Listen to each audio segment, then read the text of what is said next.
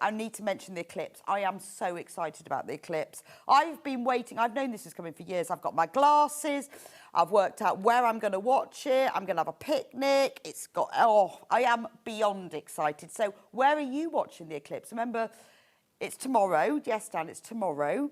And it starts at about 6:15 in the evening. It peaks at about 7:15, depending where you live. And then it carries on till about 8:15. So you've got 2 hours.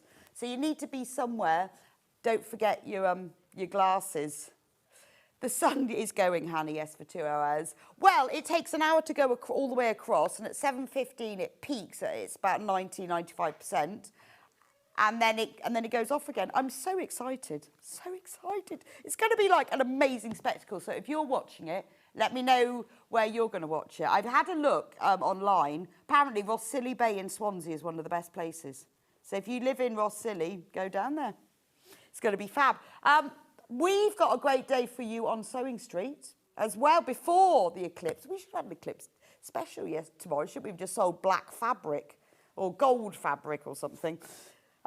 Let's start with our early bird. And this early bird celebrates another lovely, fantastic new phenomenon, our new fabric launch. So this, the new fabric launch is this glorious coming up. There you go. I'll show you that. That's coming up in a moment. But this is a plain fabric bundle that matches those fabrics because it is a beautiful colour palette.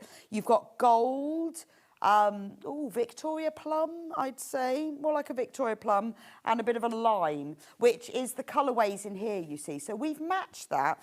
And even if you don't want to buy that one, that's fine. But this is it's a really lovely colour palette. It's actually called Magenta Sapphire, Pistachio and Sunflower.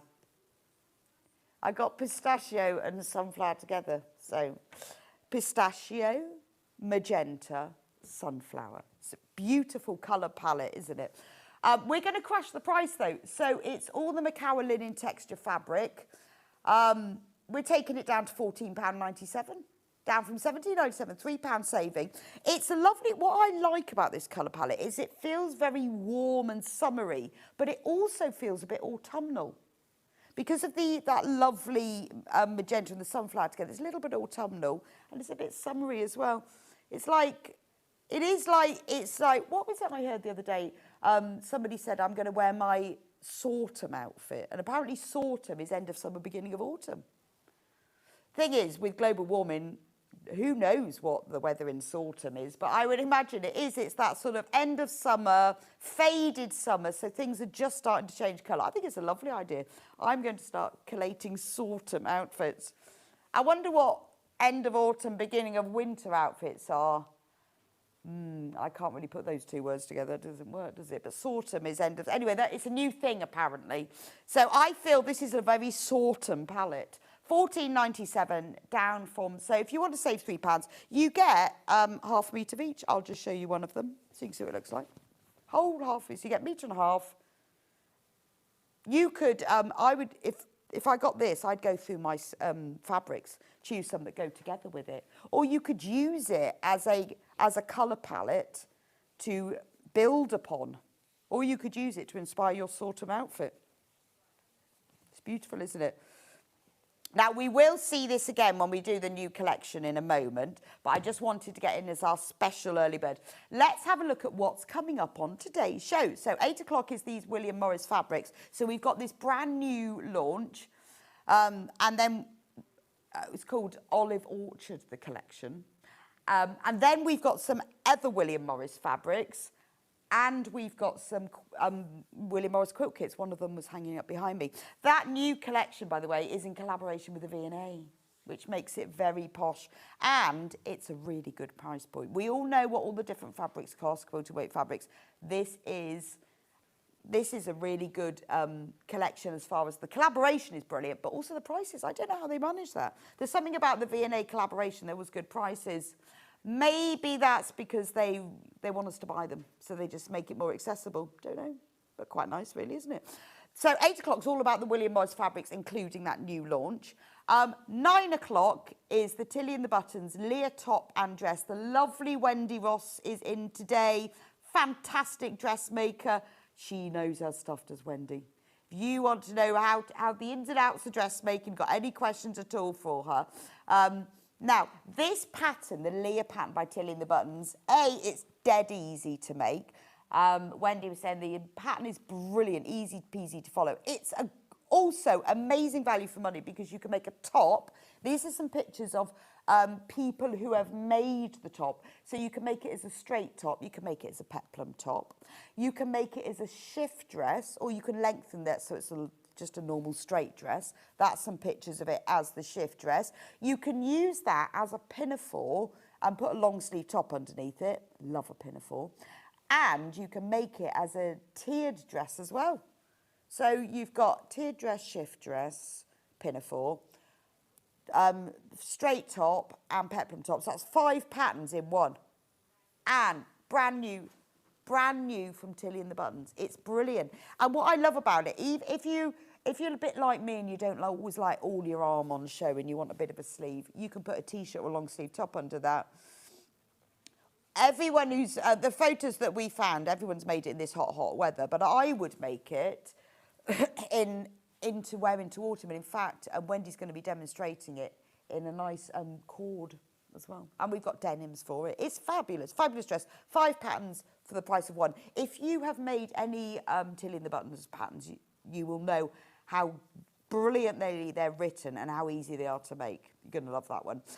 10 o'clock, it is August, so it is time for the launch of my block of the month, the floor dance quilt. It's sunflowers, of course, because it's August. It has to be the sunflower. Now, they've given me an hour and a half today because last time we did block of the month, it was a real rush to get through everything. So they've given me an hour and a half. So what I'm going to do today, because I've got extra time, is I'm going to give you a quilting demonstration because I have kept telling you that this has been designed specifically as a quilt as you go quilt. You don't have to, you can, there will be, at the end, there'll be 2 sets of instructions in the same set of instructions, 2 ways, either to join it together as one and then you can quilt it, or quilting each block as you go. But because we're halfway through, I thought what I'm going to do is show you how to quilt the blocks. So if you've made your blocks and you've got up to this point, oh, I haven't done it yet, I'm going to show you how to do it. Basically, it's just about the sort of the basting and the measuring and some tips about that if you've never done it. If you haven't joined in with Block of the Month, all of the previous blocks are already available on pre-order, so you can get those. If obviously you have joined in, you can get this one. And if you just think, well, actually, I only want to make August, and those blocks, because they're 16-inch blocks, they make great cushions or bags as well. Right, the photo for part 6, the sunflower, hasn't loaded properly. It will, it's just on its way. And once it's loaded, it's just at the moment, it's part 6, sunflower, and that's what it looks like. There's the 2, you've got sunflower bloom and sunflower motif. Also, I've written a set of instructions, the market bag instructions, which is about how to make a bag using charm squares. We've got digital and printed instructions, and I've made the bag, there it is there, using one of the charm square bundles. So if you've got charm squares, whether they're from this floral dance or any other charm squares, I'll show you the bag later. That's how you can use them to make something useful. So that's August, and that will be at 10 till 11:30 because I've got my extra half an hour. Then at 11:30, this is my favourite jacket. I'm so excited that Wendy's doing this. This is the Friday Patty Company Ilford jacket. Now, that's the one that I made in patchwork, and if you go back a bit, I wrote a set of instructions called How to Make a Patchwork Jacket. The instructions are not a pattern, there's like a hack, so they show you how to use any jacket and turn it into patchwork. But what Wendy is going to do is show us today is how to make this jacket, the Ilford jacket, because you can make it in all sorts of fabrics. I've made 3 of them now. I love it. Yeah. And that's the picture of the jacket. And actually, she's made it to fit me. I'm so excited because I love it. Absolutely love it. Oh, that's me smiling this morning. Kind of slightly odd in that photo. Thanks, Dan. That's my fabulous new jacket. Isn't it brilliant? I look like I'm looking the wrong way. And we'll be doing the set of instructions about how to turn that jacket. So my patchwork jacket is using that pattern. We've got that pattern, and Wendy's going to be showing you how to use it. So whether you want to make a patchwork jacket or just a normal one, it's a brilliant jacket. It's also unisex as well. It's really loads of sizes, loads of pockets, men and women, brilliant jacket. Probably my favourite jacket.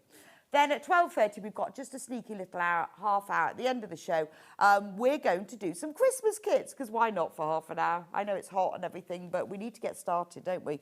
So if you missed out on the robin or the poinsettia quilt, or you want to make some gift bags, or you want to make some tote bags, I'm just looking at all the other things. We've got charm squares, just a quick half an hour of Christmas kits and charm squares at the very end of the show. So it's quite a mixed show, isn't it, today?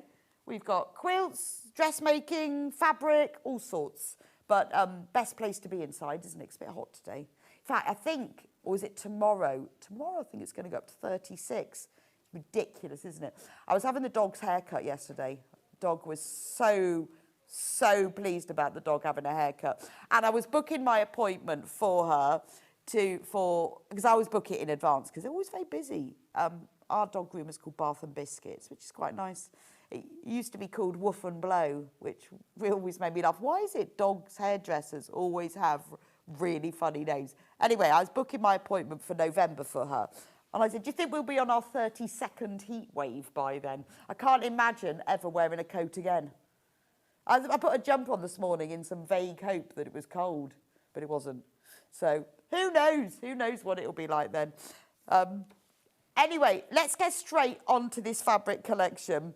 Third of the stock has already gone. Now, this collection has been developed in association with the V&A, that posh museum in London. And it's all William Morris, but they've recoloured it in a palette chosen by the V&A to go with their collection, because look, there's their little label, purple and lovely. It's glorious. You will recognise a lot of the William Morris prints. Now, in this bundle, we've got 1, 2, 3, 4, 5, 6, 7, 8 half metres. And we're going to take £5.99 off. I'll just show you. This is the big one. So half a metre for free. Look at that. The colours are beautiful. It is sunflowers, pistachio. It's magenta. I love this background. It's because it's not bright yellow. It's like a Dijon yellow. Bit of pistachio, bit of evergreen. It is the Sortum colourway, isn't it? It's a new thing, Hannah. We need to think about our Sortum outfits. I think what it is, it's like wearing a bright dress with a long sleeve T-shirt underneath. Beautiful. Half a metre of that one. I think this is a glorious colourway. Then you've got, well, I'll just do them in this order because then you can see. Love that one. Isn't that beautiful? It's in a pale fuchsia, I'd say that. It's more of a muted fuchsia. It's gorgeous. It's like a plain, but not. And you've got all sorts of acanthus leaves. Those are like the sunflowers as well. Now, we have got these available on their own by the half metre, where you can multi-buy if you want to. So if you see that one and go, oh, nice dress, you can buy like 3 metres of it. We've only got 13 of this bundle left. So I'm just warning you, because you've been shopping ahead. Really nice. That's a lovely part of the colourway, isn't it? Real lovely taupe colourway. And then you've got this one. So similar colour palette to the first one, but bolder. I mean, that is gorgeous, isn't it? It's just such a good price, isn't it? £41.93 for 4 metres of fabric. I know you're saving half a metre, but even so, that's a good price, isn't it? Love that colourway. It's sort of bright, but without being like too primary and in your face, isn't it? It's bright and bold. Gorgeous. Loving the pistachio background on that one. I think the recolouring of this is really clever. The pistachio with the evergreen, with the sunflower. Right, we've only got 6 bundles left now. You know that when you're working with the V&A, you know that the colouring is going to be good. They know what they're doing. They've got so many exhibits, haven't they, in colours and everything to inspire them. You know it's going to be classy and classic. Now, if you're thinking about making a quilt with this, and you need 8 metres, just get yourself 2 bundles. I can think of many quilts I'd make with this. It's beautiful. I'm making a quilt at the moment for a quilt that we're going to do in October, so I'm having to make it at the moment. And when I designed it, the colours were quite muted, but when I've just got them, it's a Morris Muse fabrics, and the colours are much more vibrant than I thought they were going to be, and it looks fabulous. 4 bundles left. But this, when you get fabrics like this, where the palette is beautiful, it's vibrant, but it's deep vibrant. This is what these Morris Muse are that I'm working with. It's just that depth of vibrancy. It does work really well.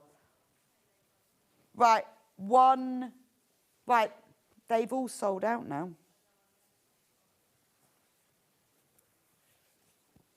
There we go. Right, so basically, it says on there, save £8.99, and that was, so whoever, Hayley wrote that in. She's written save £8.99 because she thought that's what half a metre of the fabrics were.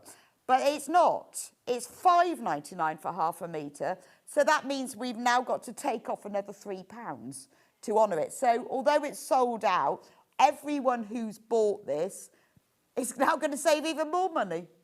Why didn't they shouldn't have changed that. So now it's £38.94. So all of you who have bought that have just saved yourself another £3. And we always do that. If you check out, even if you've paid, you think you've done it all, don't worry, we will always charge you those price. So even though they've sold out, we've had to take another £3 off. Because normally William Morris fabrics are £8.99 for half a metre, but not these. So anyway, the bundle has gone, but don't worry, we still have it available by the half metre. Shall we go through them? Right, by the half metre, so if you want to make your own bundle, amazing price. Oh, I'll just do the complimentary bundle first because there's a lot of you who have been asking. Those of you who've bought the whole bundle and have saved another £3, that's our early bird, but you can see how well it goes. So you get your 3 half metres. Got mine with 2 of the complimentary bundles. So gorgeous, Rebecca in Leicestershire. Brilliant. I think that's a great idea because it's Macawa linen texture as well. It's not just your plain. It's got a bit of movement to it. Really good idea, Rebecca, because if you've got 2 of these bundles, it's going to make that go a lot further. And honestly, when you work with these fabrics where they're vibrant but with the depth of colour, as I'm making the quilt I'm doing at the moment, they just come out so beautifully. I would definitely design something with these. Well, I'll have to wait for the next collection now, though, because we've sold those. So if you want the bundle, £14.97, that's our early bird, so you save £3 on that. So if you want this fabric bundle to go further, or if you're buying the fabric on its own, do think about this. Or we've also got, which I'll show you in a moment, we've got 2 fat quarter packs as well, so they'd go really well with that. So that's that one. Right, let's do these by the half metre. I'm going to start with this one. Oh, that's nice. Pistachio's just everywhere, isn't it? WAVT23. It's very fresh, this one, isn't it? You've got the fur, you've got the fuchsia, and you've got the pistachio. That would be lovely as a border. I think like a big, 4-6-inch border around a quilt in that would be beautiful. Because it's got a bit of a stripe, but the way it's done, it looks like a stripe, but it could go horizontal or vertical, couldn't it? I do like a wide border around a quilt. I think they look fabulous.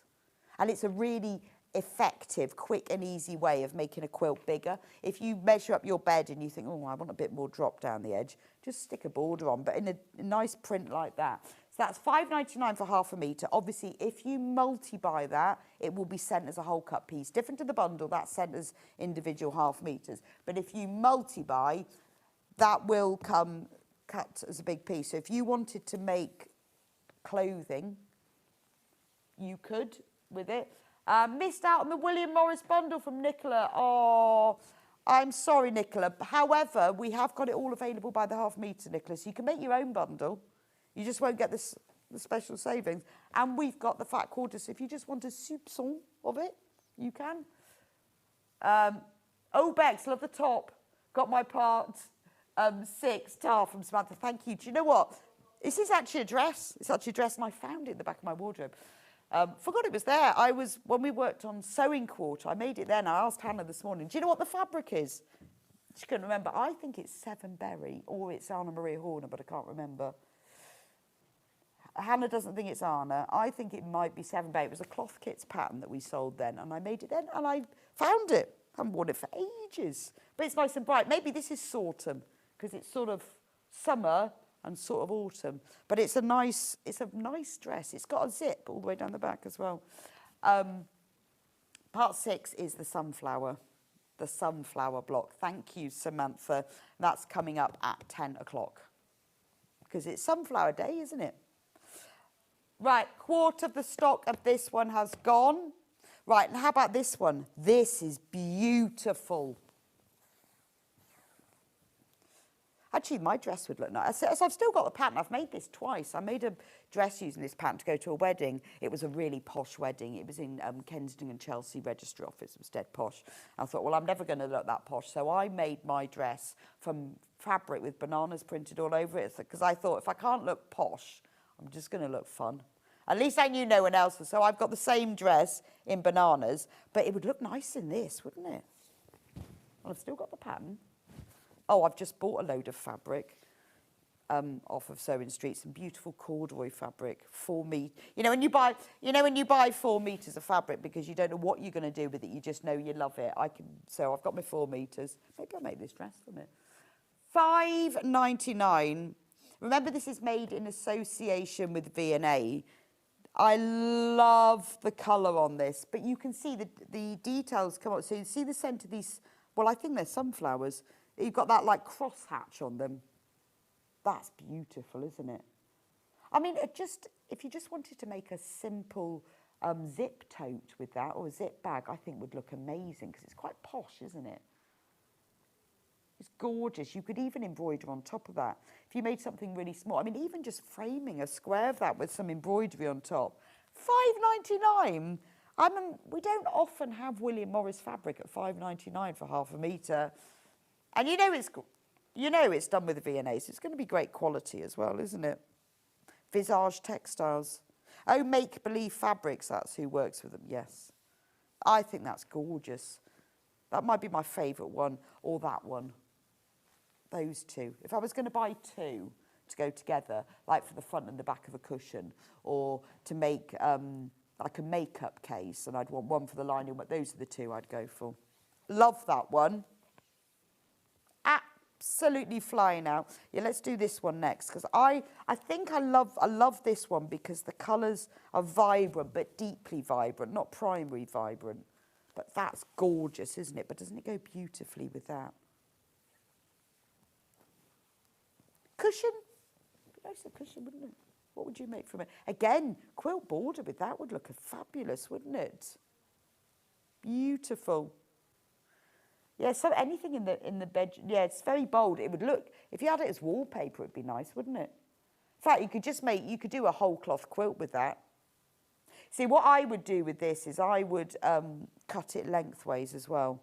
And then I wouldn't, if I wanted to make borders, I wouldn't want to join it. I'd cut it lengthways. So what you'd need to do is buy enough fabric for the length of your quilt, because then you'd get lots of widths across it, because it's 44-inch wide. So you could even have 10-inch borders, but you need to buy it to the length of your quilt.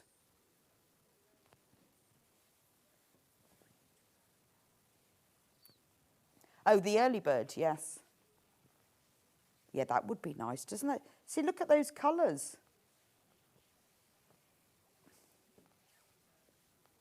Yeah, see, that could be the border, that could be the blocks, or the other way round. So if you think of the length of your quilt, so if it's 2 meters long, you'd need 2.5 meters. So if you bought 5 units of this, that would cover yourself a 250 centimetre quilt.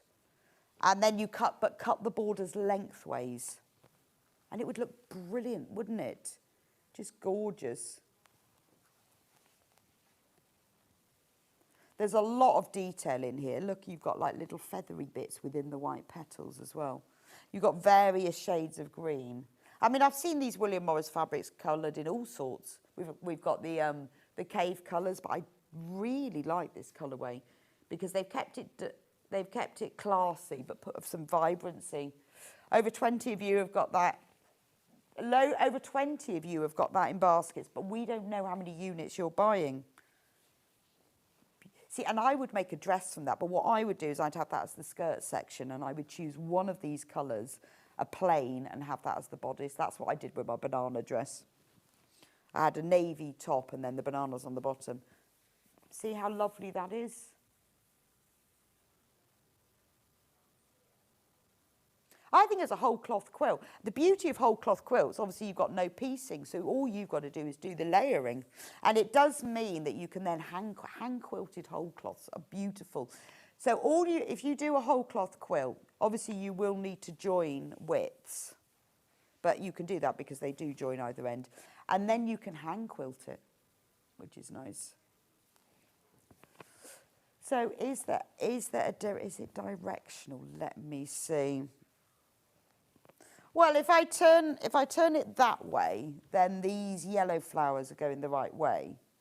But then the white ones are going down. But I would still say, if I was going to use it as directional, I would go with the way that those yellow flowers are going. I would go this way. I think that is the correct direction. If you're never sure, have a look at the selvage.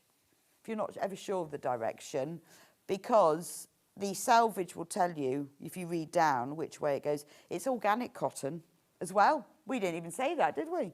Because that costs even more to produce. So if you ever want, just look at the selvage and that will tell you golden lily, that's 100% organic cotton. I think that's really nice. Also, if you use it for dressmaking, when you have quilting weight, it pleats nicely and gathers nicely. So if you want one pair of all of them, I'd go for those two, just because they've got the same depth of colour with them. 1/2 metre of each, beautiful. You see, if you bought those two and you got the bundle, then whatever you make, you could line with that. So if you wanted to make some simple tote bags, drawstring bags to take away with you, to put like shoes in or underwear, or to put it in your drawer with, what do I keep mine? I've got one that has all my knitting and my crochet. Each project I normally have in a drawstring cotton bag. Nice for a present for somebody if you make them just a drawstring bag they can use. Or, you could make a tote bag with nice handles with that, couldn't you? 1/2 metre that, 1/2 metre that. You've got all the linings and everything. You can make them matching little zip purses as well. Loads and loads of you are coming in for this. Actually, lots of you have bought my robin instructions. I've seen, wouldn't that look lovely as a robin? I've seen a lot of people have sent me pictures of the robins they've made, and they just look fabulous in all these colours. How about this one next? I'm going with the big prints first. But you can see how the colours, all of the colours in here are all in here as well. It really is a beautifully matching collection. Yeah, I've got that the wrong way up. So again, just check the selvage. Whichever way the selvage is running down is the way the fabric runs down. I guess because these are growing upwards. But, I mean, to be honest, if it was the other way round, I don't think it would matter so much. But if you would need a direction and you really don't know, just follow the selvage. But that's a lovely one, isn't it? 1/4 of the stock of this is already gone. So for anyone who missed out on our lovely bundle, you can just get yourself 1/2 metre of each. Or the good thing about buying it separately is if there's one that you don't like, you just don't have to get that one. You can get a bit more of another one. Really nice, isn't it? It just feels very classy. They're also popular. I mean, even something like a sewing machine cover in this would look nice, wouldn't it? Just although it's not like a sewing theme print. I think when you make things like sewing machine covers or mats to put on your sewing machine or things for your sewing room, in these lovely William Morrises, they look beautiful. This is gorgeous. Oh, let me get my print direction correct now. So this one is called Granville. Do you think that's from Open All Hours? Granville. I think probably this came before Open All Hours. I like the colour in the background of this, though. I mean, they've got that colour does repeat in all of the fabrics, but it's a really nice, deep. It's not as bright as sunflower. It's more mustard, but not as brown as mustard. Halfway between sunflower and mustard. Beautiful, isn't it? I'm going to quilt a big square and add a velvet border to make a fab cushion from Kate. That is a brilliant idea. I think velvet would look great. What colour velvet are you going to use though, Kate? See, I'd be tempted to use that dark green, but if you had a bit of that magenta velvet, it'd look amazing, wouldn't it? And you see, hand quilting on this, particularly if you're doing a cushion, it wouldn't take too long. I would just, with the, you know, normal running stitch quilting, I would quilt around the edge of all the leaves. And it makes it more manageable because you haven't got to get it all under the sewing machine. But you could machine stitch. But the beauty of hand sewing is it's easier to get around all the curves. But I think that would look fabulous. And if you're making a cushion, you could then do some embroidery. So a nice split stitch down the centre of the veins of the leaves would just really bring it out, wouldn't it? Brilliant idea, Kate. We should have done that. We should have got some velvet. Because we used to do, I don't know whether we still do, we do a velvet in this magenta colour. Next, we'll do this beautiful one. I like mixing cottons with velvet. When I did a velvet quilt, I mixed calico with velvet, and it worked ever so well together. What's nice about mixing those two textures is the velvet is thicker. So when you put them together, what does Kate say? Green or mustard, I think. Yeah, difficult one. Yeah, I think you're right. I like the green, but the mustard would look good. When you put velvet and cotton or calico together, the velvet sits higher, so you get sort of a relief. You get like a texture feel. A bit like, do you remember the flock wallpaper that used to be really popular? It was sort of like textured, wasn't it? It's slightly velvety. That idea, because the velvet sits above and it gives you a really nice contrast in textures. Good idea, Kate. We need a photo though when you finished it. This one is beautiful, isn't it? Because you've got that lovely goldy mustard background, and then you've got the flowers picked out in the fuchsia amongst it. So if you put it with this one, well, they all look nice together, don't they? That's lovely with it. I think that's really nice with it. And then the last two are the plainer ones, but even then, they're print. So this is a similar print to that one, but it's just the fuchsia. So what colour is that? Yeah, probably pale fuchsia. It's kind of a pinky purple. Is that magenta is a pinky purple, I think. Doesn't have a colour name. It's called fritillary. I love these. They are like sunflowers, aren't they? Where they have that sort of cross-hatched centre. Oh, like, you know, when you do couched embroidery, crewel embroidery, it looks like. Lovely. And then the last one in this collection is this lovely taupe one. That's my new interesting fact that someone told us on Sewing Street the other week, that taupe is French for mole. And it all makes sense, doesn't it? And apparently, is that true, Hannah? Hannah says there are no moles. There are no moles in Ireland. Really? So for all of our Irish viewers, is that true? Is Hannah just making that up? Are there moles in Ireland?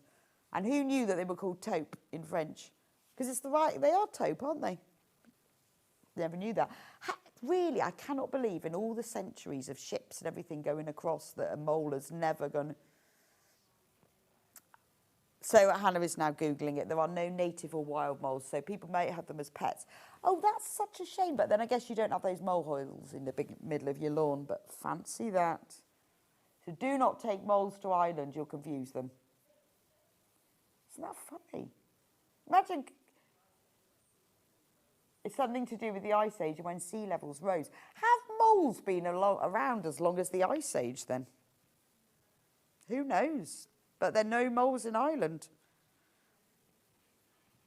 I mean, I understand things like there are no bears in England, you know, you can get that, or there are no flamingos or something.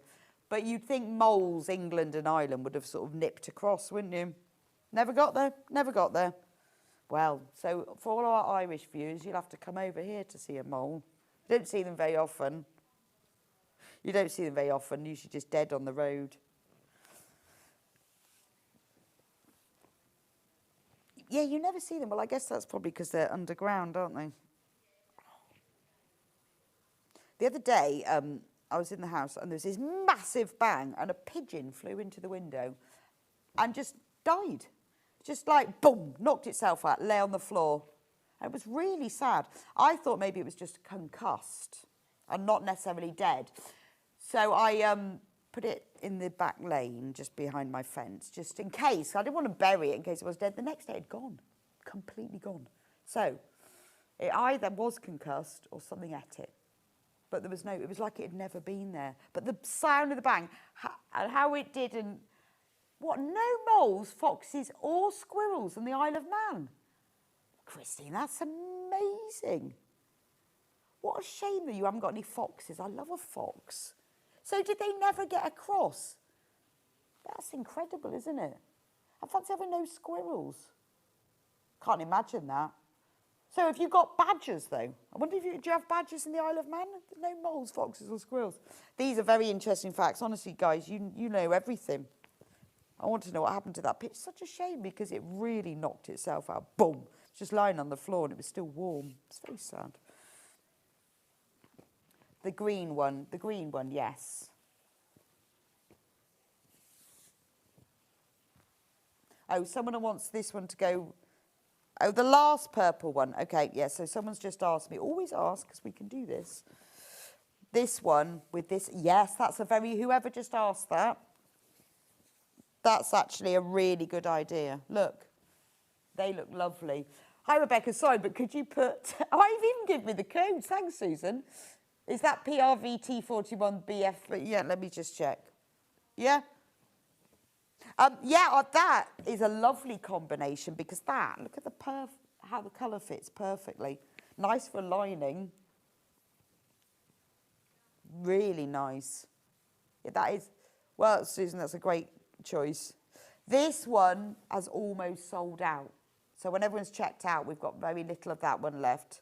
The mega bundle is gone, but that is a really good combination, isn't it? And then if we put the complementary bundle with it, oh, yes, that's sort of picking it all up, isn't it? That's the early bird complementary bundle. That is a brilliant colour combination. That would be nice. You know, if you were making a bag and you wanted to put a facing across the top of it, or even on the inside, or if you wanted something with straps on, it would be nice. Now, if you love the collection, but you just want a little bit of it, we have got 2 fat quarter bundles, and what they've done with this is separated them into 2 groups. So if you get both, you'll have a fat quarter of the whole collection. This one, we'll start with this one. So they've separated, I don't think they haven't repeated any. They've separated the collection into 2. So if you want a fat quarter of everything, then you have to get both. So this bundle has got, this fat quarter bundle, the lovely green one. Oh, it's got the lovely purple one. So they've got that brilliant combination of those 2. So these are fat quarters. This works out, which is amazing, isn't it? £2.99 for a fat quarter. Good price.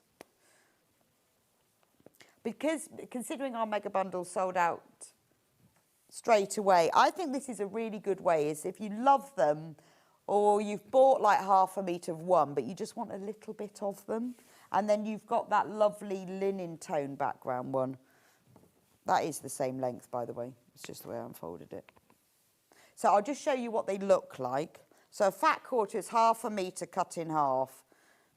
And these are 18 by 22. There we go. 18 by 22 inches. So they are American fat quarters. So they're half a yard. You have to, when you work these out, always worth checking because there's a difference. An English fat quarter is 50 centimetres, which is 19 3/4 inches.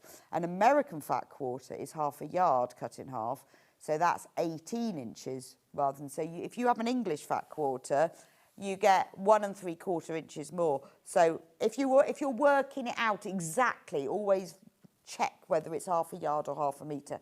But 18 by 22, loads of fabric. Right, half of the stock of this one has gone. So you've got that fat quarter, that one, and that one.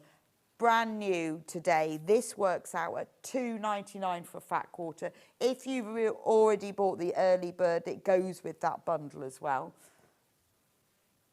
It's organic quilting weight cotton made in association with the V&A as well. So if you've just joined me, we did a mega bundle earlier on, but that's gone.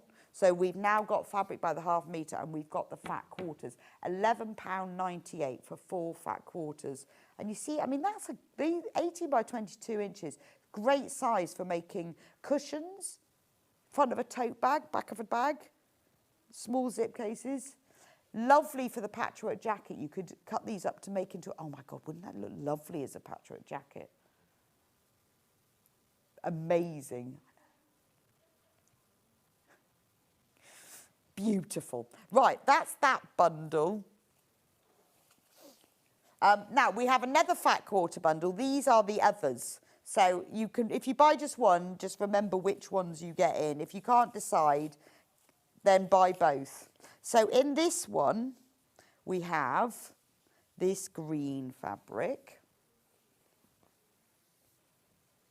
So if you bought both of them, that would be £23.96, and then you have got 8 fat quarters. Those are lovely together. And then you cover the whole collection, but they've split them in half, I guess, just so that for people who just want a little suggestion of it. It makes it more accessible then, doesn't it? Because the price is great. You've only got 4 of them, but with it being such a good price and such great quality, it's organic cotton. I would get both of them. If you want like a big fat, so a lot of the time when these big fat quarter bundles, what I used to make my jacket, so I bought a 40 fat quarter bundle, didn't use them all. But you know, you'll get 8 if you buy 2. So if you want to make something that requires more, just multi-buy on the fat quarter bundles. I wonder how many fat quarters I did use. Probably 30, 32. I had a few left over that I used for other things. Lovely. That one, £11.98. So that's that code, FGVT04. If you want the other fat quarter bundle, I'll keep them separate so that you know which is which. But it's just if you want to buy both of them, you can see which one. Which one is the most popular, Hannah? This one is the most popular. And that's the second most popular. But you can see if you get both of them, that you will have also the graphic. Yeah, so the graphic that's sitting on top of that one is this one. And then the graphic that's sitting there, oh, we'll just move that one in. So, yeah, because we've got the same ones in. We're going to swap them over. But if you're not sure, if I've confused you, which I probably have, when you go on the website, when you go to order, there is a little picture of the 4. I need to keep them separate, look, put something in between. So if you want to buy them separately, have a look on the website and you can see a little picture if I have confused you. So that graphic there is this one here, and that graphic there is this one here. So if you want both of them, just pop them both in your basket. So the most popular is this one. There we go. But that's so you can see. But if later on, or if you've only just tuned in, you go, what, which one's which? Just go on the website. There is a picture on there. So any of them that you want individually or by the half metre. Well done for everyone who got the mega bundle with the extra discount as well, the extra £3, or if you've got the fat quarter bundle. And thank you for letting me know what you're going to make it into. Always want to know, and it's nice, and that you know we can always show you fabrics together, as long as I've still got them on the table.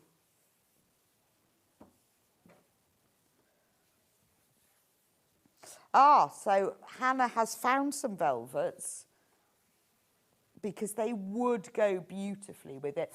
Yes, now the mulberry, that's a gorgeous colour, because I know that one. I used that one when I made a patchwork quilt, the one that went with calico. The mulberry is this colour. It's in the background of here. That's the mulberry velvet. That would go beautifully with this collection, because I used that with gold and olive. We haven't got the kit for that anymore, but it was really popular. It was like the velvet calico quilt, and that with the gold and the olive was glorious. So I would go with mulberry if you want to put some velvet. If, like Kate, you're thinking velvet, olive would be brilliant. Olive, I would say, is this sort of pistachio. Yeah, that would go fabulously. In fact, because I know that the mulberry and the olive go together really well.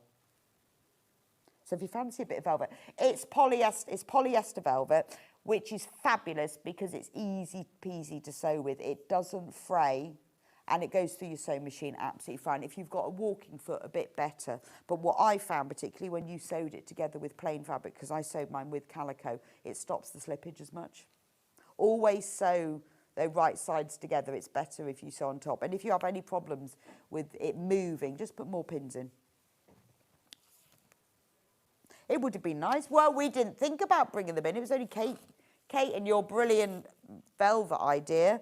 I mean, even if you wanted to put it on the back, so if you made a cushion, if you got one of these fat quarter bundles, just cut them into squares and made a patchwork cushion.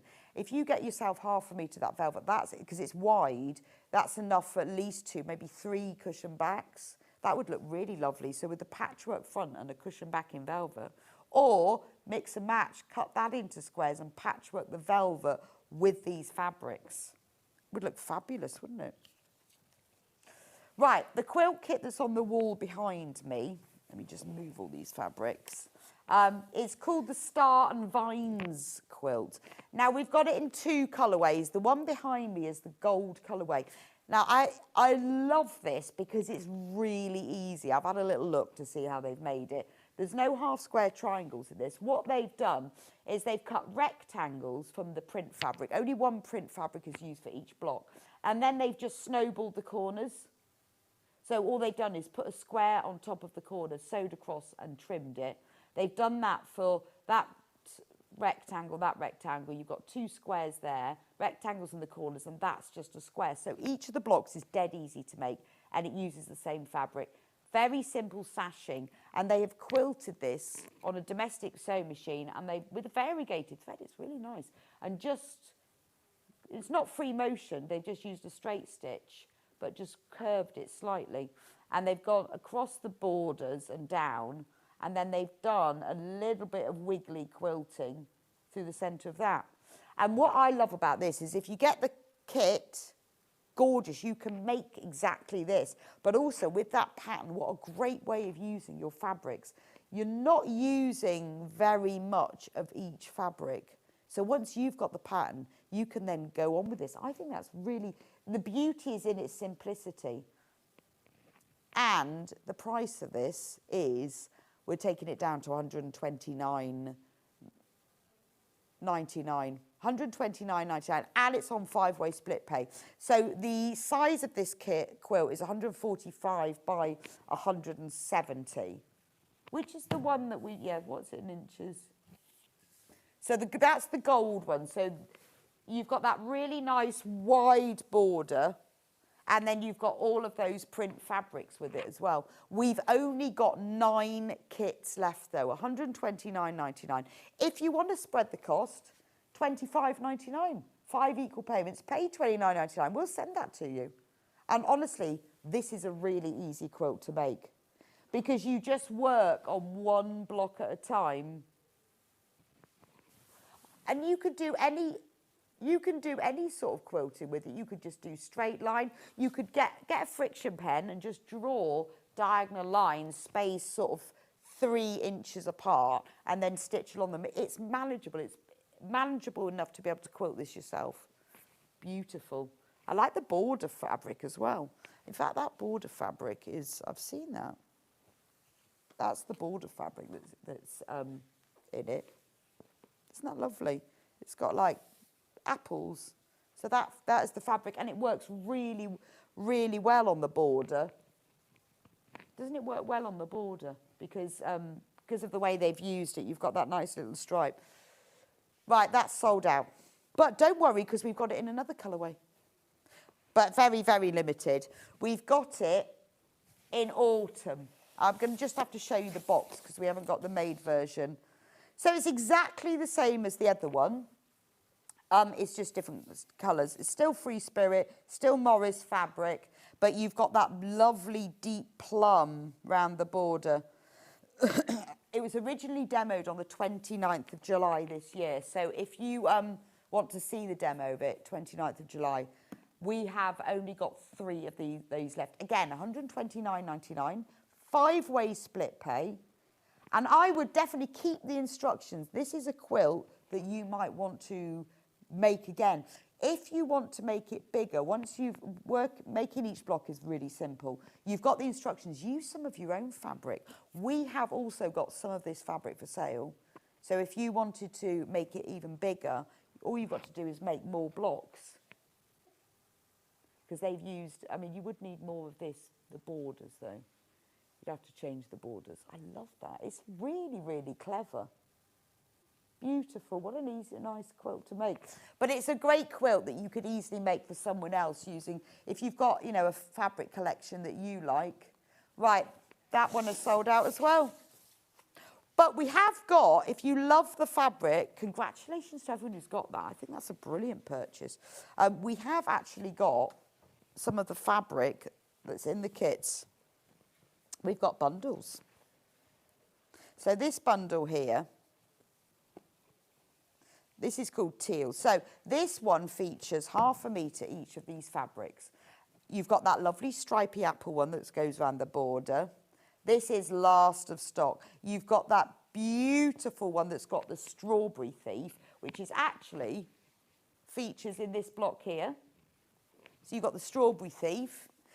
You've got this I love the print on this one. That's gorgeous, isn't it? Oh, what's this one called? Oh, I think that's Pimpernel. And then you've got the thicket one there, and that's got the, so you've got, oh, is it the other way around? Thicket and Pimpernel. You've got a lovely, like, deep plum background. You've got teals, you've got pinks. That's a beautiful collection, isn't it? And that's all featured in there. That one is in this quilt. This one is in this quilt. So if you've bought the quilt kits and you want to make some more blocks, or maybe you're thinking, oh, well, actually, I've got the quilt kit, I want to make a cushion to match, you could just make like 4 of the blocks. Or if you just love that and you've got a quilt design already, you've got 2 metres in total. So remember, you've got 1/2 metre of all of those. So if you want to multi-buy at all, if you think, oh, well, I could make that with that, but we're going to take some money off it. Why not? We took money off the V&A. We're going to take it to under £30. So I would consider multi-buying that as well. We've also got another bundle, just one moment, that if you want same collection but more of, you can multi-buy that if you want more than your 2 metres, or get this one. So that's £29.99. Let me just show you the next one. I'll put those there and then we can put them together. So same collection, just deeper colours. So this is very plum, and it's like the colour of plum chutney, isn't it? Oh, sorry, no, everyone's checked out with that one. I'm just introducing you to this one, because if you fancy one that goes with it. Right, we've only got 12 left. Lots and lots of you are multi-buying because you love the fabric. Maybe you've been inspired by the quilt, or you bought the quilt kit and you want some extra fabric to go with it. Remember, that makes a lovely binding. I know there's loads of you multi-buying this because you like it, but you want more than 2 metres. Right, now the next one. So you've got those plum jams. You've got the strawberry thief in the plum background. So this is the same collection, but in the plum. So these are the fabrics that feature in the autumn quilt. This one that sold out, but they feature in that. But they are from the same collection. So if you wanted both, just to show you how well that, you know, because they are part of the same collection. It's just that's one colour palette, that's the other. But then they've taken the plum in there, and that's in here, isn't it? You've got a lot of similar colours, so they do go together. But that's kind of could be Christmassy. It's, well, autumny, isn't it? But it would look nice, you know, if you wanted to do some Christmas table linen without it being overtly Christmas, but just sort of warm. It makes me think of blackberry picking. Cool days, frosty mornings, and cobwebs covered in frost, you know, those where they've got them all white. That's what that makes me think of. I mean, look at this one. I think that's beautiful. Right, 9 left. That's glorious, isn't it? Saving £5 on that, £29.99. It's the last that we've got in it. It's berry. So that's, yeah, that is lovely, isn't it? I like that one. I don't think I've seen Strawberry Thief in that colour. But it's lovely because this one is just the miniature version. And this is a nice fabric, isn't it? Let me open it out for you.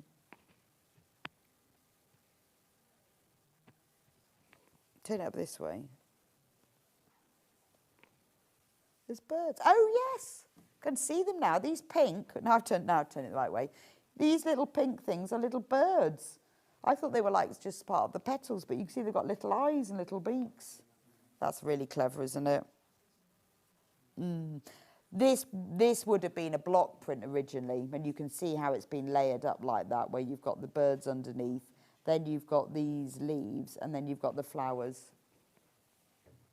Love block prints. When we're at the Festival of Quilts, they always have, don't they, a fantastic stand that sells all those wooden blocks. I always stand there and watch them demonstrating and think, I really want to have a go at block printing. Right, only 4 of these left. Lots of you multi-buying them. Remember they do go really well together. If you want both collections. There's still there's a few of those left. So on that side, that graphic, that's these. Remember, there's always a picture with them. The other graphic that's there are these here. So you can see they're from the same collection, so they do go beautifully together. You just have to choose which one you like, or get both of them. Brilliant. Right, well, just before, for those of you who are still thinking about it, or you've only just tuned in, morning. Morning, lovely to have you. We launched a brand new collection. Lovely to see you. We sold out of the whole mega bundle. We've still got the fabrics available by the half metre. But if you just want a little bit of it, this is 1 fat quarter bundle.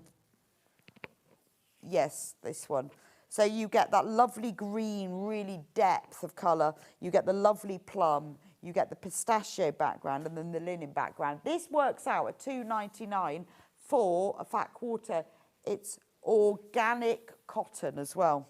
Organic cotton, and it's gorgeous, isn't it? So if you just fancy a little bit of it, well, 18 by 22 inches, to be honest. Really usable. They are all folded up, by the way. If you were here and I did open them up, it's funny, isn't it? When you look at it, you think, well, that's not very much, is it? But they are, no, they're all 18 by 22 inches, so plenty there and very usable. So £11.98. Yeah, if you've got any of Debbie Shaw half-yard books, be ideal for that, wouldn't it? £11.98 for those.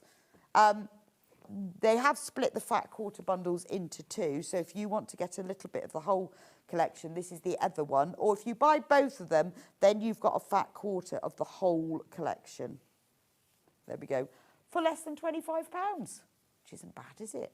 Multi-buy, if you've got patterns that use lots of fat quarters, maybe you need like sort of 20 or 30, then you can multi-buy. Make an amazing patchwork jacket. Keep it simple. I went really fancy with mine. It took me ages, all these flying geese. Just cut it into squares. I've done one with just squares and it works just as well.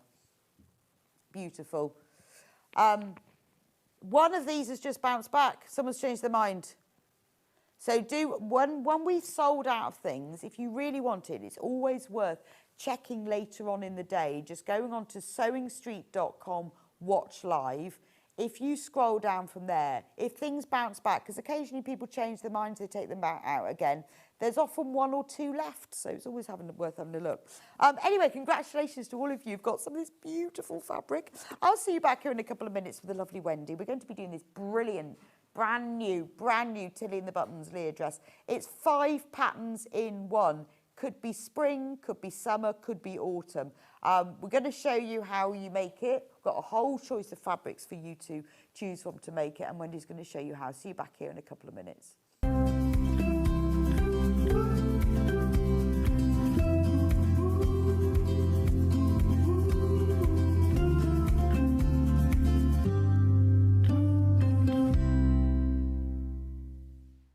Want to know what's coming up on Sewing Street? It's easy. Just visit www.sewingstreet.com and head to the TV Guide section for all the latest show details.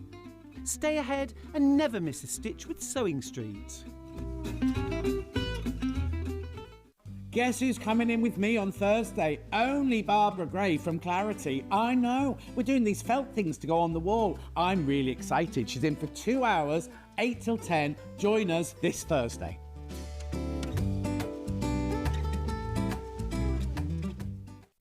Join us in store for the Crafter's Companion in Evesham. You'll be able to shop dedicated collections from Sewing Street, Jewellery Maker and selected brands featured across Hobby Maker, all under one roof. Why not make a day of it? With a coffee shop on site, you can relax, browse and enjoy everything the store has to offer, and incredible prices on the products you love. Whether you love sewing, jewellery making or papercraft, there's something waiting for you at Crafter's Companion Evesham. We can't wait to see you there.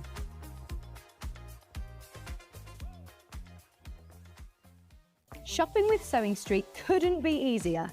You can shop via our website at www.sewingstreet.com, where you can watch our live shows and see all the products from that day.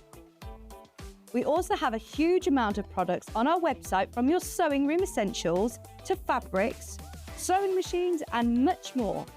You can download and shop on the go with our Sewing Street app. Simply head over to your app store and search Sewing Street. Alternatively, you can contact our UK-based call centre 24 hours a day on 0800 001 4433. Shopping made easy at Sewing Street.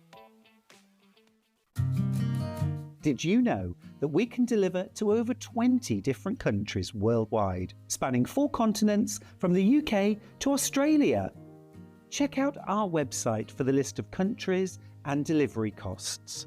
Sewing Street, stitching the world together. Want to say hello or ask a question to our guests? Then send a message to the studio. You can also keep in touch with our social media pages. All the latest news, events, product launches, and much, much more. Search Sewing Street.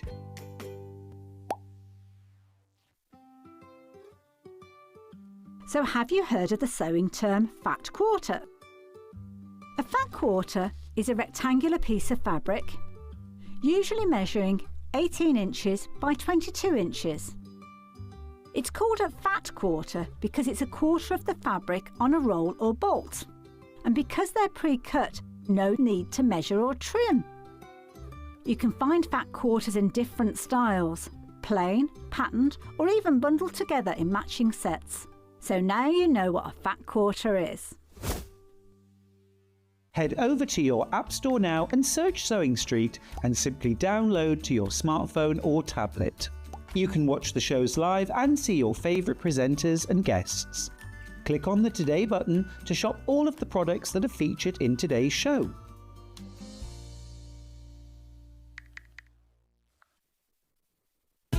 Keep up to date with what's on Sewing Street, as well as all the latest news and special offers, by signing up to our email newsletter.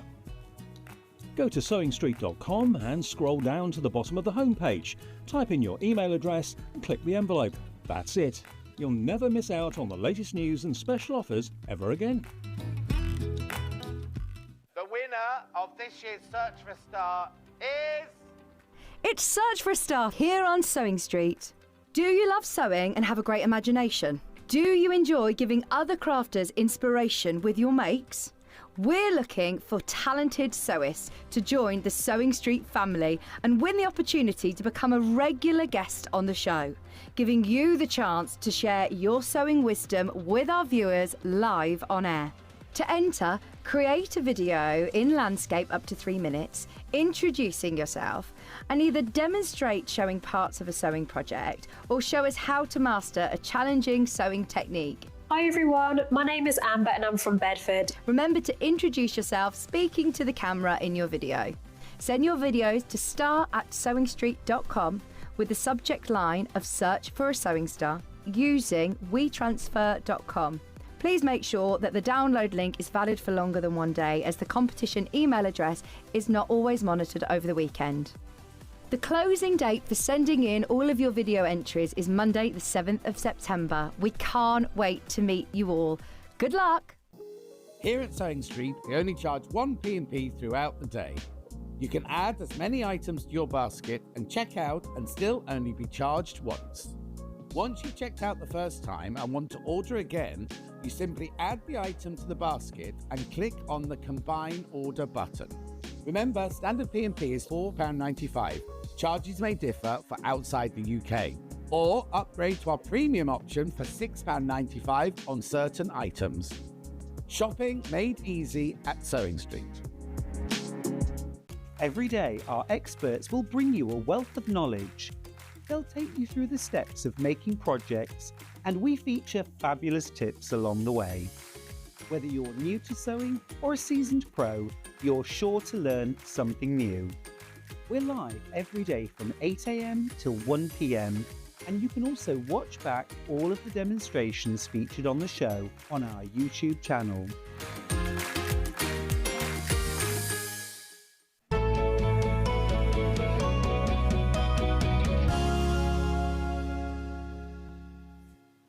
Welcome back to Sewing Street. It's dressmaking, and we're going to make this fabulous dress. The dress comes in, well, we talked about this earlier if you were with me before.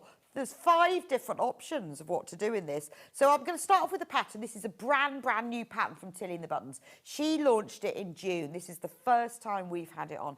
Absolutely loads and loads of people have been making it. I keep seeing pictures on Tilly's socials. Here's lots of pictures of it. It can be a top, it can be a short dress, it can be a tunic, it can be a tiered dress, it can have a peplum. It's brilliant. It can be like a pinafore that you can wear a top underneath. So I'm going to go talk you through all the different options in a moment, but I want you to get the pattern first. It was only launched with Tilly in June. It's the first time that we've sold it. It's called Leah. Now, obviously, the images of all these people who've made it are very summery. I think that might be due to our 6 million heat waves that we've had so far. So everyone's making very sort of light, loose, floaty things. But it's a great summer into autumn, because it can be summery, it can be autumny. It depends how you wear it and what you make it with is what the style will be. So here's the pattern. Now, it's available, the whole pattern is sizes 6 to 34. So if we turn it over, but all of the different variations obviously have different fabric requirements, depending on whether you've got a peplon or a shift top. It might be worth just taking a picture of the screen because it tells you about the sizes. So it goes from a 30-inch bust all the way up to a 60-inch bust. So it's a really nice big size range. We've put together bundles of fabric, and we'll show you that later. And we have made the bundles so that they will make the largest size of the tiered dress. So you've got more than enough of everything. You've got more than enough of everything. However, if you want less, because obviously depending on which style dress you're making, you need different quantities of fabric. So we've also put all the fabrics available by the 1/2 metre. This tells you all of the fabric requirements. But it might be worth either taking a screenshot or taking a photo of the screen so that you can see what fabric you need for all of them. It's just brilliant. I love the fact that there's loads and loads of different options with this. It's one of those patterns that you're going to use over and over again. Wendy, do you want to come over here? Yes. Then we can introduce you properly. Good morning, good morning.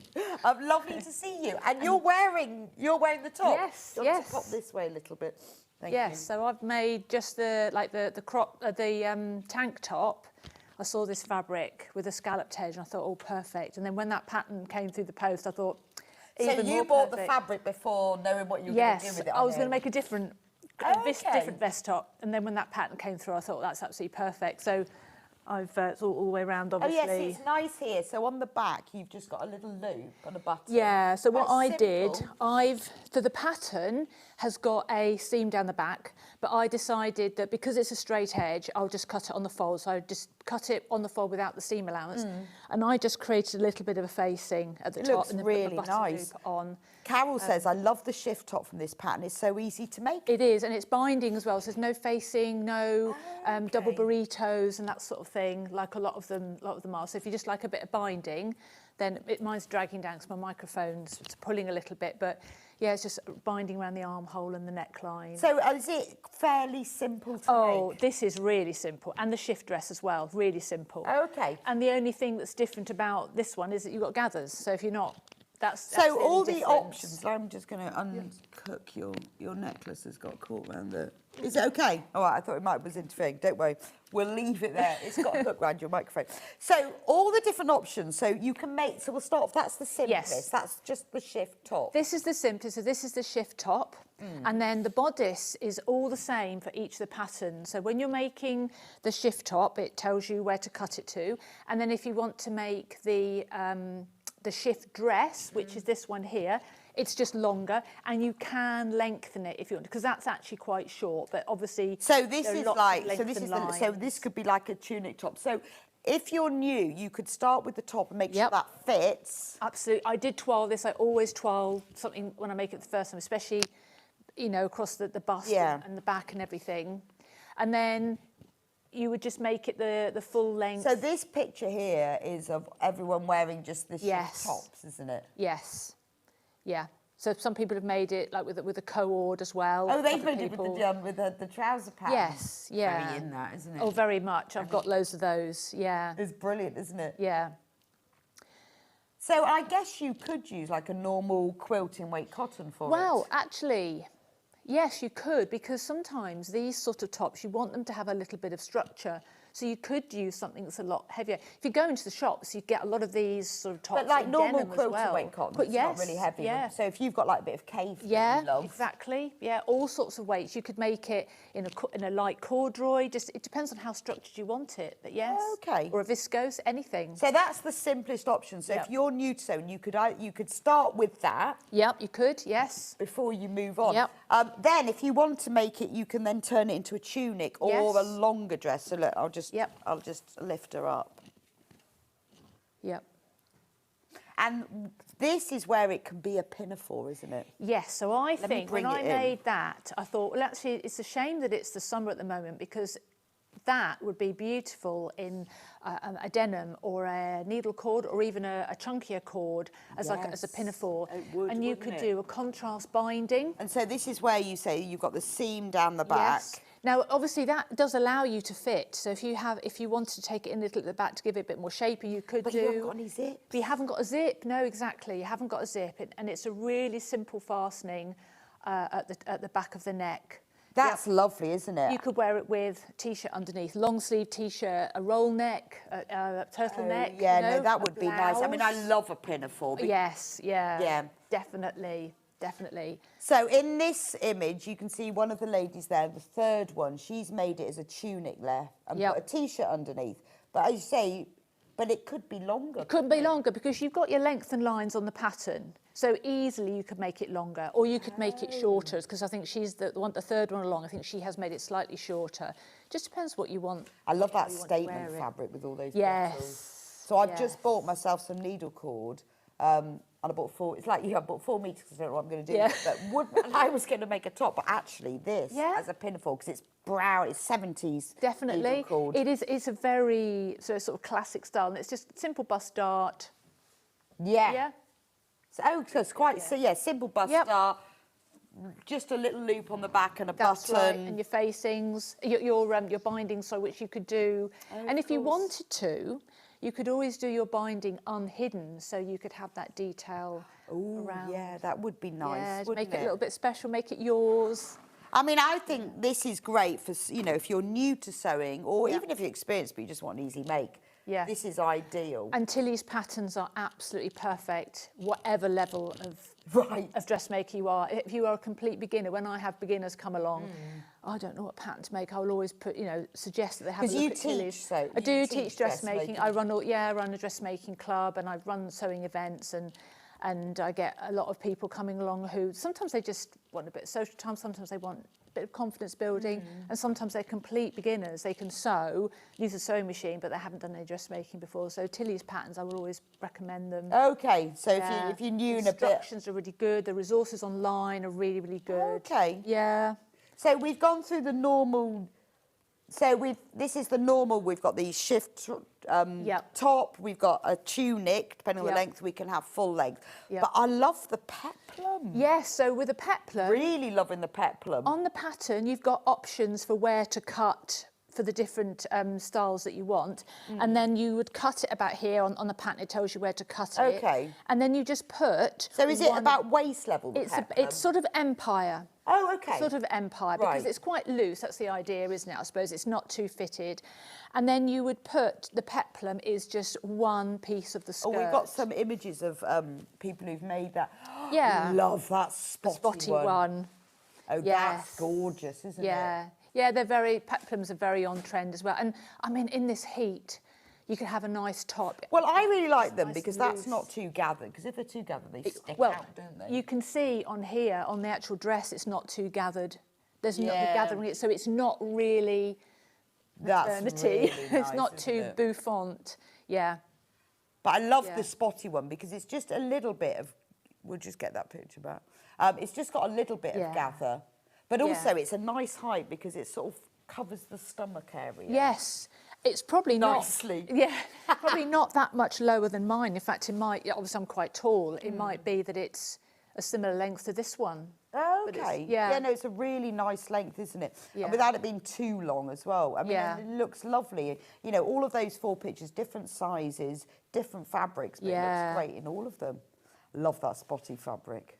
Yeah. That's brilliant. Like a few spots. Anyone's. And so that's another version. Then we've got. This is all in the same pattern, by the way, so you're going to use this for your whole wardrobe. Then you've got this one, so this is the sort of the tiered dress. Yep. And that's what that's what you need the most fabric for. So the bundles that we've got have got enough fabric in them to make the largest size of the whole tiered dress. Yes. So with the tiered dress, again, the options, there's lots of options, but you don't have to have 2 tiers. You could even put 3 tiers by making the tiers shorter. With the way the pattern works, and Tilly does this a lot on her patterns, if it's a rectangular piece, she either just gives you the measurements or she gives you the top bit and then you just extend it depending on how you want. So the peplum is the pattern piece and you cut them on the fold, one for the front, one for the back. This on the tiered dress, the top tier, is the peplum top just extended down, so you just cut it longer. So that is where so if it was, it would just end like there. And about there. Right. And then the same for the bottom tier, you we'll have to lift that you just extend it, but you extend it by less. So you cut 2 for the top and 3 for the bottom. So if you want just 1 tier but longer, you exactly. You could just have it, you could have 1 tier and longer, but without the bottom tier. And again, that can be a pinafore. You can put a T-shirt underneath it, a long sleeve top. Exactly, yeah. It depends, obviously, the more ease the larger you make it for yourself, the more room you've got underneath. Yeah, and again, just a simple fastening at the back. It's got the binding. Simple, it's really nice, isn't it? Because I've got a dress like that, so when it's really hot, I just wear it like that. Yes. But then it's just the best thing to wear in the hot weather, better than trousers or anything. And I think we always forget, don't we? Because we don't get the heat very often, we forget just how hot it is to wear clothes. Yeah, I know. Next year, I'm going to make myself loads of clothes that are suitable, but this will be perfect, and you could wear it with a cardigan, or you could wear it with a T-shirt underneath. Well, that's it, so and it carries you through. So these are some pictures of ladies wearing the full dress. Again, I love our use of horizontal and vertical stripes. Yes. Really like the navy one. And I hope that lady in the right on the right made that matching hat. Looks like she's got a matching hat. But the pinky one with the looks like flowers on it, that looks to me a much more lighter weight fabric. So that's perhaps like a viscose, so it's much more floaty, a lot more movement. That's lovely, isn't it? I mean, like you say, it's perfect for the hot summers, and make it in a linen or something. It'd be gorgeous, wouldn't it? Yes. But then again, you know, put a top underneath or pair it with a cardigan. This is a fantastic pattern. $18.99.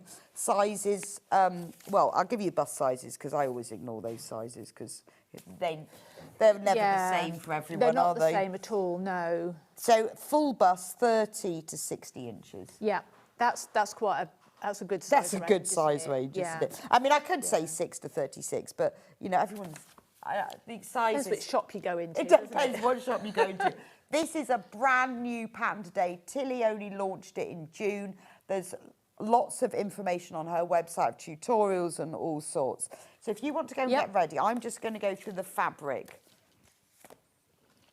So you think you've got all of these. You've got a shift top, you've got... a tunic, you've got a dress. You've got then the tiered dress.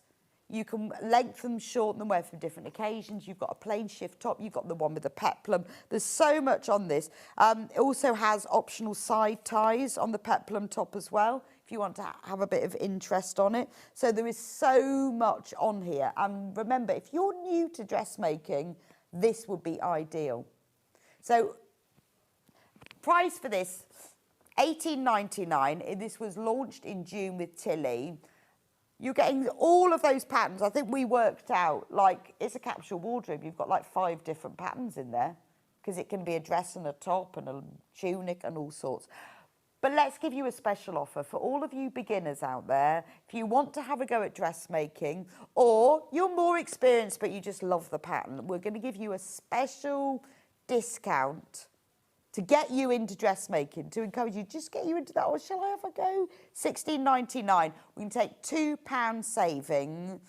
I mean, it's a great value, great value pattern anyway, because of all of the size options, size 30 to 60 inch bust. $16.99. You've got dress, you've got tops, different styles, you can lengthen it. You've got all that online help from Tilly as well. Amazing price. Love that. I think maybe it's the spotty one. Remember, it doesn't have to be sleeveless. Pop a long sleeve top, a t-shirt underneath it, pop a cardigan on top. These things should be multi-use. You don't want to make a dress that you can only wear for one occasion. Think of it as a pinafore. Love the idea of it being a pinafore because it means that you can dress it up and down. You can wear a pinafore with like a t-shirty material top for more dressed down. But if you've got a really nice blouse, particularly one that's sort of a floaty like lawn or organza or voile blouse with those big... I've got blouses that I don't really like the top of. They're a bit tight, but they've got nice sleeves. So I save those for pinafore occasions. You know, and you have those tops that's a little bit short or just, you know... too white. Oh, I've got a beautiful white blouse with lovely sleeves, but I don't wear it because I'll drop things down. So that's my pinafore blouse. Now, think of the fabrics. You know, Wendy was saying we can make this with loads and loads of different fabrics. They could be autumn fabrics. They can be denims. They could be cords. You can make it very summery with linens, double gauze, viscoses. Don't worry, for those of you who've asked, if you checked out at the higher price, don't worry, we will always charge the lower price. It's the same with everything that we sell on Sewing Street. If we drop the price, which we do regularly, you will always be charged the lowest price of that day. Only till midnight. After that, you know, after that. Here's the size chart.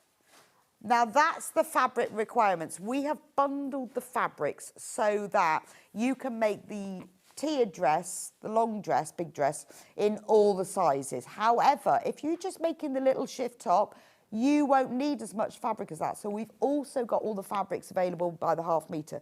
And we've put in a variety of fabrics. We've got a queue on the phone lines. So, for example, if you are making the shift top and you're using 140 centimetre wide fabric, you're going to need less than a metre for the 30 to the 36 inch bust. So if that's how it works, if you look at it like that, if you were making the peplum top, you'd need 1.2 metres. So if you look across, you can see the two different width fabrics, and it depends on whether you've got 140 centimetre width fabric or whether you've got 115 centimetre. So that bottom fabric, 115, that's your quilting fabric. So if you're using quilting weight cotton, the quilting weight cotton is the lowest one, the one that says 115. When it comes to you, it'll come like this. So it comes with a very nice instruction booklet. There's find your pattern size, body measurements and finished garment measurements. That's really important, isn't it? Absolutely. Can I just say as well about the fabric requirements? So if you were making the shift top, don't forget that quite a lot of the fabric is required on the pattern is required for the binding. So I can get a shift top out of a metre of fabric in my size. If you want to use a contrast binding, a pre-prepared binding, or you just wanted to cobble some binding together out of the scraps that you've got. So if you've only got a metre of fabric, it's worth seeing if you can get it out of a metre of fabric. Because the binding's all on the inside. It is all on the inside. So however it joins, if you did it contrasting or pre-made binding, if you're not brave enough to make your own binding. Yeah, that's true. So if you've got a metre of a quilting weight cotton that you love, maybe you've got a metre of Liberty, or you've got a metre of Cave, and you think, well, rather than making that tote bag that I normally make, I'm going to have a go at making that top. Yeah.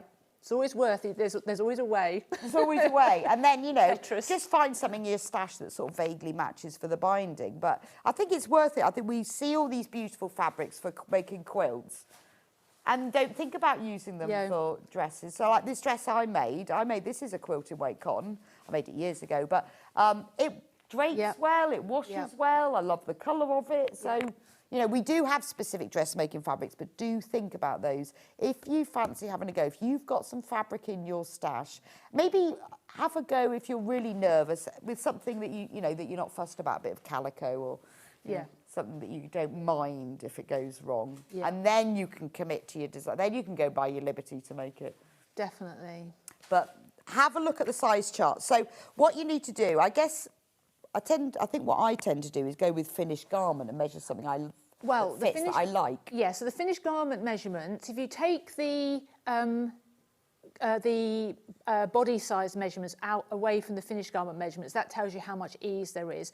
Right. And sometimes ease is a personal preference. Sometimes you know for yourself that if you've made things before where you might need more ease. So for example, if it's trousers, when you're sitting down, you want a little bit more ease than perhaps you might want to cross a top. It all depends on what you're wanting to make. So you can use the finished garment measurements to help you judge what size to make. Because I'm like that, so I tend to get something that I love that fits. Yes. And then I measure that, and that's how I ignore body measurements.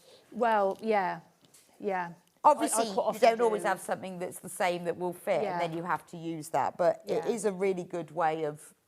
Yeah, and a lot of the independent pattern companies, they put really good finished garment measurements on, and that's so helpful. Really it is, it's wonderful. Yeah. Get the pattern today, and then when you get it at home, even if you don't get the fabric today, you can then have a look through what have you got, what do you like. We always have loads of dressmaking fabric on our website anyway, so you can always get it later. You might have something at home.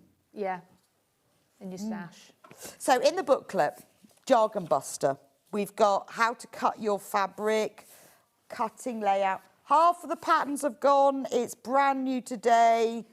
I mean, I love the fact that it's all photos as well. It really is easy to understand. But she's done it in such a way. It's photos that are illustrated as well. So she'll put like annotations on the photographs, like for stitching lines and that sort of thing. Yeah. And there's lots of colour contrast as well on the photographs, which makes it clearer. So you can really see where she's like taken out the colour for the wrong side, so it really shows. Yeah. There's a lot of information. I mean, this is really, for beginners, this is brilliant, isn't it? And there are lots of little videos. So I think there's a video for doing a binding, for example, on her website. So if you go onto Tilly's website... Yes, so if you go onto her website which says at the you back. Look for the pattern, quite often there are links to other resources that are relevant. Oh, okay. But also she's got, I think it's on one of the tabs at the top, I think it is resources, and if you drop down box, and there are lots and lots of different videos and just hints. So if it's like binding you're not sure of, then there's a video, yeah. In fact, if you've bought the pattern, have a look on her website while you're waiting for it to arrive. Yeah, definitely. Find all the resources. Definitely. Then when you get the pattern, nice quality paper. Yes, and it's easy to trace. So I trace all my patterns, so it's easy to trace. But if you cut them out, they don't rip like perhaps the tissue paper might do. I know I trace mine now, but only because I've worked with so many lovely people like you who have said, you need to trace your patterns. And never really wanted it. Oh, I'll just cut it out. But it's worth the time. It's all that preparation. It is professional dressmakers who like you, who have It's like pressing. It's just one of those steps. That it's a bit of a I don't really don't want to turn do the iron that. on. But no, it's I even press my patterns. Do you press your patterns? Not those ones necessarily. However, the if it was a creases out. tissue, if it was tissue, I would do. Yeah. Because it is hard following all the lines, isn't it? It can be. So you could highlight it. If you knew what size you wanted to cut out, you can always highlight it. And if you wanted to grade between two sizes, again, you can always draw a line on your pattern in like a red pen or something to make it easier to follow. It is worth tracing it though. Yeah. Because otherwise you cut it out and then it's gone. Yeah. If you ever want to make it in a different size. I think the piece that you've got there is that's the shift dress, isn't it? That's the bodice. And yes, that's the front bodice. Yeah, and then I think on the other piece that you've got, I think that might have the skirt piece. I mean, they're not double-sided. You don't have to trace them, but... No. And they're not enormous either, so you can put them on your cutting table and they're not flopping over the side. But you can see here, look, you've got the side tie version notch, lengthen or shorten here, waistline seam, cut or trace here for the peplum top.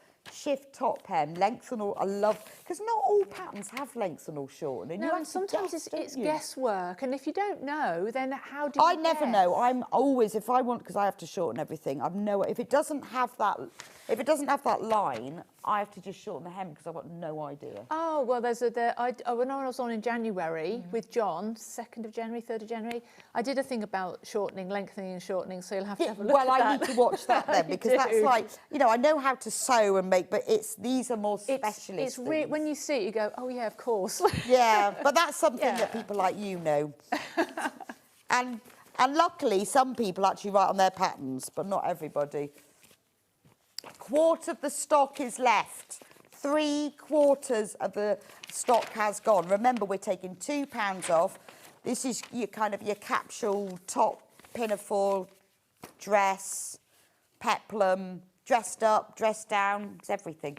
Right, let's go through the fabric. Now, the fabric that you're going to demo is this one. Yes, yeah. This is gorgeous. It is. Now, we're going to do this by the ½ metre.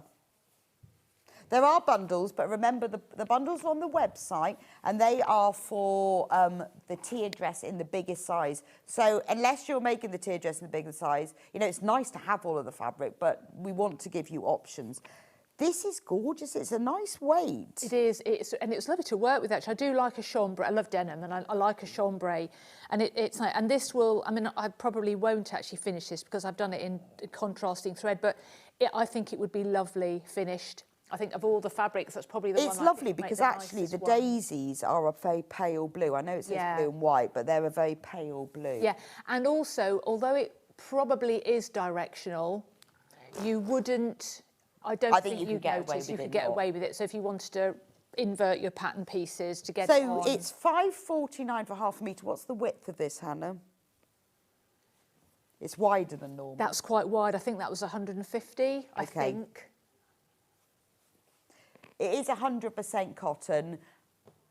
It's 175 wide. Oh gosh, yes, I did it. Yeah, that's really wide. So when you're looking at the pattern, this is the one. This is the one where it says 140 centimetres wide. You're getting way more than that. That's a good price. You'll definitely get a shift top out of a metre of that. In fact, you'll have some left over. Okay. I think that's a lovely fabric. You're going to be demonstrating that, so you'll be able to see it. Yeah. So it's got these big daisies in a pale blue. When you see Wendy's that she's cut up, I love it when you first cut a fabric up because it suddenly becomes that thing, doesn't it? And you see shape, yeah. Get a couple of metres and you'll be laughing. So get yourself 4 units. Get yourself a couple of... Then you'll be... Well, when I bought some fabric the other day, I thought, I've no idea, I'll just get 4 metres because... I don't know what I'm going to make yet. Sometimes you know what you're going to make, and that's fine. The next one I want to show you, I love this one. So this is very summery because it's viscose, but this is gorgeous. Absolutely gorgeous. Because, look, it's patchwork. Yep. It's not just patchwork. It's viscose poplin. And it's £3.99 for half a metre. I mean, the colour is gorgeous, isn't it? Yeah. So with that one, I would be tempted to cut it on the fold at the back so that you wouldn't need to pattern. Yeah, that's true. Now, this is 135 wide, so it's a decent width. But, yeah, you wouldn't have to pattern match. No, and then just make yourself a little facing for the back neck opening. It's beautiful. It's got a bit of like an Indian vibe to it. It feels a bit sort of mandala-y and floral. Or maybe like, this is like ikat, isn't it? That bit. Yeah. It has got sort of a block printed vibe to it. Loads and loads of you are checking out 4 metres of this just because you're thinking, what shall I do? Well, yeah, because this would make a lovely peplum top. It would. It would. And it would gather nicely as well. Yeah, so because look at the drape on that. That is about right. No, we've got 4.5 metres left. Be quick. I love that one. I love this one as well. Do you remember that dress that kept selling out all the time? That black dress with big white spots. It was like a few years ago, and then everyone copied it. Yes. And then they kept redoing it. It's got that feel to it, hasn't it? The spots on that aren't even. It's got like a... On their hearts. Pattern to it, hasn't it? Well, it's like a animal print heart. It is. Yeah. Again, it's that lovely viscose poplin. So it's like the best of both worlds. You've got a bit of cotton and you've got a bit of viscose. But it is that. I think this sort of print is very flattering because it kind of covers things. It flows well. Totally non-directional. But yeah, it's got an animal heart print. Yeah. It's unusual, isn't it? It is, isn't it? It's only when you see it, because I'm looking at it really close, I can just see hearts. But when I'm looking at it on the screen like that, it moves in sort of waves, doesn't it? Yeah, a bit of breeze on the skirt. Yeah, that would be really nice. £3.99. This would look lovely with a red long sleeve top underneath. Can you imagine? Vibrant. Or you could be really sensible and have a black one. But I think red would look amazing. Or a red cardigan. Red cardigan. A short sleeve cardigan. In the evening, that would be amazing. Yeah, red. I've got a red cardigan. How about this one? Ooh. This is funky, isn't it? Look at that. This is a cotton viscose twill, so it's a bit heavier. It is heavier, and again, for the shift dress, for the peplum, or for the shift top, absolutely perfect. Oh, that's true. So it's 60% viscose, 40% cotton. Because it's twill, it's got a little bit more structure to it. Yeah, that was some lovely wide leg trousers with the shift top or the peplum. Oh, yes. For the holiday. Yeah, I mean, even jeans. Your jeans, yeah. I love the brush strokes. It looks really cool, doesn't it? Good price, these fabrics, $4.99. We don't know what the width of this one is. I don't know. We'll get a tape measure. Get a tape measure and I'll measure it. I'll tell you in a moment. I haven't got a tape measure. Have you got a tape measure? Oh. We'll measure it in a moment and let you know. I think this is beautiful. It's really unusual. It's got lots of lovely colours. Right, next one. Which one I like this navy one. Oh, sorry, I'll just get a tape measure. Thank you. And I'll measure it in a moment. Now, the fabric that Wendy's made both of her samples on is this lovely pink one. It's a double gauze, which means it's very breathable. It's what you should wear in hot weather, not T-shirt fabric that we normally wear. Yes, it's an interesting fabric because it feels really light. Like when the parcel arrives, oh, that's really light. But it feels quite thick to handle, and yet it's such a light and breathable fabric. So it's nice to sew with. Yes, yes.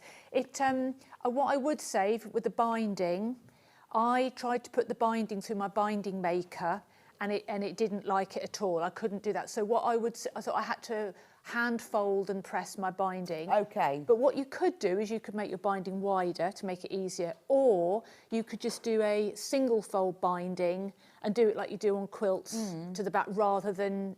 So you maybe cut it a little bit wider. But that was just because sometimes it was just a little bit more difficult. And also on the shift dress, if you turn it round for the button loop, I used the fabric, but it was quite bulky at the top, whereas on the dress, I used a little bit of ribbon just to see if it would make a difference. So that's and it was a good fine. option, So there's isn't it? there's ways around it. Yeah. Yeah, but really comfortable to wear. I like double gauze because it's not see-through. No, and it's Clever, got, isn't it? when you see it in the shops, it's some of the most amazing pattern, like fabric patterns, you know, designs and that, yeah. Because Very it's not popular. see-through, but it's very light, isn't Yeah. it? It's a beautiful fabric. It's really pretty. So that's £4.49 for half a metre. This one, so this is the same thing, double gauze, but in navy. Yes, and I like this. It's not the same pattern, but it's, yeah. No, but it's same, lovely, yeah. isn't it? Again, you Yeah. see, you could wear this for the in the autumn, couldn't you? With a white T-shirt underneath. Yeah, or mustard. Or, yes. Ooh, would be yes. really nice, wouldn't it? £4.49 for half a metre. It's a fabulous price. If only quilting weight fabric cost this. You just say with dressmaking fabric, you just get it's always wider and it's Yes. a great price as well. Yeah, although not always. So like a lot of the Indian block print, they're like 112 wide. So Yeah. that can be a little bit limiting. So if you want to get the pattern, £16.99. We've taken £2 off the pattern. It's brand new today. Right, fewer than 20 left when everyone's checked out. Remember, you're getting 5 different patterns in here. It's perfect for beginners. Lots of extra online resources. It's going to take you through. It could be a sleeveless top. It could be a pinafore. It could be all sorts. It could be a short top, a peplum top, a tunic, a long dress, all depending on what you want it to be. Right, Wendy, let's do some demo. Okay. I know I've spent ages Okay. talking about fabric. I'm going to let you tell us how to make it. Okay, so I'm going to be showing you how to do the back on the, on all of the versions actually, if you cut the 2 pieces separately. So, but this is on the peplum top, so we might get round to showing you the ties as well. So, like Rebecca said, the peplum top, it does say with ties, but again, that's completely optional. You don't have to do that. So I've sewn my two backs and my front together. And what she says in the instructions, and what I always do anyway, is I stabilise my neckline, and also I've stabilised my armholes as well. Now you can do that 2 ways. You can either do some stay stitching, or you can use some strips of very, very lightweight interfacing cut on the... Well, We've got some of that if you need. Oh, How yes. much do you need? You don't need very much. You About half a probably metre, don't okay. even need a metre. You probably need more than... You definitely need more than... I'd say you need about 1.5 metres actually, thinking about it. Okay, it's on the depending on website, so it's sizes. sold by the half metre, so get yourself Yeah. a couple of units. But you can cut it yourself. You can cut it out of non-woven interfacing. Don't even have to worry about the bias, because obviously it's automatically stretchy. Okay. But the one that I use is the Vlysine one, and it's got that little the chain stitch on it, just to help to stabilise it a little bit more. So I've shown my shoulder seams together, I've pressed them open, and I've done the binding on one of the armholes just to show you how that works. It's quite neat and flat. Got the bust darts, okay, just 2 bust darts at the front, and then I'm going to show you how to finish the back seam. So the first thing it says, you've got a little tailor's tack here. That's where the opening is going to go down to. And the first thing that you need to do is you need to overlock, or finish, if you haven't got an overlocker, zigzag the raw edge, and then we're going to press the raw edge, well, your finished edge over. Now it says by 1/4 inch, but because I've overlocked it, I'm just going to press it along the edge of the overlocking, and I know how wide my overlocking is, so I would just adjust that at the next step. Okay. So I'm just going to press that over on both sides. So if you haven't got an overlocker, should you finish it? You could finish it with either a zigzag, Okay. or you could use a, you can have, there are stitches, I can't remember what they're called now, there are stitches on your machine that Yeah, look mine's like got like an overcast. overcast, stitch. that's the word, yes. So something like that on Yeah. a zigzag. Yeah, but it definitely needs to be finished. Oh, I feel a bit cack-handed doing it this way. So just fold that over.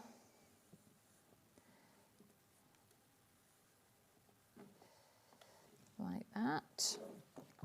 And then you need to edge stitch. So Edge stitching, it doesn't matter where you do your edge stitching, it means exactly the same thing. So you're not going to see this on the outside, but you're going to do a line of stitching that basically makes sure that that doesn't move around. So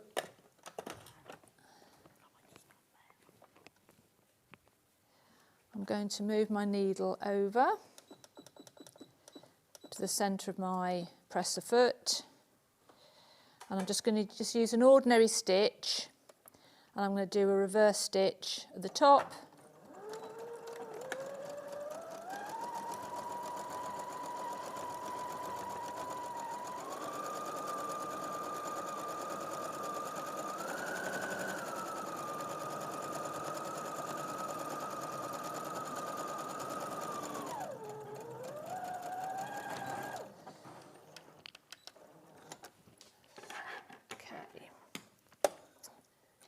So I'm going to do that on the other side as well, but you can see that I've stitched over where my overlocking is, so that's not going to go anywhere. Now I'm just going to do the other one very quickly.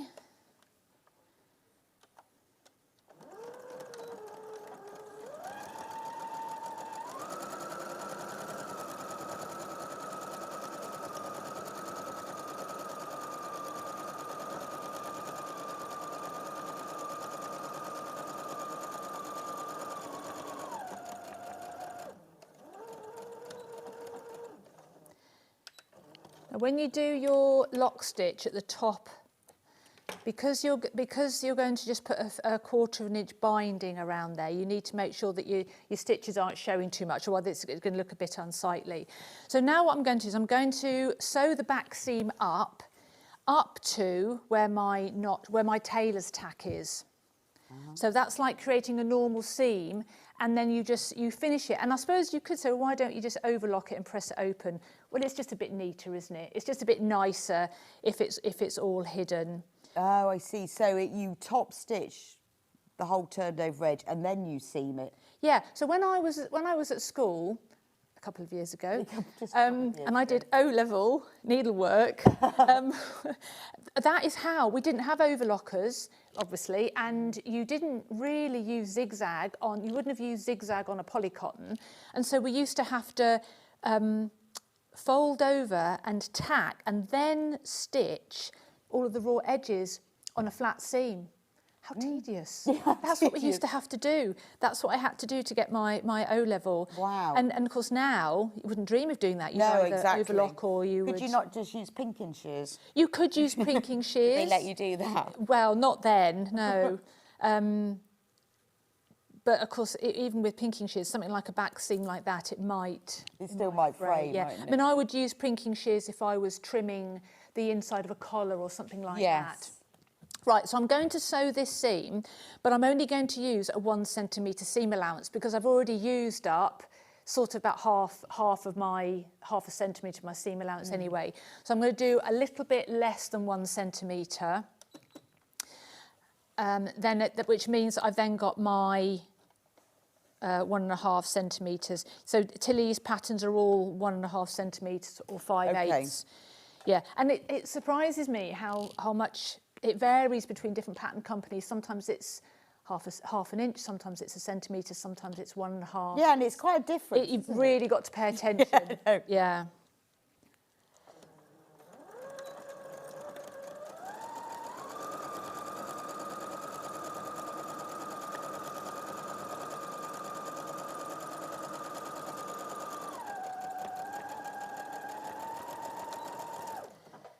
Okay.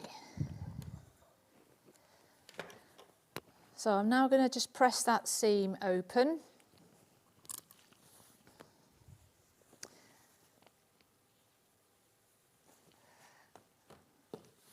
So press that open.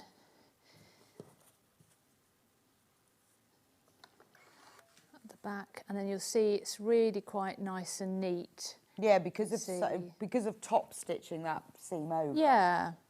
So I'm going to continue pressing right up to the top of the neck because obviously it's got to be finished evenly all the way up to the top. Like that. That's it's such a neat way of doing it, though. It is very neat, actually. Yeah, and it's quite sort of on the inside. It's quite It looks sort of nice, discreet. Yeah. Yes, it is nice. So now I need to do some top stitching on the outside. Okay, and I am going to put a few pins in just to keep it in place. And I'll do my top stitching because you want to create a nice little neat finish. You've got that like perfectly pattern matched. Do you know what? It's not bad, is it? Completely unintentional. No way. See, if I was like, that's amazing. If I was making this at home, I'd be really upset about that. I would have to pattern match, but that. Would you? No, I'm like, did you intend to pattern match? No, I it that didn't. well? I didn't. Not for the demo. No, but it's really good. Yeah, not bad. Not bad. But sometimes it's better to make it obvious that you haven't tried rather than try and then it just be It's out. like And then it's really always off. in your eye then. Yeah, you know, you'll never unsee it. Right. So I'm going to top stitch or edge stitch probably about 3 millimeters away from that raw edge, from my folded edge. And I've still got my tailor's tack in so I can see how far I need to go. But you could always get a little pen, you could always get your friction pen, and you could just put a little bit of a mark to show where it is that you need to go down to. And then I'm going to it'll probably work out about 3 stitches across because I want it to be even on both sides. I want it to be the same distance away from the folded edge. Okay. On the other side. So I'm going to start off on the down on the one that's on my left-hand side.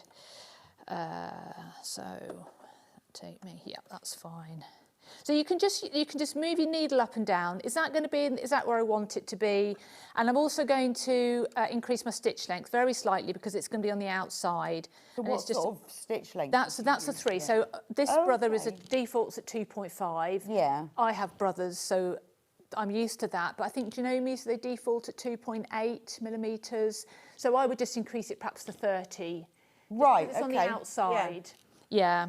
And it just looks a bit nicer. Yeah, I never know, you see, with quilting I'd know, but with dressmaking I'm never really sure. So about 3 for a top stitch. Yeah. Or if you're using a much heavier thread, whether it's a top stitching thread or I like to use the denim threads because they're not as thick as the top stitching thread. I find top stitching thread just messes with my machine. So I might go to 3.5 or 3.2 or something just because you don't want it to be too bunched up. Right, okay. Yeah. So down, little back stitch.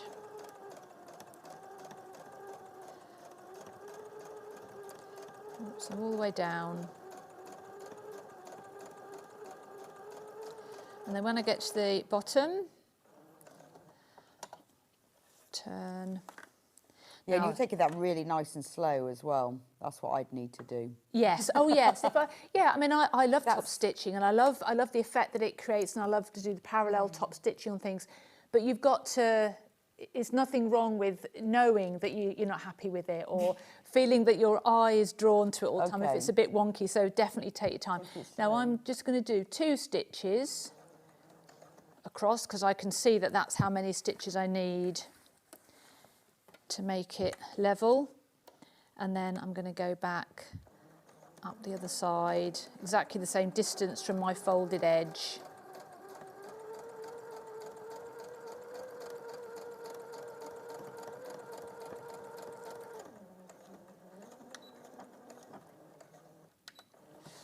Okay.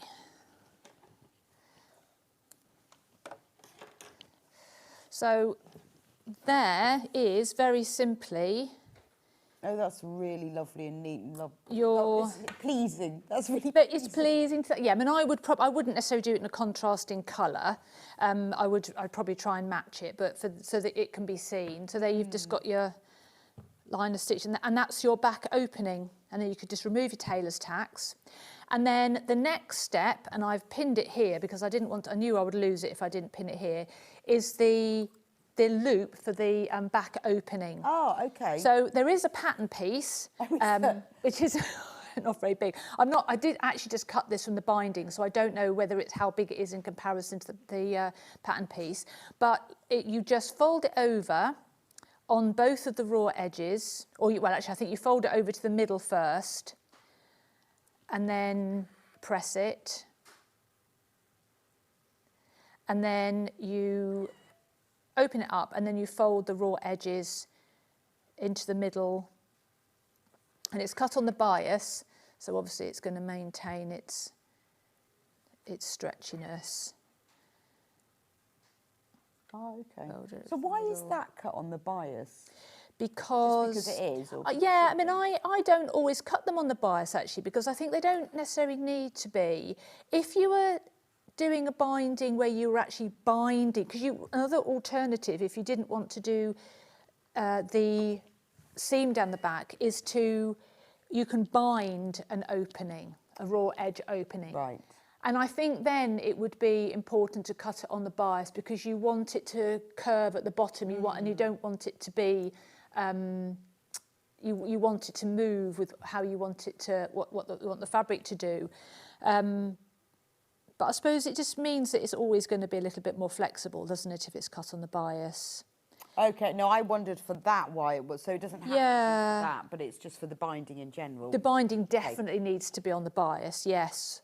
Yeah, because in quilting, is it right that you don't always cut your binding on the bias? Not if you're binding round a quilt. Yeah. It's straight. Because it's straight, so yes. And if you're doing square mitered corners, yeah. Yeah, and actually, if you cut it on the bias, it's quite annoying because it keeps stretching. Yes.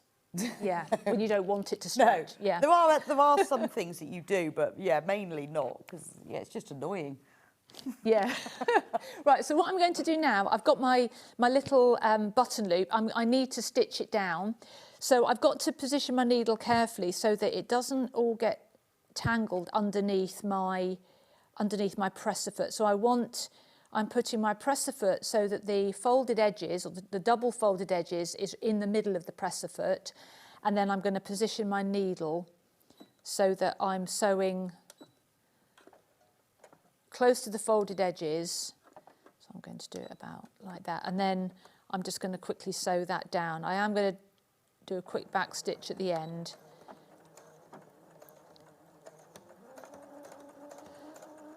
Like that.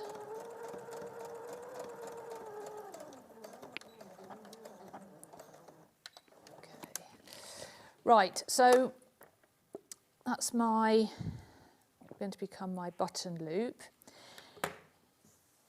So we're going to position it at the top. So you need to position it so that it's a 1/4 of an inch down from the top, because your binding, the seam allowance for your binding, is only going to be a 1/4 of an inch. Okay. So you're going to fold it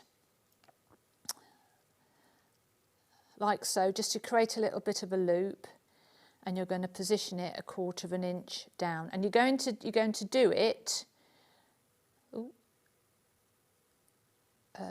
like so. Okay, and then, oh no, actually, I'm doing that, I'm telling you that wrong. You need to do it on the inside, because what happens is you're not actually folding the whole seam allowance down.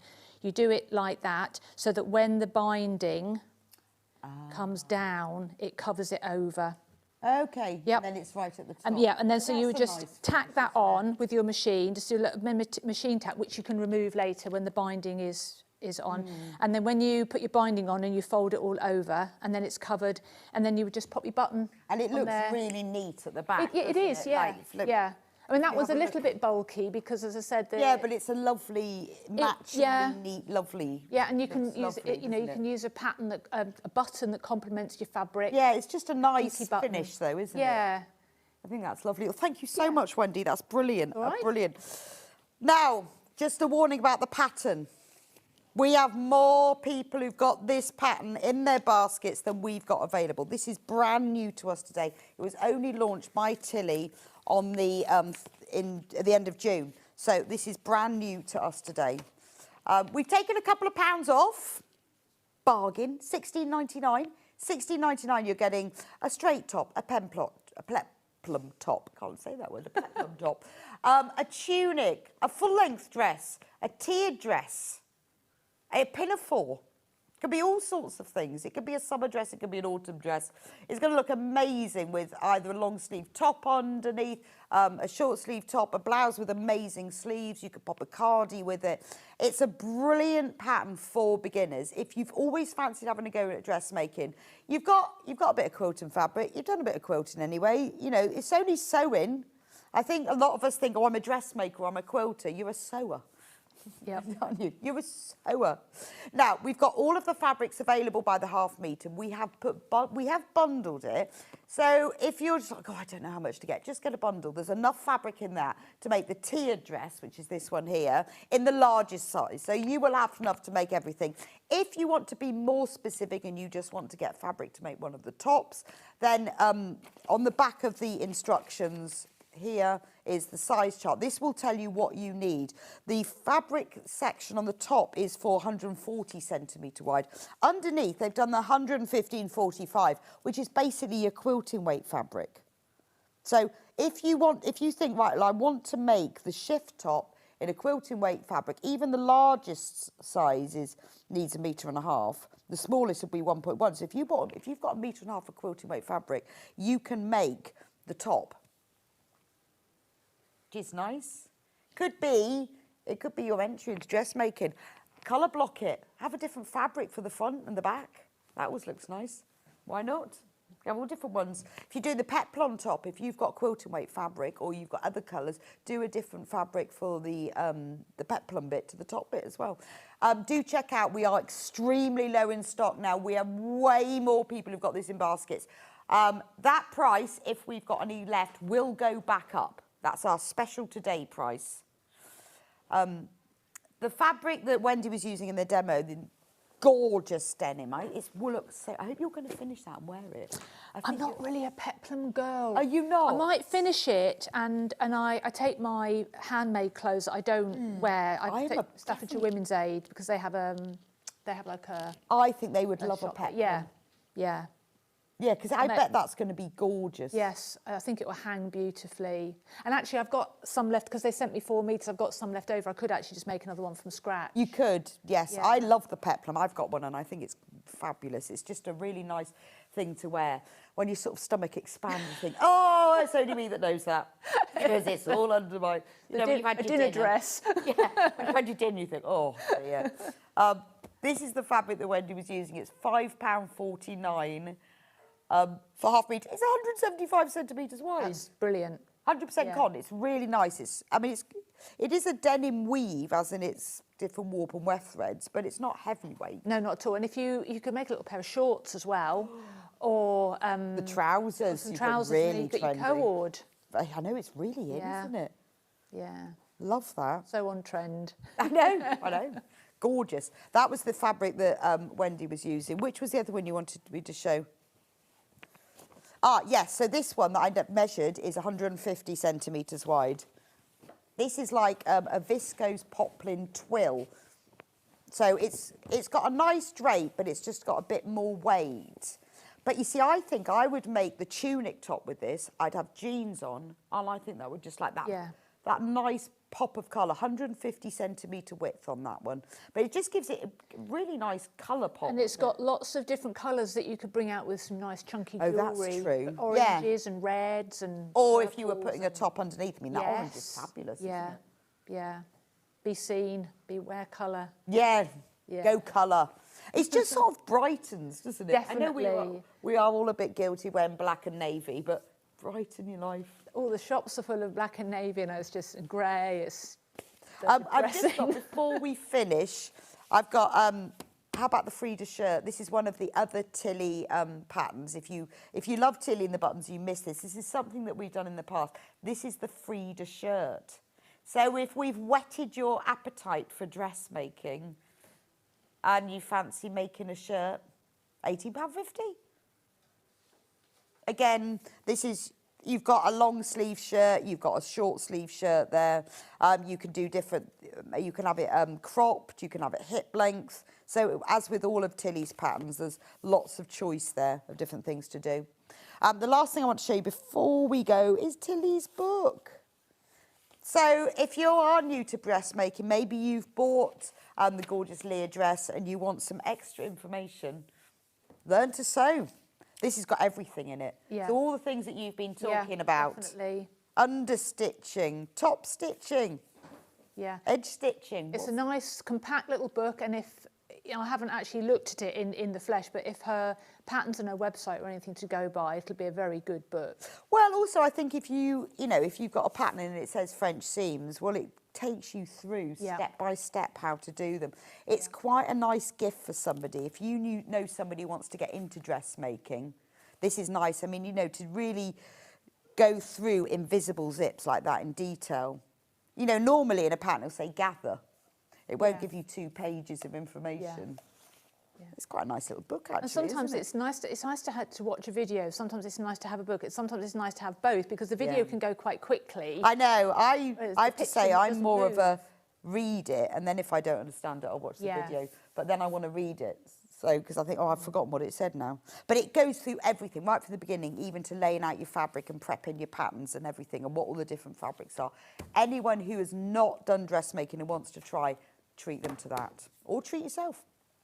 Thank you, Wendy. That was brilliant. So you're going to be back in an hour and a half. Yes. Jacket. Yes. It's amazing. You've made a gorgeous jacket. I absolutely love it. It's brilliant. It's my favourite jacket pattern, the Friday Pattern Company, the Ilford jacket. And you're going to show us how to make it. I'll show you a few bits and pieces. Yeah. And you're going to be modelling it, are you? I am definitely going to model it. It's a gorgeous pattern. I absolutely love it. A lovely fabric. We're going to go for a quick break. I will be back with you in a few minutes. I've got an hour and a half, actually. It's the block of the month. It's August, so it's the sunflower block. And in the demo, I'm going to show you how to quilt it. I've showed you all the piecing on the other block. So if you've never quilted a block and you haven't layered it, I've got my spray. I'm all ready to go. I'm going to show you how I do it. So I'll see you back here in a few minutes' time.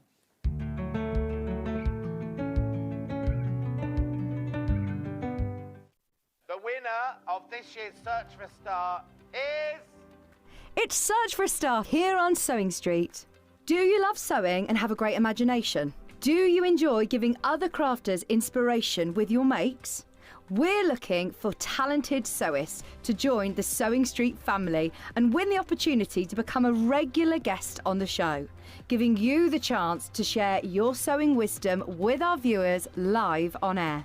To enter, create a video in landscape up to 3 minutes, introducing yourself, and either demonstrate showing parts of a sewing project or show us how to master a challenging sewing technique. Hi everyone, my name is Amber and I'm from Bedford. Remember to introduce yourself speaking to the camera in your video.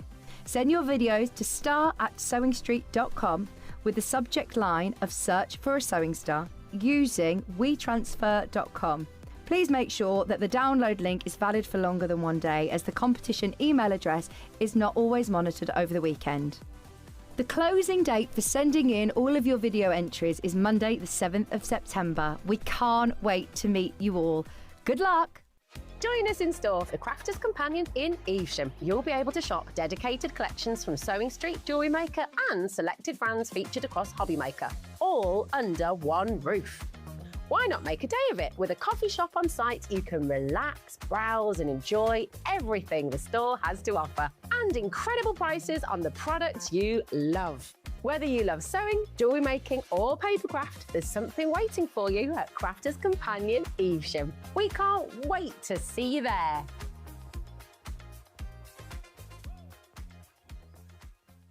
Shopping with Sewing Street couldn't be easier. You can shop via our website at www.sewingstreet.com, where you can watch our live shows and see all the products from that day. We also have a huge amount of products on our website, from your sewing room essentials to fabrics, sewing machines and much more. You can download and shop on the go with our Sewing Street app. Simply head over to your app store and search Sewing Street. Alternatively, you can contact our UK-based call centre 24 hours a day on 0800 001 4433. Shopping made easy at Sewing Street. Did you know at Sewing Street that on various products we offer split pay? That means on certain items, you can spread the cost over 2, 3, 4, or sometimes even 5 interest-free monthly payments. Just pay the first instalment when you purchase and you're away. So shop your way with Split Pay. Here at Sewing Street, we only charge one P&P throughout the day. You can add as many items to your basket and check out and still only be charged once. Once you've checked out the first time and want to order again, you simply add the item to the basket and click on the Combine Order button. Remember, standard P&P is £4.95. Charges may differ for outside the UK. Or upgrade to our premium option for £6.95 on certain items. Shopping made easy at Sewing Street. Want to say hello or ask a question to our guests? Then send a message to the studio. You can also keep in touch with our social media pages. All the latest news, events, product launches, and much, much more. Search Sewing Street. Looking for some creative inspiration? Head over to the Sewing Street website and click on the SS Hub. It's packed with ideas, tips and projects to spark your creativity. Plus you'll find the latest news and information on sewing machines and overlockers. Get inspired with Sewing Street. Did you know that we can deliver to over 20 different countries worldwide, spanning 4 continents from the UK to Australia? Check out our website for the list of countries and delivery costs. Sewing Street, stitching the world together. Keep up to date with what's on Sewing Street, as well as all the latest news and special offers by signing up to our email newsletter. Go to sewingstreet.com and scroll down to the bottom of the homepage. Type in your email address and click the envelope. That's it. You'll never miss out on the latest news and special offers ever again. Never miss a show by watching on the go with the Sewing Street app. Head over to your App Store now and search Sewing Street and simply download to your smartphone or tablet. You can watch the shows live and see your favourite presenters and guests. Click on the Today button to shop all of the products that are featured in today's show. Want to know what's hot? Then click here to see today's bestsellers and highlights. Have you missed a show or want to watch one back?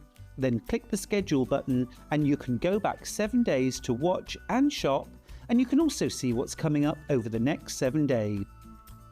Want to say hello or ask a question to our guests? Then send a message to the studio. You can also keep in touch with all the latest news, events, product launches, and much more by clicking here for our social media pages. Never miss a show by watching on the go with Sewing Street.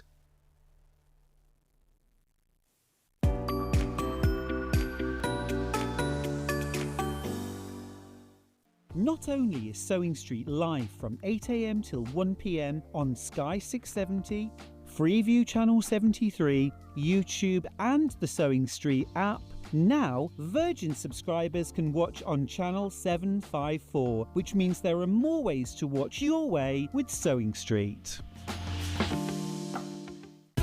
Keep up to date with what's on Sewing Street, as well as all the latest news and special offers by signing up to our email newsletter. Go to sewingstreet.com and scroll down to the bottom of the homepage. Type in your email address and click the envelope. That's it. You'll never miss out on the latest news and special offers ever again. Did you know that we have 4 brands within our Gemporia craft family, including Gem Collector? So who are Gem Collector? It's where the world of gemstone collecting comes to life. Whether you're just starting out or you're already passionate about this rewarding hobby, we're here to inspire and guide you. Our channel offers an incredible variety of gemstones from around the globe. From timeless classics like rubies and emeralds to rare and exotic gemstones, there's always something to spark your interest. More than just a showcase, we aim to educate you by providing so much more insight into each gemstone's origin, history, and unique characteristics, making it easy to grow your knowledge and appreciation for this extraordinary hobby. Gem Collector helps you build your collection and connect with a vibrant community of gemstone enthusiasts. Go over to our website or download the Gemporia app to discover how rewarding gemstone collecting can be here with us at Gem Collector.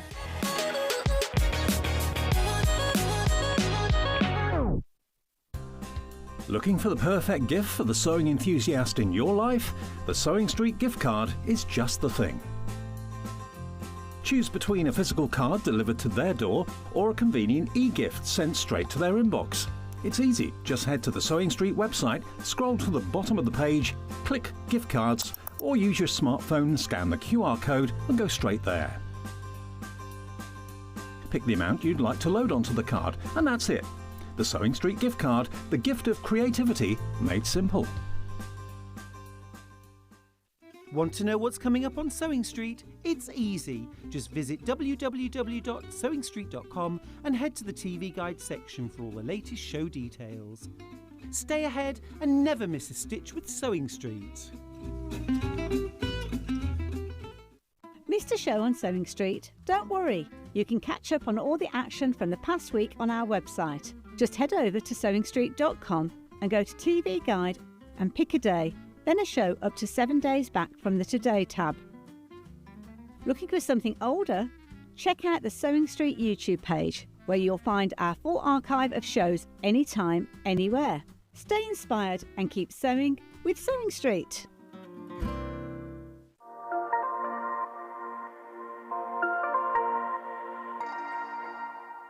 Come and join us every morning at 7 a.m. on our webpage before we go live on the show. So make sure you log on to our website and go to the Watch Live page. At 7 a.m. each morning, you will see a selection of products, all with a special deal, which will be available for that hour only. And this will, of course, be included in your 1p&p each day. Enjoy an extra special early morning treat every day from 7 a.m. on Sewing Street. Guess who's coming in with me on Thursday? Only Barbara Gray from Clarity. I know. We're doing these felt things to go on the wall. I'm really excited. She's in for 2 hours, 8 till 10. Join us this Thursday.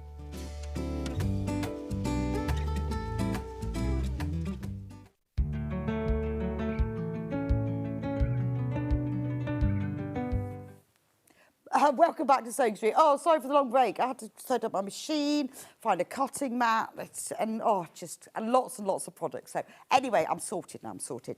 So let me just get out from my block keeper. This month's block, I'll put that away, because it's important to keep everything nice and flat, so it all lives in there. Right. So this month's block is the sunflower. So this time you get all the fabric to make the sunflower motif, and then you get all the fabric to make sunflower bloom. So if you want to, if you've been collecting these, you obviously will get this because this is the August one.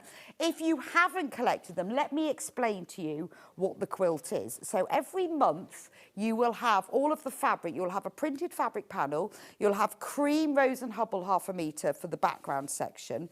And you'll have full instructions with a video tutorial to make your 2 blocks. So we started off in March with daffodils, and we did 2 blocks. And then we had April that was tulips, and then May was daisies, June was roses, July was water lilies, and August is sunflowers. So I designed all of the blocks, gave them all to Amy, and she created all the amazing fabrics. So all the fabrics are in a colour tone and style so they go together. But they're obviously the right colours. So, and they're not spaced in order either, because otherwise the colour balance would be wrong. So you'll find them, for example, there's the sunflowers. That's the one that we're doing this month. But then the other sunflowers right at the bottom, you can't see that one. So the way it works basically is that you have, each month you get 2 versions of one flower. Some of them are in pots, like these, like the snowdrops, the roses, the tulips and the daffodils.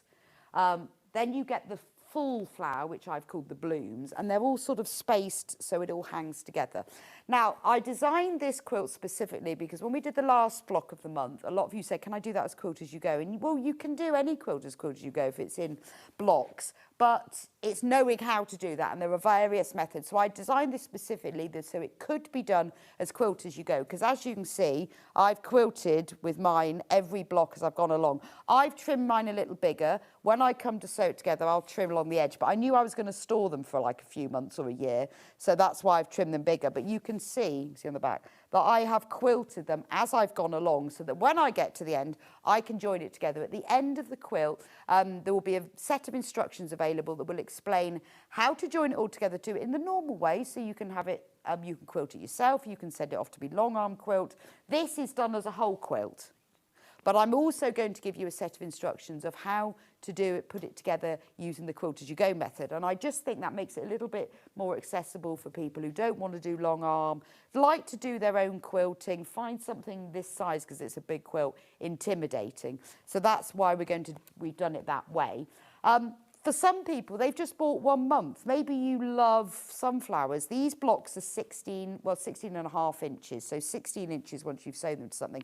Maybe you just love sunflowers, or you've got a friend with an August birthday and sunflower is one of the August flower of the months. You could make them cushions, you could make them a bag. You know, wouldn't they be lovely? Some people have bought extra of 1 block because they want to put cushions on their bed to go with their quilt, because you can make the 2 blocks. So you might just think, well, I'm just going to make those. I mean, you could, the good thing about it is in the instructions, I give you all the measurements. So when you get the panel, so with this kit, you will get the full instructions. You get 1/2 metre of cream. All of the kits have 1/2 metre of cream, so that the background fabric all hangs together. Then you get this big printed panel. Now, the fabrics are printed, so they've got the numbers above them. Fabric 1, there's the fabric 2, so they're all printed. You've also got things like the applique pieces. So, for example, this motif, the sunflower motif block, has got the circular bottoms. These are printed here. You've got the centres of the sunflowers printed here. But all the fabrics you need are there. So, like, that's the centre of the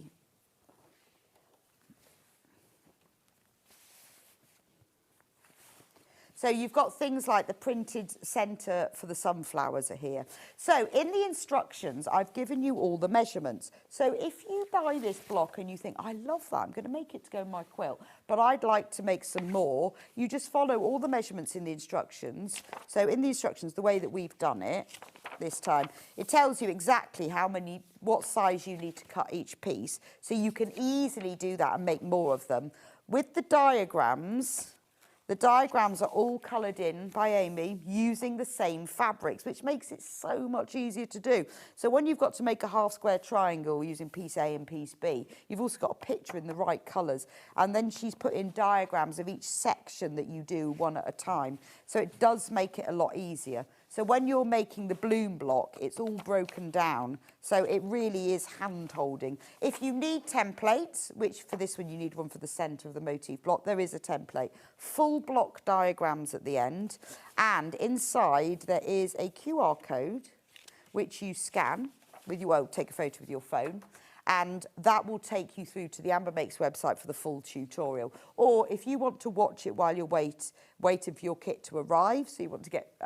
have a look through. If you go onto the Amber Makes website, onto the tutorial section, it's on there and it was put on there this morning, so you can watch it. So there's the whole panel, and that will make both of these sunflower blocks. If you've only just joined and you think, I'd like to go back to the beginning, we do have all of the other blocks. If you go onto the website, sewingstreet.com, and click on Watch Live, all of the other blocks are there, and they are named they're named with the name of the block, but also I've numbered them, so it'll say part 1, part 2, part 3, part 4. So we are now, this is month 6, so we've got a halfway point with it, which is loads. Now, all of the blocks have got exactly this same blueprint fabric round the edge of them. So if you look at the quilt, it makes it look, this is my sort of, cheat so it looks a bit like sashing because it's round the edge of every single block. So when you make your block, you can see it's round the edge of each one, and it's the same for all of them. The sashing between here, this is the bit when you do your quilt as you go, or if you're doing it as a whole quilt, this duck egg blue is what's in between them. Now I've used the same backing fabric for each of my blocks, only because when I then quilt as you go it, I want all the backing to be the same. You don't have to do that. You can have it multicoloured. It's the back of your quilt. It's up to you. If you want to do that, we have got the duck egg available to buy separately. You will need to buy, to back all the blocks, 3.5 metres, because you need half a metre per month, because you need, across half a metre, you'll get 2 out. So if you get 3.5 metres, that's enough to back it. Obviously, you are going to need more for the sashing. I haven't included that in this because you might want to choose a different colour. You might want to buy that separately. So it's up to you. Now, on the website, the picture of the duck egg fabric looks really odd. Don't know why. It is this lovely duck egg blue colour. You don't have to use this for all of the back, but I just found it just helped it to hang it all together. And it is worth, because what I did is I got my 3.5 metres, I got my wadding right at the beginning, so every month I cut off my half a metre, I do it, and I've got it. It just means it will all go together. You will need more for the sashing afterwards, and I haven't included it in that 3.5 metre quantity, only because I know there's a lot of you messaging and saying, oh, can I use a different colour? Well, yeah, you could, you know, any of the pastel colours would look nice with it. Basically, it's going to go between this blue print. So a pink or a green, depending on what colour you want to show up. I've used that darker blue, the duck egg, because I find it frames it, but you can use any colour. But for the quilt as you go, you will need 3.5 metres of the duck egg. We always have it available on the website, but if you want to get it all in one go, it is worth it. So whether you want to collect and make the whole quilt, maybe you've never made a quilt before, this is a really good way to learn lots of quilting stuff. Every month there's something, sometimes I repeat the same thing, sometimes a little bit different, because I video the whole section. You might be learning how to make 4 half square triangles. You might be doing snowballing corners. There's a little bit of applique involved, because this is how, because originally I wanted to do one of those traditional applique quilts, but I thought, no, we'll do a bit of each. So the stems and the centres are appliqued on. I've used Bondaweb just because it's simply, you stick it on, you sew it on. Like the centre of here, in order to get that centre look for the sunflower, those are appliqued on, but mainly it's piece. So you're going to learn a lot of techniques. You're going to learn how to cut fabric into strips, how to subcut, how to make half square triangles. There's so many different elements. By the time you get to the end of this, you are going to be an expert in all lovely things quilting. So now, we're going to do a quilting demo as well. So I use 70/30 wadding in mine, only because I got it once. Let me just get this wadding for you. GX. So this 70/30 is lovely because it's 70% cotton, 30% polyester. So it's got the softness and the breathability of the cotton and the strength of the polyester. It's an eco one. So it's really good for the environment. It's also, if you're an 80-20 person, it's recycled as well. So it's really good. It's the polyester and the cotton is recycled. It's got a slightly higher loft than the 80-20. I find that, because what I do when I quilt is I don't wash my fabrics, I don't wash my back, I don't wash anything. I quilt the whole thing, and when it's finished and it's bound, I put it in the washing machine. Then with the 80-20 or the 70-30, it'll just shrink just a tad, but it'll give it that nice sort of like wrinkled antique-y feel. But I find with the 70-30, it has that same shrinkage as the 80-20, but it's a slightly higher loft. So that's my preferred wadding. So this one here is 228 centimetres wide.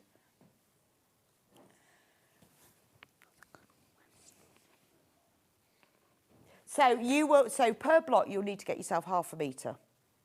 Just half a metre, and that will cover you per block. And make sure that you get the same amount. And it's on two-way split pay, strangely. Don't know why.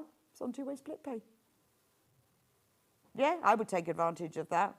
Do use the same wadding throughout. I did have it worked out on the wider one. We haven't got the wider one at the moment. It's about 2 metres you need for the whole thing because of how many blocks you can get across. Basically, you need a 20-inch square for each block. Now, all the other months are available. So there's March, April, May, June and July. And we have labelled them as part 1, part 2, part 3, and so on, so that you can see which is which. You'll see them all in the quilt. Each one of them. I mean, I've got them all here, and I will show. They're all in my block keeper, so I'll show you in a bit all of the different blocks. And I am going to show you how to do the quilting, because only because I thought, well, do you know what? We're halfway. I've done lots of sewing. I'm going to show you how to do the quilting. Now, I've brought you another thing today because what we do every 3 months is we have a charm square, because we decided rather than doing charm squares for each month, we would do them every 3 months, because otherwise there'd be 12 sets. So you can buy these for for March, April, May flowers and June, July and August flowers. So if I show you the latest one, which is the June, July and August, this is the charm square panel. On it, there are 40 charm squares, and they feature both of the blocks, but in miniature, in a 5-inch square. So, for example, this one has got rose motif, rose bowl, and then what Amy has done is given you squares of some of the prints that are used. Then we've got the water lily. So this was the July flower. So you've got the bloom and you've got the motif. So this is brilliant because they're miniature versions. If you wanted to make yourself a miniature quilt at the end, if you buy all of the charm square blocks, we've released 2 so far because we're on number 6, you can make a miniature version of the big one. Or you can use them for other projects. They're really good for making cushions and bags, and I'll show you in a moment because I've made a bag for mine. And then you have the sunflowers. So I know loads of you have bought these just because they're in miniature. At the end, because it's not all divisible by 3, you've got 4 whole flowers. But they're just smaller versions, so if you want to make a little version, you can leave them like they are and just quilt between them. You can cut them in sections because that's obviously August. That one's July, and then that one is June. So that's the charm square. That is available. I'll give you the code for that in a moment. But what I've done is, using that one charm square panel, I've made a bag called the market bag. So I've got the big blocks, the sort of bloom and the bowl blocks on the front, and then on the back, I've put the motif blocks. I've used the duck egg for the sashing. This fabric strips, the ones that I showed you where they were just the fabric, I used those for the handle. Inside, actually I'll turn it inside out, you can see better. Inside, I've used raspberry Rose and Hubble fabric for the lining, but you use 4 blocks for one pocket, and then you just can put a popper on, and then 4 blocks. So I've done that one with the water lily, and then that one I did with the rose. So you've got 4 for that. It's got a nice box bottom. Now this set of instructions you can use for any charm squares that you own. I just wanted to show you what it looked like in this one. So this would be a really nice bag to use as you're going along. This is the set of instruction market bag, £9.99. Obviously there is a full video tutorial for this. There's a QR code in there that links to it, lots of pictures of exactly how to do it, and you can follow on. So whether you want to make this one, or whether you're thinking, well, I've got loads of charm squares, never know what to do with them, it uses just simple sashing, which you use a plain fabric for. So you need ½ metre of fabric for the sashing, and you need 1 metre for the lining, I think. Gosh, I made this the other day now and I can't remember. Yes, you do. 20 plain fabric for the borders, 16 by 44 lining fabric. Yes, so you'll need 1 metre for the lining, because it's used for lining the straps, and ½ metre. Now you can use any fabric you want for that. I just used I used this duck egg. I was going to use misty blue, but then I decided actually the duck egg looks quite nice. But or you buy or get the instructions and use them for any charm squares, because you know it's like we have these charm squares, and then what we can actually do with it. And I've worked it out, so you just cut them all. You've got your 5-inch squares. You cut all your sashing, and then it's got nice long straps as well. So that's, I mean, look, quite nice with the quilt, isn't it? It's all matching. Super nice with the quilt. So I'm going to be using that for shopping. It's called the market bag because it's got a nice long strap and it's got a nice deep box bottom. Now, with this one, because I've got some wool wadding, you don't have to put wadding in it, but I wanted to give it some structure. And I've got some wool wadding at home and I haven't used it yet, so I thought I'm going to go with it in the bag. Oh, it was so nice. It's got a higher loft than your cotton wadding, but it's really nice. Nice to sew through, but for a bag like this, it gives it real structure. You will need, I think it's just 1/2 metre for the wadding. Yes, so if you want to put wadding in it, you can use H640, so you can use fusible. But if you've never used wool wadding and you don't want to commit to do it on a quilt, on a bag, can you see it's got real nice, it's nice structure. It's nice and squishy still. But honestly, it's ideal. It's a really good opportunity to have a go of a different wadding that you haven't used before. Have we got the wool wadding code? And then I'll do the charm square. Have a go with it. I mean, you could use the wool wadding for the whole quilt if you wanted to. I'll know which one it is. No, I know which one it is. This is the wool wadding. So I had some a while ago I was giving it, and I've never used it. So that's it. My next quilt, I'm going to put wool wadding in. I mean, it's warmer and cooler than cotton wadding. It's really good if you've got allergies. It's perfect for that. I mean, that's why costs a little bit more, but for 100% wool, I think it's amazing. So I'm going to do my next quilt in it. But it is really good for allergies because I think it doesn't hold the dust. So if you have children with allergies, I know like with my son, he has a wool duvet and wool pillows because has asthma. It's brilliant for that. But it's really warm, it's really cool, but it's got just it's slightly squishier. So if you don't want to commit to doing it for a whole quilt, have a go at using it for a bag. It's obviously not fusible, but I just used a 505 spray to stick it on, or you can just pin it on. So that's the wool wadding, but you could use it for the whole quilt. If you want to get the charm squares, this one, which is this charm pack 2, so this is blocks 4 to 6. So that was June, July, August. Rose,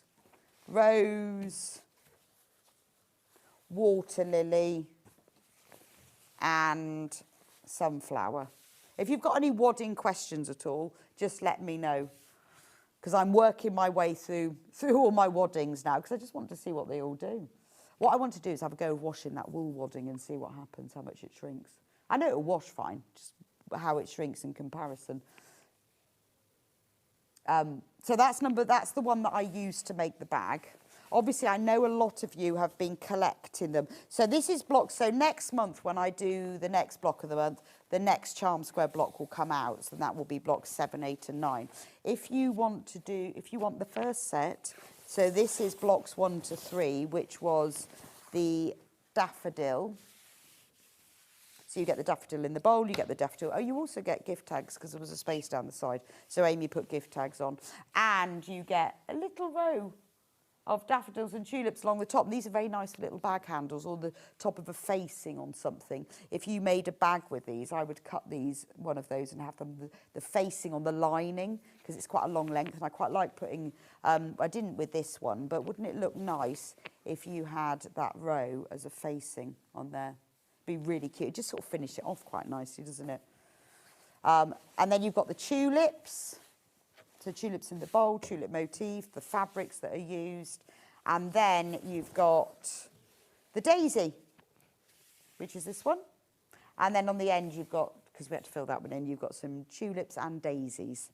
So that's the charm square blocks 1, 2, 3. Like 1, 2, and 3. So if you haven't, if you are collecting it and you want this month's block, let me just find it for you. There we go. So it's sunflower. You get the motif And this is the motif, that's bloom, because you either get motif where you get, this is what the traditional applique blocks were, where you get 4 corners sort of symmetrical, and that's a motif. And you get the full bloom, but some of them are bowls, because they're the ones that are in the centre. When we get to the very end, there will be a block provided that's the centre, because obviously there's 25 blocks in this quilt, which sadly is not divisible by 12. So you get 2 blocks a month, so that's 24. And then this central one, which is an applique block, will give you that one at the end on a panel, including the applique floral border. And the binding is a scrappy, the pre-printed scrappy binding that has all of the prints used in the quilt. So when you've finished it, it's going to be a floral thing of beauty that you can do as you go along. So that's the August one. Remember, you get the full panel. You get 1/2 metre of cream, Rose and Hubble cream fabric, and you get that every month. And you never need a whole 1/2 metre. So you'll have, I know a lot of people said, because if you then use what you've left over from the previous month, if you keep going, you'll end up with extra. But it's also quite nice to have it. And you know as well that everything is going to go together really beautifully because you've got the same background fabric. And if you've just joined, I know one of the questions that a lot of people said to me was, what if I join and then you run out? Because we print the panels and we can always get the Rose and Hubble cream, we don't run out. We print what you need. So even if you're just joining today, you will still get them. But if you just want one of the blocks because you think, well, I'm just going to make 2 sunflower cushions, then you can. Right. Let's do a bit of demo because I keep promising to... And I decided this month, because a lot of the techniques that are in this month's are in the others. And also, because I do a full video tutorial, then what I'll show you here as far as demoing the blocks is nothing like what you're going to get on the video. And I film every single process and talk you through it. So this time I'm going to talk about quilting. Now, there are various ways of quilting. This is my way, and I'm a bit of a perfectionist when it comes to quilting blocks because I want them to be the right size. You might do it in a different way, but I'm just going to show you the way that I do it to get it right. So what you start off with, you've got a square of background fabric. Well, it's more of a rectangle, this one, just because I cut 1/2 metre and then I cut my 1/2 metre in half. So you've got your background fabric, you've got your wadding. I always cut my wadding just a tad smaller, and then I can make sure it's right in the middle. It needs to be, now if you're doing a quilt, a big quilt, your wadding needs to be 4 inches minimum bigger all round, because you're working with a lot of fabric. Everything starts moving, and you have to, if you've got it exactly the right size, you'll never get it to add up. When you're only doing something this size, then it doesn't need to be so much bigger. So in the instructions, I do tell you that you will need for, just saying exactly what I said, 19 by 38 inches, which basically means it's 1/2 metre, and then you just double. So because 1/2 metre is 19 3/4 inches, I've said 19 by 38. So 1/2 metre fabric's enough. Now, I'm going to do it using next month's, which is the September. I'm going to use this one because I've already made it. And all the skills are relevant to all of them. So basically, you can see my background fabric's a bit bigger. In the instructions, it says to cut these the same size, but I've cut mine just a bit wider, only because of I've cut it across the full width of the fabric, which is wider than your 38 inches of 2. So that's a bit bigger. And so I can see my layers now. Now, what I would do is, if I was at home, I would iron that to start with, because I want it to be really, because I'm a little bit fussy when it comes to quilting. Sorry, I'm underneath the desk. Sorry. I'm a bit fussy when it comes to quilting because I want everything to line up exactly. So I would definitely press this to start with because I've had this folded up. And if I've got best press around, I'd give it a little best press. So I'm just going to iron that because I really want it to be nice and flat. Now, the next thing I need to do is I need the wadding, my wadding of choice. I've got 70/30 here. Actually, do you know what? I'm just looking at that. I think that one's actually 80/20. just, and I can only tell that because of, you can use whatever, you just use it consistently. I know that's 80-20 because it doesn't have the same fibres in it. So I am a bit of a, I like spray on one way. Now you will all quilt differently, and I cannot say this often enough. There is, the way that I'm doing it is not necessarily the way, this is just the way I do it. So if you do it slightly differently, it doesn't matter. Some people don't like using spray, some people prefer to tack, some people prefer to pin. This is the way after quilting many, many things that I find the easiest. So I'm going to stick my wadding to my background fabric. Now I have, because this spray is going to go onto around the edges. So I have a dedicated sticky cutting mat that I keep under the sofa. It's all covered in dust. And it just means that I don't need to put something down because my mat is sticky. If you don't have that, then just put something like a sheet down or some newspaper around the edge, because the spray will go around the edges. Give it a good shake and then spray it. You spray it about 10 inches away. Make sure you get plenty of spray around the edge. This is I've got the 500 can here. You can buy 250 cans, you can buy 500 cans. It's better value to buy 500. Now I'm going to put my backing. It won't, I mean, this spray, it's glue, obviously. It's repositionable. You can put it under your sewing machine. It's absolutely fine. But the great thing is, you see like where I've done that, it's got a wrinkle in it. All I've got to do is pull it back.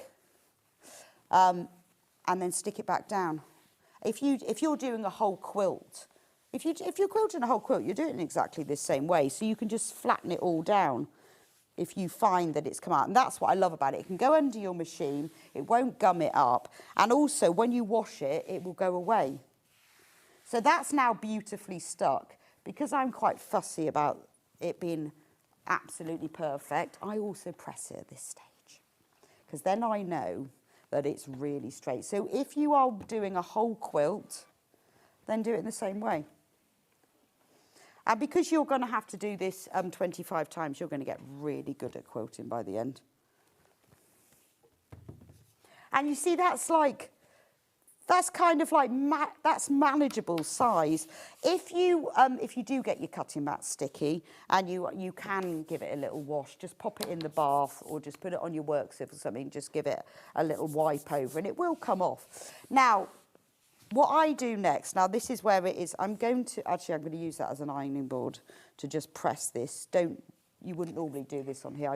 It's just because it's got creased in transit. Normally, your finished block. So this is September, in case you wondered. This is the aster, but I didn't want to make another whole sunflower. So what I do in the video tutorial, I obviously explain exactly how to make the block. And at the end, I don't talk through this quilting method because I will put that in the end, but I just show you my quilted one and show you where I've quilted so you can see how I've done it. The final one will have the full breakdown, but which is why I thought I'd give you a tutorial now.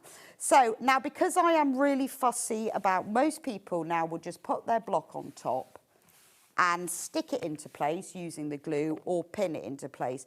But I've made blocks before where they go slightly skewy or they're not absolutely perfect. So this is how, if you're a little bit fussy about such things, let's make sure that's a decent pen, you can make sure your block is perfect.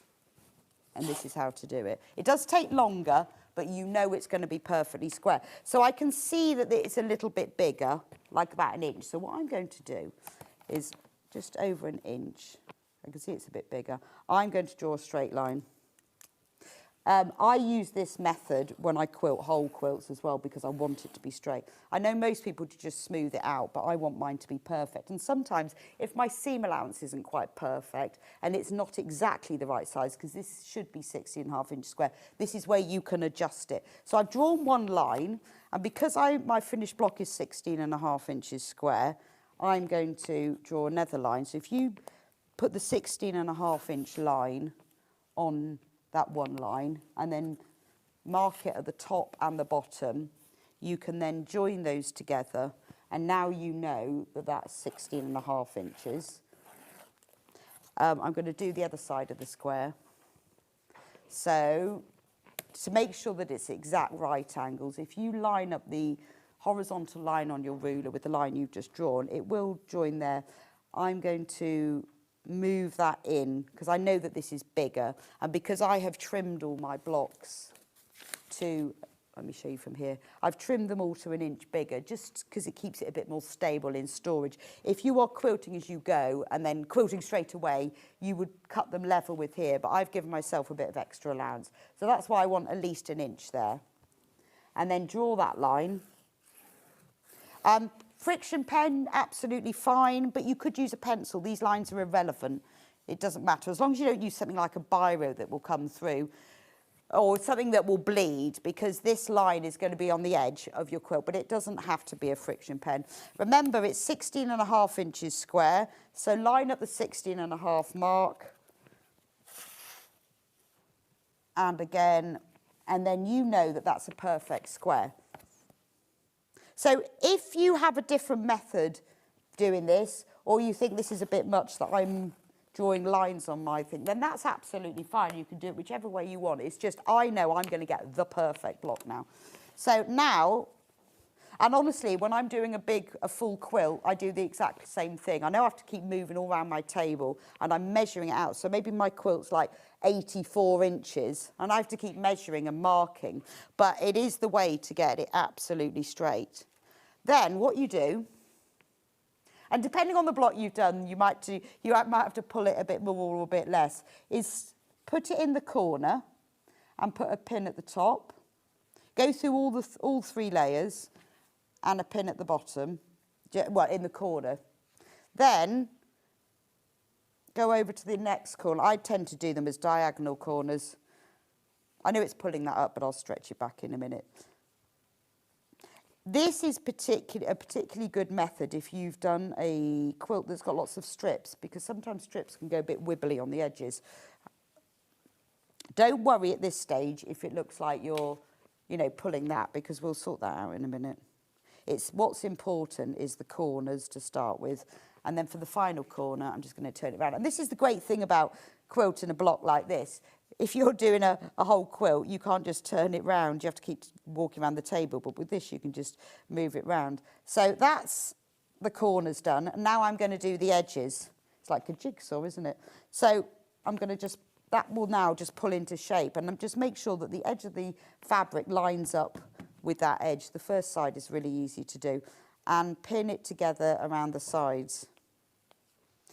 If you're doing quilting, and you've got, if you're doing a bigger quilt and you've got a backing fabric that's got a particular pattern or a stripe where you want the backing fabric to be perfect, then this method means everything will be really straight. For a lot of quilts, you can just smooth them out. When you've done one side, turn it round and do the opposite side. So now when you look at it, you think, oh, well, that's not meat in there now. Well, that's fine, because you can just pull it. You just smooth it along. And then pin it in the centre first and smooth it along. I mean, this fits actually quite nicely. Sometimes I've found, just because maybe if you've steam pressed your block, that can shrink it a little bit or distort it, or if you've used water on it. The graphics that are on the screen at the moment, that code is for the August block, which is the one. This is September, which you won't get yet. You won't get until next September, just to confuse you. It's the same technique. I just didn't want to make an extra August block, and I thought, well, I'm going to show you. And then you can see what the Aster looks like. So because he's ready for next month now. For years, I've pinned and tacked quilts together, and for the first time this week, I tried the spray. Jessica, honestly, I'm the same. How did it go, Jessica? I was the same. What I used to do is I used to tack, hate tacking. Then I discovered the spray. Because of the method that I do here with the pinning, the spray doesn't really work. I have to be honest with the front. Always do the back. But when you do the spray, when you're doing this pinning, I found it really hard. I kept having to reposition and reposition. So with this method, I just pin. I don't even tack. But on the back, I always put spray. If I'm making a big quilt and I'm not so fussed about having perfect right angle corners, I'll just spray the front. But I don't do any tacking. Tacking a quilt is just so time consuming. So with this one now, I'm just lining it up. If you find that it bunches up a bit in the corner, if you just pull it, it goes back into shape again. Because, you know, the fabric is the right size. You've cut all those borders the right size. It's just what's happening with quilting is that the seams, particularly if you've got a lot of them, pull it in. And what I'm doing here is pulling it back into shape. So it's a bit like, in a way, blocking. If you've ever, if you do knitting or crochet, when you've like knitted maybe a granny square or crocheted a granny square, you have to pull it back into the shape. And basically that's what I'm doing with this. I'm pulling it back into shape. So you can see here, and if you've quilted your blocks, you'll know this. It looks sort of slightly distorted, but I can just pull it back, make sure that lines up on the edge. And mostly it doesn't take too much, but this is where I put all of my pins, because this is the important bit. So it's quite nice having a bit of extra time. We don't often get the opportunity to show you quilting, because it's a bit of a process, isn't it? So now look, my block now fits exactly perfectly. If you find that it's still getting pulled in, just give it a stretch and pull it back into shape and do that, and that will pull everything nicely. On the other hand, this one's actually quite nice. With some of them, I've like, well, I don't know what I've done, but they're a bit baggy. I mean, to be honest, this looks bigger. It's all to do with the pressing with the steam or the water. It really distorts the fabric, but I always press my blocks when I've finished them. As long as you've used, I mean, it might be that your seam allowance is out a bit, because there's quite a lot of seam allowances, that pulls it in. If you find it's a little bit too big, spray it with water, use a nice fine spray if you've got a mister, and then pat it. And I found, what was I quilting something the other day, and it was so much bigger. I mean, obviously if it's loads and loads bigger, you've really gone wrong, but if it's just a bit baggy, give it a spritz with water, don't iron it, but just pat it into place, then you can put an iron over. So at this stage, if you want to, because this is now in exactly where I want it to be, because it's all around the edge, you can, don't iron it, but just press it, and that holds everything together. Be careful with the wadding. Irons don't really like wadding very much, depending on what you're using, but particularly if it's a polyester wadding. I even find with this 80-20 wadding, it will stick. You could always just put another piece of fabric on top if you want, but by doing that, particularly if you've had to pat it into place, that now fits perfectly. And the other thing is it means I've got everything straight. So to hold it all together, because obviously I can't use, I have tried to do this method with the glue, but you can't then adjust it. So what I do then is I just pin it together in places. I have a little think about where I'm going to do my quilting and try beforehand and try and put the pins where I'm not going to do the quilting, just so I don't have to take them out. So I would say your pins need to be spaced 2 to 3 inches apart. They don't, just not more than that. If you've got them like 4 inches, particularly for something like this, then things can start moving. Try and place them, like I said, where you're not going to do the quilting, but don't worry too much about that. If you work a line of quilting, just take them out as you go along. So if I'm doing this process for a big quilt, then I probably will space them about 4 inches apart, but not a lot more, just because things start shifting. The other tip is, it's fine with this, these pins aren't going to come out because you're doing one square. If you are using this method for a bigger quilt, then I would put your pins in and push them all the way through to the ends, because if you push them right through to the end, they're less likely to fall out. They still do, but it just helps to keep things in place. You could, if you wanted to, particularly with something like this, you could tack it. I just don't really like tacking. It takes ages. And also, the problem with tacking is you've got to keep lifting it up and down, even if you've got the curved needles. So I'm a bit of a sticker on the backing and pinner. But as I said right at the beginning of this, there is no right and wrong way. Carol says, I'm thrilled you're doing this demo, Rebecca. I still haven't quilted last year's block of the months, and I want to do quilts. You go, well, just do it. Carol, give it a go. Start off with one. And honestly, if you've never done it, use this method. Bex, what a fab technique. Thanks for showing us. Well, Angela, honestly, I made it up. So I'm not saying I did.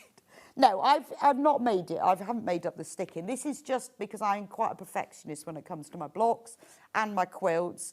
And you don't have to use this method.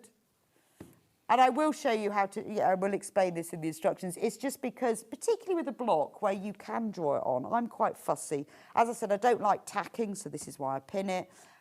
I do find that when I'm doing a big quilt like this, I have pins all over the place and have to go around with my magnetic pin cushion because they fall out. But do push your pin all the way through, they're less likely to come out.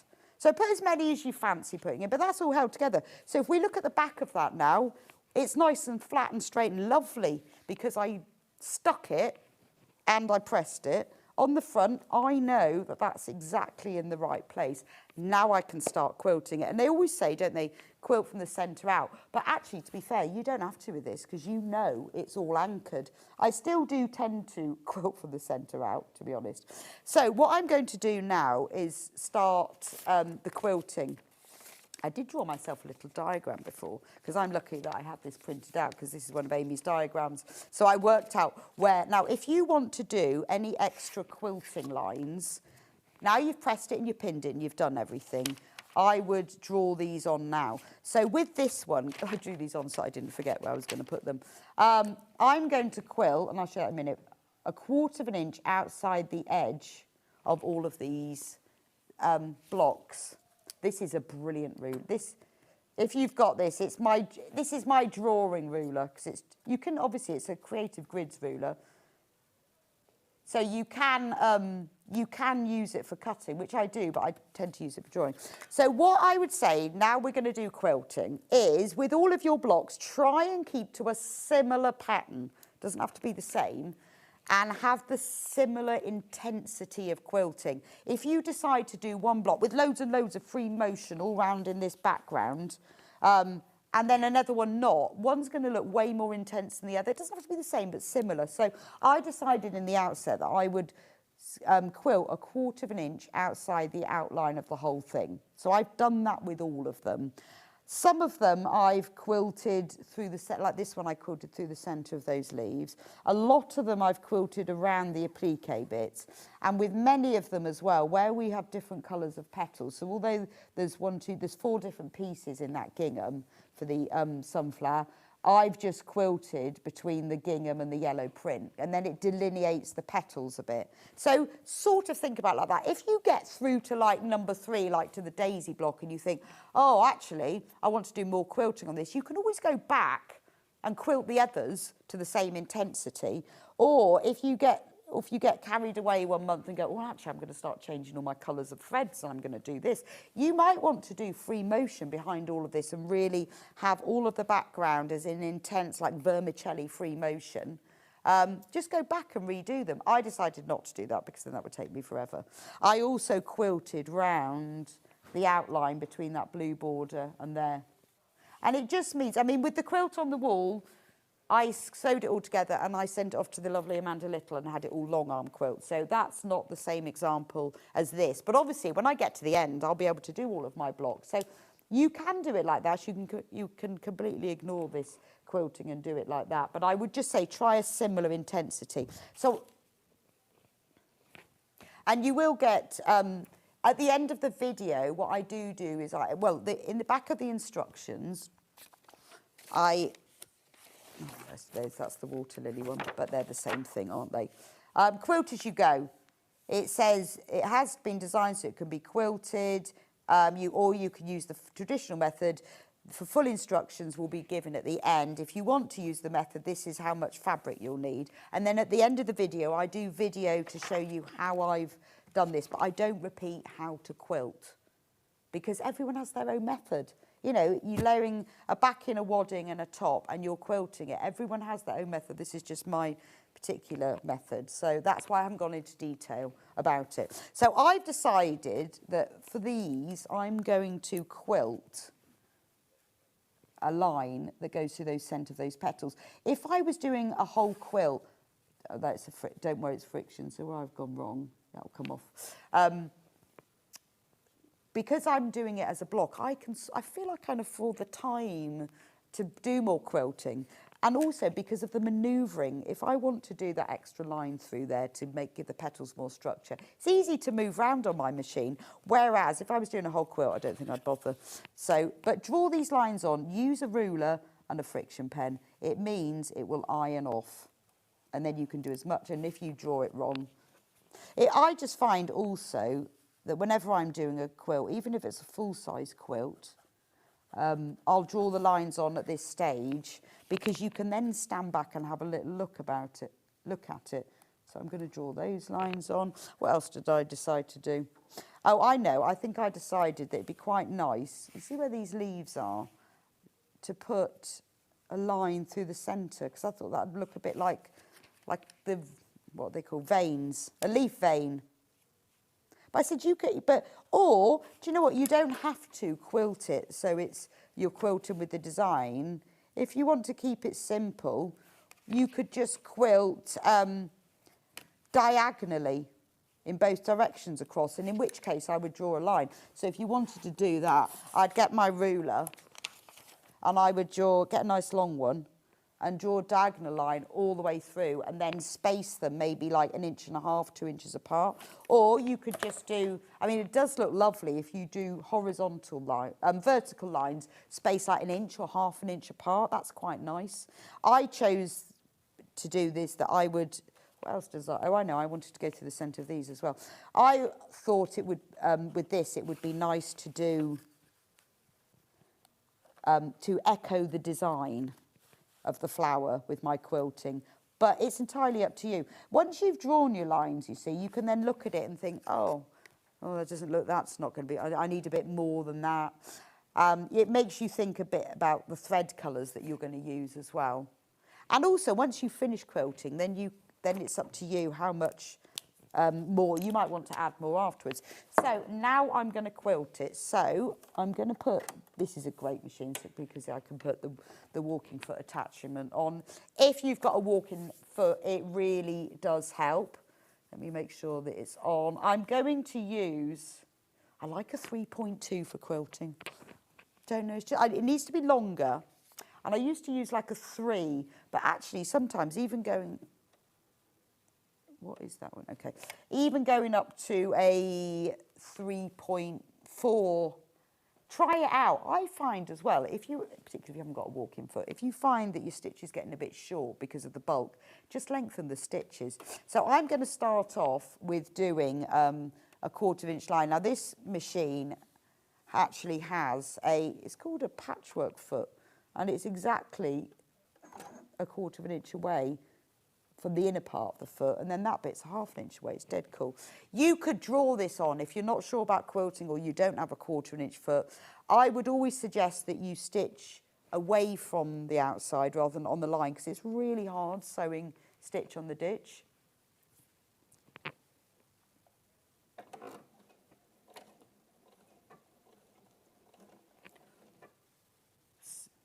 Yes. Sewing, God, this has all been set up. Sorry, it says sew and start reverse stitch. Do you know, whoever uses this machine before sets it up, right? So what you do is you just sew along. When you get to the points, you need about 3 stitches beyond the point. Oh, it hasn't got the presser foot lift. And then go right up to the point and come back down again. So I find by doing this 1/4 inch all the way round, if you go slightly wrong, it doesn't really matter. Whereas if you're trying to stitch in the ditch, if you go slightly wrong, it really does matter because you can see. So I'm just going to cut those threads off because they get caught. And also, if you've decided that you're going to do this for all of your blocks, what I tend to do is I start by doing this. Before I do any of the coloured stitching, I start by doing this. How am I getting on? 10 past, that's fine. When you get down to a seam, you can stop on the seam and then go all the way around to the edge. But I quite like this outline stitching. You get better at how far beyond a point you need to stitch. So there's obviously quite a lot of stitching to do to go all the way around here. Just looking at, oh, and I've got a bit of time, haven't I? If you get to any pins, just take them out, because if you are stitching up to where a pin is, then you've held it together, so you can take it out. You don't need to put it back in again. But you see, as you see, when I said to you, I'll put the pins where you're not going to quilt, well, I had to just guess a bit. So I'll tell you what, I'll do a quarter of it, otherwise you'll have to watch me sewing all around the edge of this. So I'll go, where have I got to? I'll go up to the quarter mark. But you see what I mean? All I'm doing, this is quite easy. So if you think, oh, I don't like quilting, I've never done quilting, I mean, really, you're just sewing through 3 layers, aren't you? If you haven't ever quilted a whole quilt before, start off with this, and honestly, the method is the same, it's just a whole quilt's on a bigger scale. So once you've learned how to do this, and you'll have adapted it, you might look at my method and go, okay, well, I'll have a go at that, but, oh, I don't like the sticking on the back, or I don't really care that it's not absolutely square, I'm not drawing those lines. But, you know, you'll pick up part of it from that, and you will learn the technique that suits you. And once you've learned that, then you can adapt that then for bigger quilts. Obviously, with a bigger quilt, I mean, I'd have a lot of fabric to be moving all the way through. For turning this, it's easy peasy, isn't it? So I need to take out that pin, right? I'm going to stop here just because otherwise I won't be able to show you anything else. So you can see now, if we get it nice and close, I've just quilted round here. So that was a 3.2 stitch length. I think that gives quite a nice long stitch. And what I've done is, and this is a nice thing to do, is use the top thread that blends in or shows up, whatever colour you want to do. But with your bobbin thread, I've put a blue in that matches this. And keep your bobbin thread the same, unless you find, I mean, some people say my machine, always the bobbin thread always comes through to the front, I can always see it. And if that's the case, then keep your bobbin and your top thread the same. Now, the friction pen is fantastic, obviously. We're going to I use it all the time for doing this quilting, for marking my half square triangles, for marking my, all sorts of things. We've put a bundle together that's got a blue and a black. £7.98. We haven't got a picture of it, but Hannah's put a bundle together with the blue and a black, which are going to show up. And we're going to give you a little saving. That's not bad. Always do test them. I've never found they mark. £5.98 for 2, absolutely brilliant. The only thing I find that it will show up, sometimes it looks like you've got a white mark, but I think it's almost like an indent where you've sort of stitched, where you've pulled the pen across, just the nib will leave them, but it doesn't actually leave a mark as such. It honestly worth getting. I mean, Wendy was talking about that. She uses these, doesn't she? Use them for dressmaking, everything. £5.98 for 2, bargain. Absolute bargain. I get through so many of them, can't tell you. So do get those while you can. We've only got 34 bundles left. £5.98 for 2. Because, I mean, you see, I use them all the time for everything. They're just brilliant. So seeing Hannah's feeling kind today, go with it, £5.98. So if you find that you're on your machine, your bobbin thread always comes through fitted with your tension, and it shouldn't. If it does, then use the same as the top of the bobbin. But if not, it's nice to do that. It doesn't show. If your quilting is a different quilting thread is a different colour on the back, it does show. It really, really doesn't matter. But that's just a little thing for ease. Once you've done that, then this is when you can think, oh, well, I might stitch some extra quilting lines, some extra colours in there. And this is where I would change your top thread. So I want to sew my leaves now. So I'm going to keep my bobbin thread the same. And if you find that it's so annoying when your bobbin thread keeps coming through to the top, but when you get a really good machine, it doesn't happen anymore. If I've fiddled about with the tension of mine so many times to stop it coming through, but when you've got a really decent machine like this one, it doesn't happen. And maybe that's just it. Maybe it's to do with newer machines and tension.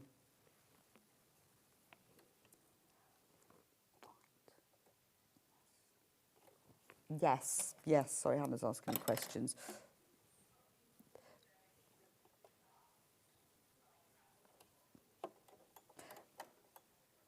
So I've just changed my thread to green. I'll just show you one of these. So if I decide I want to do this. Now, what you should do when you quilt and you start and finish, you should just start and finish. And the proper way to do it is to pull your top thread through to the back, tie the threads together, and then thread them through the quilt on the back. I don't do that because it takes ages. That is what you should do. And then it's a lot neater. Morning, Rebecca, have you used ordinary sewing thread for both the bobbin and the top thread, or something like Orifil?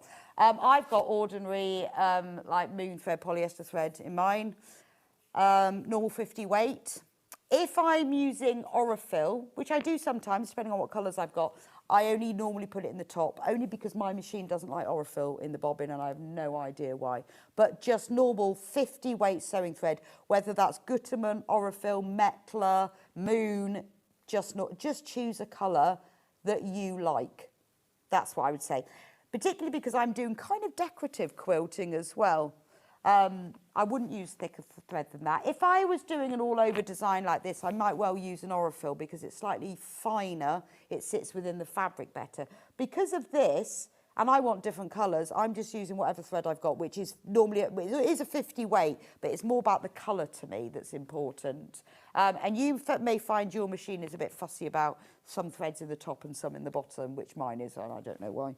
But stick to the same weight thread, really doesn't matter the brand too much. So as I said, when I start and finish my thread, because I don't want to do that method, I just start at the beginning of the line. So I'm going to start on the top of there, and I do like 3 stitches forwards, and a couple back, and then go back. And I know that means that you've then got a couple of stitches sitting on top of each other, but I don't mind that. I can live with that.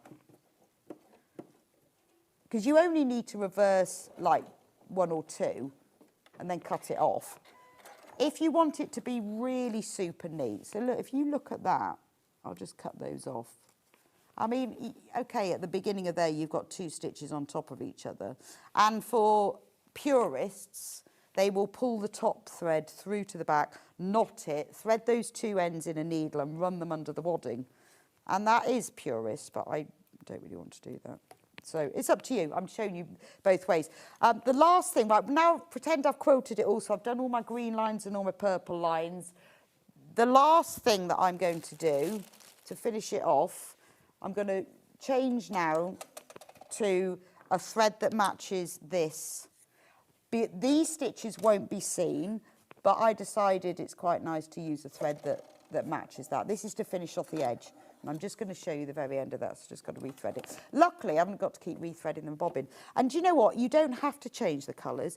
What happened is I was doing the daisy, and I decided I quite liked I quilted some pink lines across it. And then once I did that, I thought, actually, it's quite nice to change the colours. And because you're only got to quilt 2 blocks a month, you've got time to do that. Or if you quilt a few blocks together, you'll end up using the same green thread. So now what I'm going to do, I want everything to be stabilised now. So I'm going to zigzag around the edge. So I just need to change my foot because that won't let me zigzag. So I'm going to, let me show you on this one what it looks like. I'm going to, see along the edge of here, I've zigzagged. Make sure that zigzag isn't more than 1/4 inch because we're going to trim it there and we don't want that zigzag to come into our seam when we do the quilt as you go. So I found, I mean, you need to play with it on your machine, that if I put it on a zigzag and I put it on 3 and 3, that was about the right width. But just have a little play on yours. So I went for a zigzag length of 3 and a width of 3. And then all you have to do is put all 3. So you've now quilted the whole thing. So I'm just going to do 1. side, and this is where you will have to take the pins out as you go along. It's just because sometimes I do find a zigzag does not like going across pins. So make sure that the end of your zigzag, the right-hand side of the zigzag, just goes just over the edge of the fabric, because you are going to trim this later to the raw edge, level with the raw edge of the fabric. And you don't really want to be cutting these stitches off.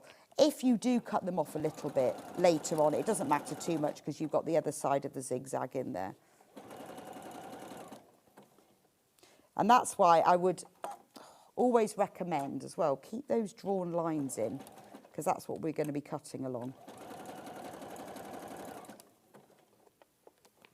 Right, so I'll just go along here and down there. You will go round all four sides. I'm just going to do a little bit and a little bit because I need to stop in a minute.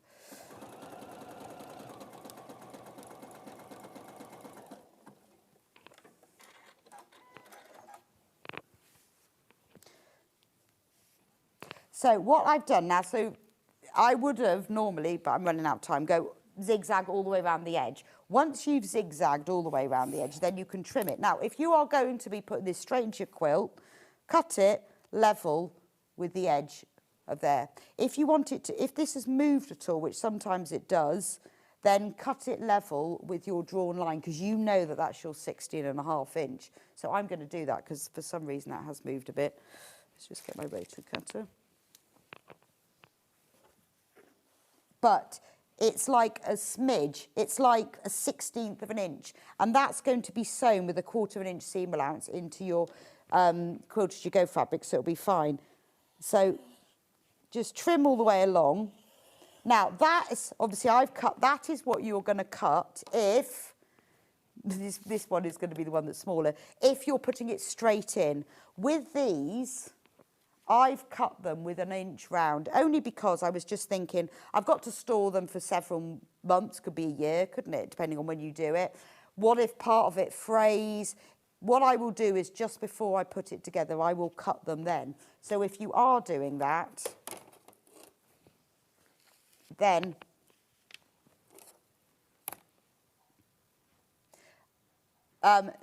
what you do, it doesn't matter how much, I decided 1 inch would be nice. So if I'd zigzagged along there, it could be 1/2 inch, could be 1/4 of an inch, then just cut that all the way round.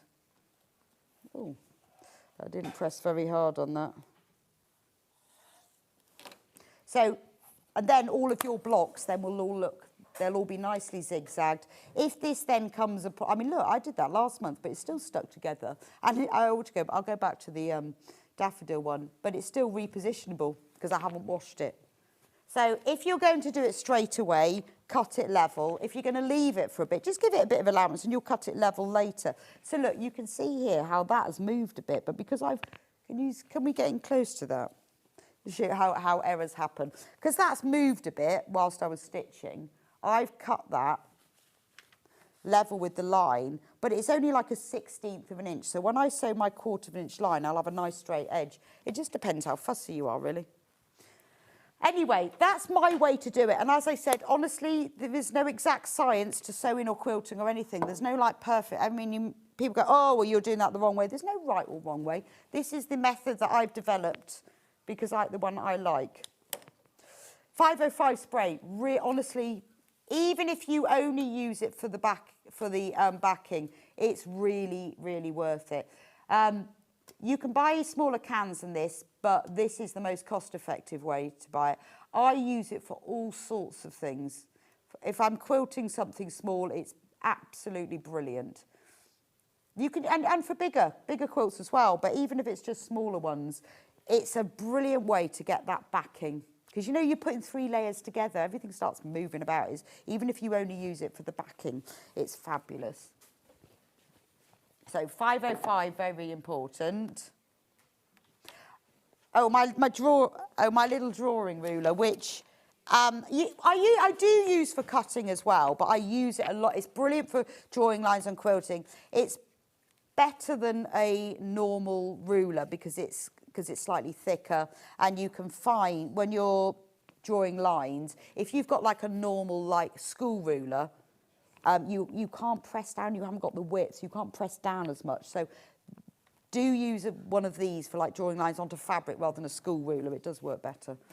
What else did we need to do? The friction pens, the special bundle of friction pens, the black and the blue, the black and blue friction pens. We've got a special bundle for you.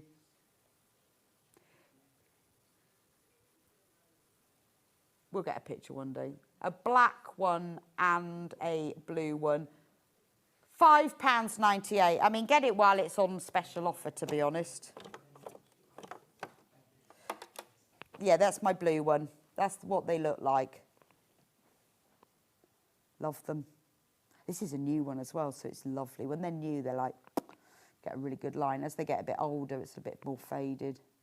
And then you put it back in your pot and use another one, even though you know it's run out. Who does that? Regularly.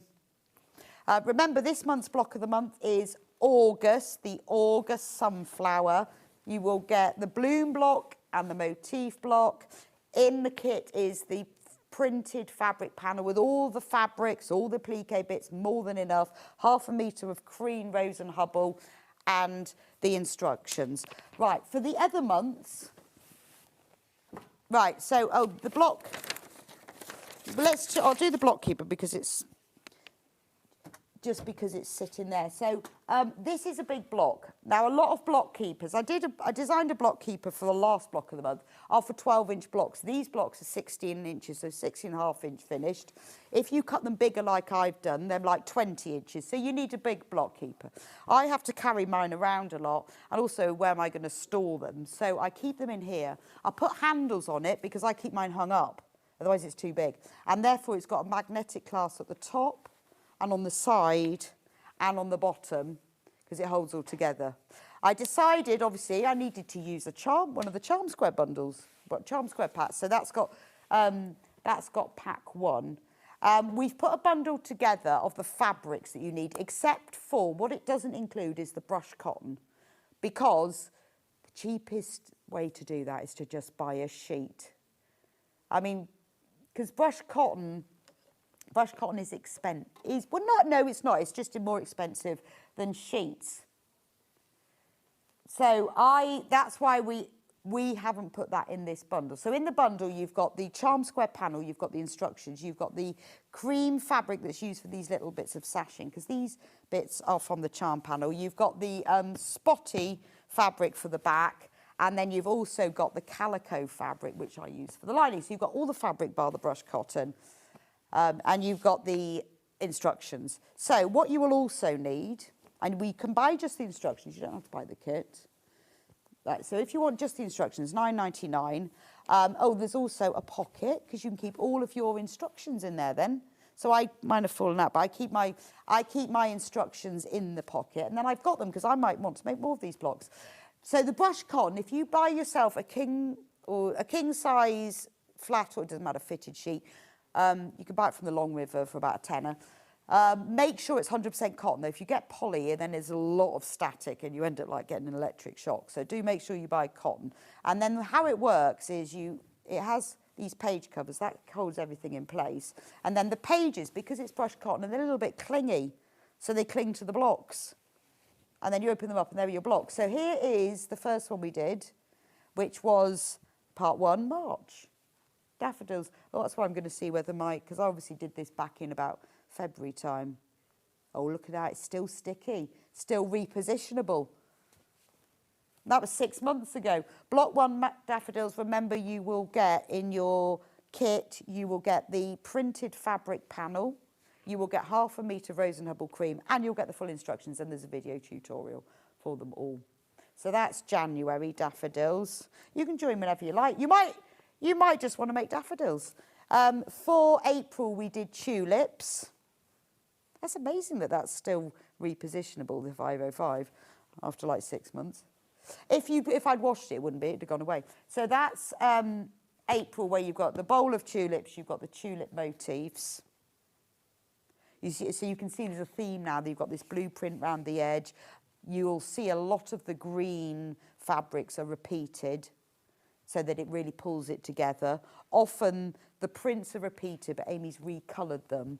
But she's made sure that whatever the colours are in the prints, the whole thing hangs together. Because that's the important part about a block of the month quilt. Everything needs to go together, because if you use just random things, you sew it all together at the end and it doesn't go together. It's really odd. This is the daisy that was used for May, part 3. So you've got the whole daisy bloom there, and then you've got the daisy motif, and that's got the little centres. So this is the one where I started putting colour in, because I decided to quilt pink lines across it to just give it a bit more definition. So that was May. June was rose. So with this one you had, I love this one. When you make this one, you've just got like these patchwork bits there, and then just a big gap, and then you put, because on the panel is the whole bowl printed. You just cut it out and sew it on. But then once you applique the stems and the leaves, it really brings it to life. So if you want to just buy the rose, because you know someone who loves roses, the bowl is actually printed like that onto the panel. So that, because otherwise, how would you do? If I'd done a bowl in patchwork, it'd be really angular. Then I wouldn't have liked that. This was last month, so this was July. This was the water lily. This is one of my favourites. I love that flower. I like the zigzag around the edge of the water lily centre. So that's July.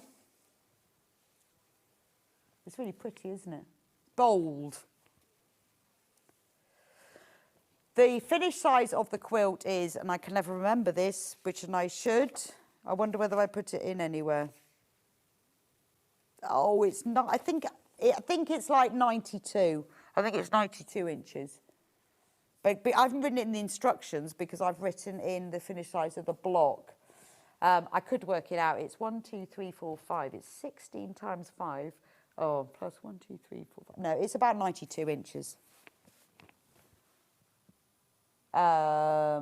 Sorry, Sandra.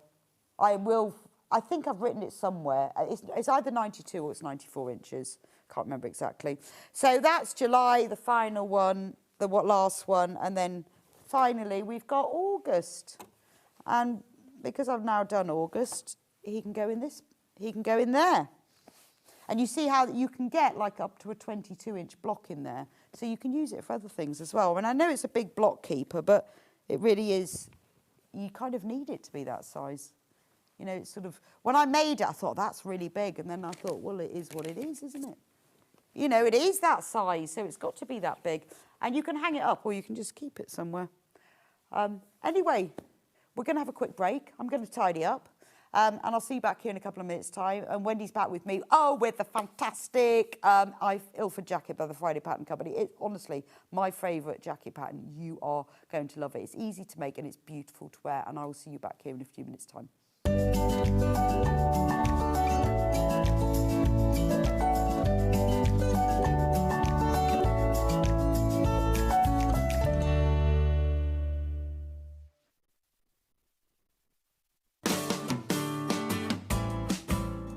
A lot of people get terrified when they see a commercial pattern and they see all the lines, all the dots, all the triangles, have no idea what it means. Well, watch now and I'll show you. So the first thing you're going to do is decide what size you're going to cut out. And then it's really important that you follow that line on every single pattern piece that you cut. As you can see here, they're marked up by a different pattern and also the number. When you first open the pattern, you must choose the size that you're making. And whatever you do, you stick to that size. So all the different sizes have a different marking, either a long dot, a small dot, a dash, a dot and a dash, or something like that.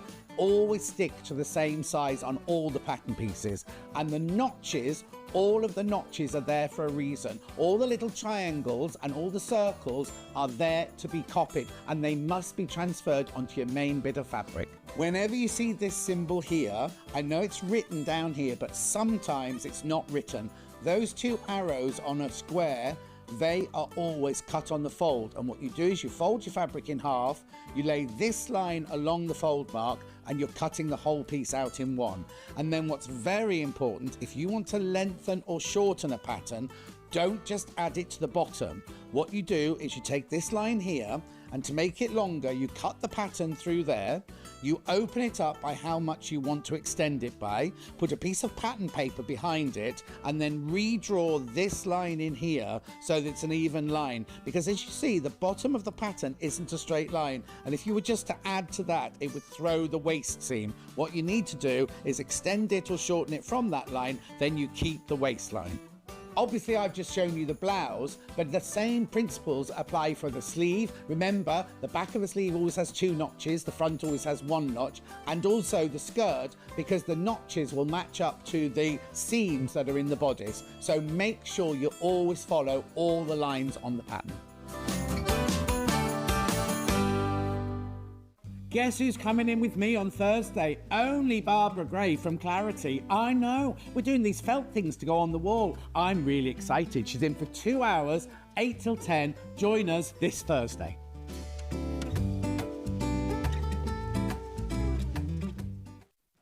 Looking for some creative inspiration? Head over to the Sewing Street website and click on the SS Hub. It's packed with ideas, tips and projects to spark your creativity. Plus, you'll find the latest news and information on sewing machines and overlockers. Get inspired with Sewing Street. Keep up to date with what's on Sewing Street, as well as all the latest news and special offers by signing up to our email newsletter. Go to sewingstreet.com and scroll down to the bottom of the homepage. Type in your email address and click the envelope. That's it. You'll never miss out on the latest news and special offers ever again. Join us in store for Crafter's Companion in Evesham. You'll be able to shop dedicated collections from Sewing Street, Jewellery Maker and selected brands featured across Hobby Maker, all under one roof. Why not make a day of it? With a coffee shop on site, you can relax, browse and enjoy everything the store has to offer, and incredible prices on the products you love. Whether you love sewing, jewellery making or papercraft, there's something waiting for you at Crafter's Companion Evesham. We can't wait to see you there.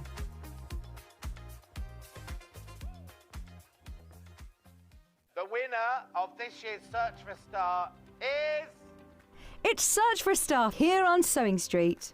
Do you love sewing and have a great imagination? Do you enjoy giving other crafters inspiration with your makes? We're looking for talented sewists to join the Sewing Street family and win the opportunity to become a regular guest on the show, giving you the chance to share your sewing wisdom with our viewers live on air.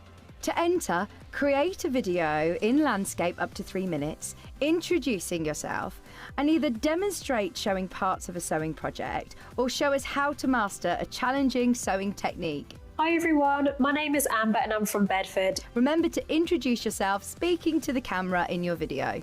Send your videos to star@sewingstreet.com with the subject line of Search for a Sewing Star using wetransfer.com. Please make sure that the download link is valid for longer than 1 day, as the competition email address is not always monitored over the weekend. The closing date for sending in all of your video entries is Monday the 7th of September. We can't wait to meet you all. Good luck! When you hear the term half square triangle, or HST, it refers to a simple way to create 2 identical triangle shapes from a fabric square. Start with 2 squares of fabric, any size, and place one on top of the other, aligning the raw edges. Using a ruler and a fabric pen, mark a diagonal line from corner to corner. Then mark a second line 1/4 inch on either side of the diagonal. Pin the fabric together to keep it secure, then sew along the 2 outer lines that you marked. Now carefully cut along the first diagonal line you drew. Press the seams flat using the heat from an iron. Use washi tape to align your ruler and trim away any excess fabric. And there you have it. Your half square triangle is ready to use. Come and join us every morning at 7 a.m. on our webpage before we go live on the show. So make sure you log on to our website and go to the Watch Live page. At 7 a.m. each morning, you will see a selection of products, all with a special deal, which will be available for that hour only. And this will, of course, be included in your 1p&p each day. Enjoy an extra special early morning treat every day from 7 a.m. on Sewing Street. Want to say hello or ask a question to our guests? Then send a message to the studio. You can also keep in touch with our social media pages. All the latest news, events, product launches, and much, much more. Search Sewing Street. This Saturday, it's National Granny Square Day, and we're celebrating with some fantastic products and kits to celebrate our favourite piece of crochet. Also, brand new guest, Amelia from Amelia Stitches. She's going to be with us for an hour and a half, showcasing her fantastic embroidery kits. They're all set for beginners. They're beautiful. You are going to love them. So don't miss out. See you on Saturday.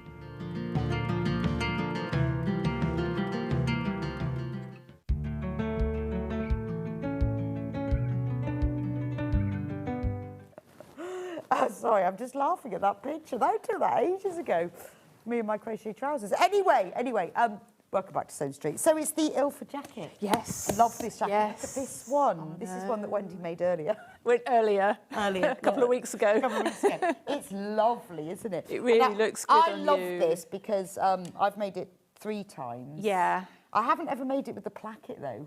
I'm too lazy for that. I'll show you how to do that. It's just a really nice jacket. Yeah, it is. I can't even say why. It's just a really. I think it's because it's a unisex pattern, and it's oversized, but it doesn't have to be oversized. You could make it. I mean, that's a medium, isn't it? Yeah. And it fits you beautifully. It's beautiful. Yeah. It's beautifully fitting. It's got no shaping in it at all, really, which just gives it that sort of boxy.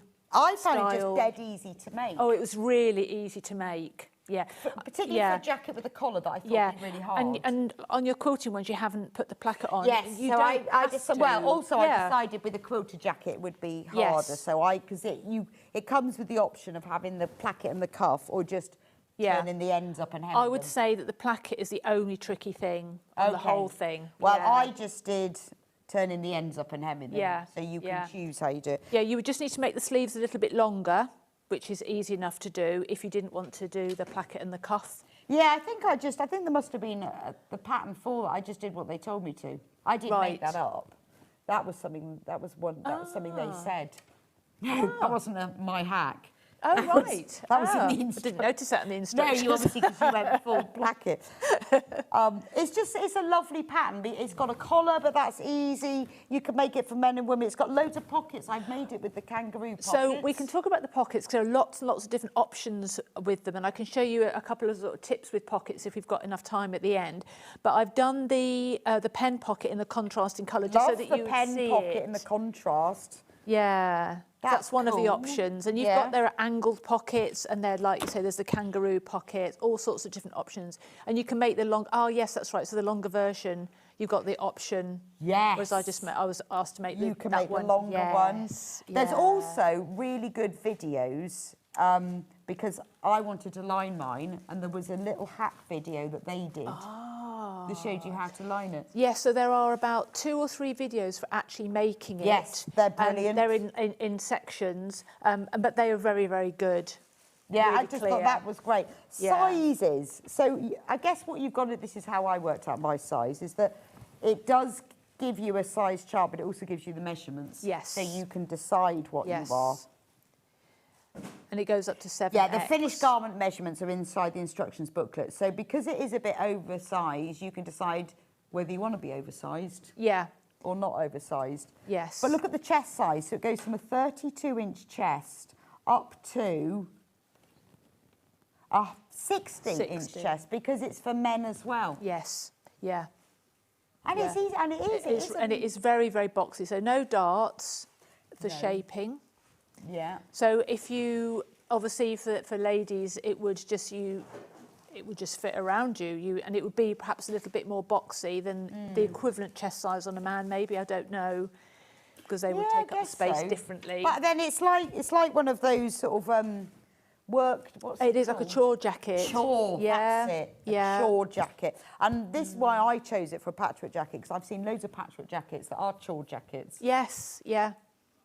Yeah. So the price for this is $24.99.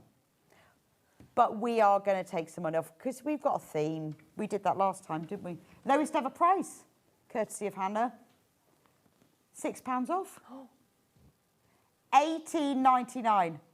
Honestly, if you've already checked out, don't worry, you will pay the $18.99, which is fabulous, isn't it? Honestly, it's worth it. Do trace your pattern. Please trace your pattern because you're going to use this more than once. Definitely. And it's a tissue pattern. So tracing it obviously means that you could trace it onto something that's a little bit more substantial, some pattern Should I have a look paper. inside? Sorry, ruined that now. Ruined that.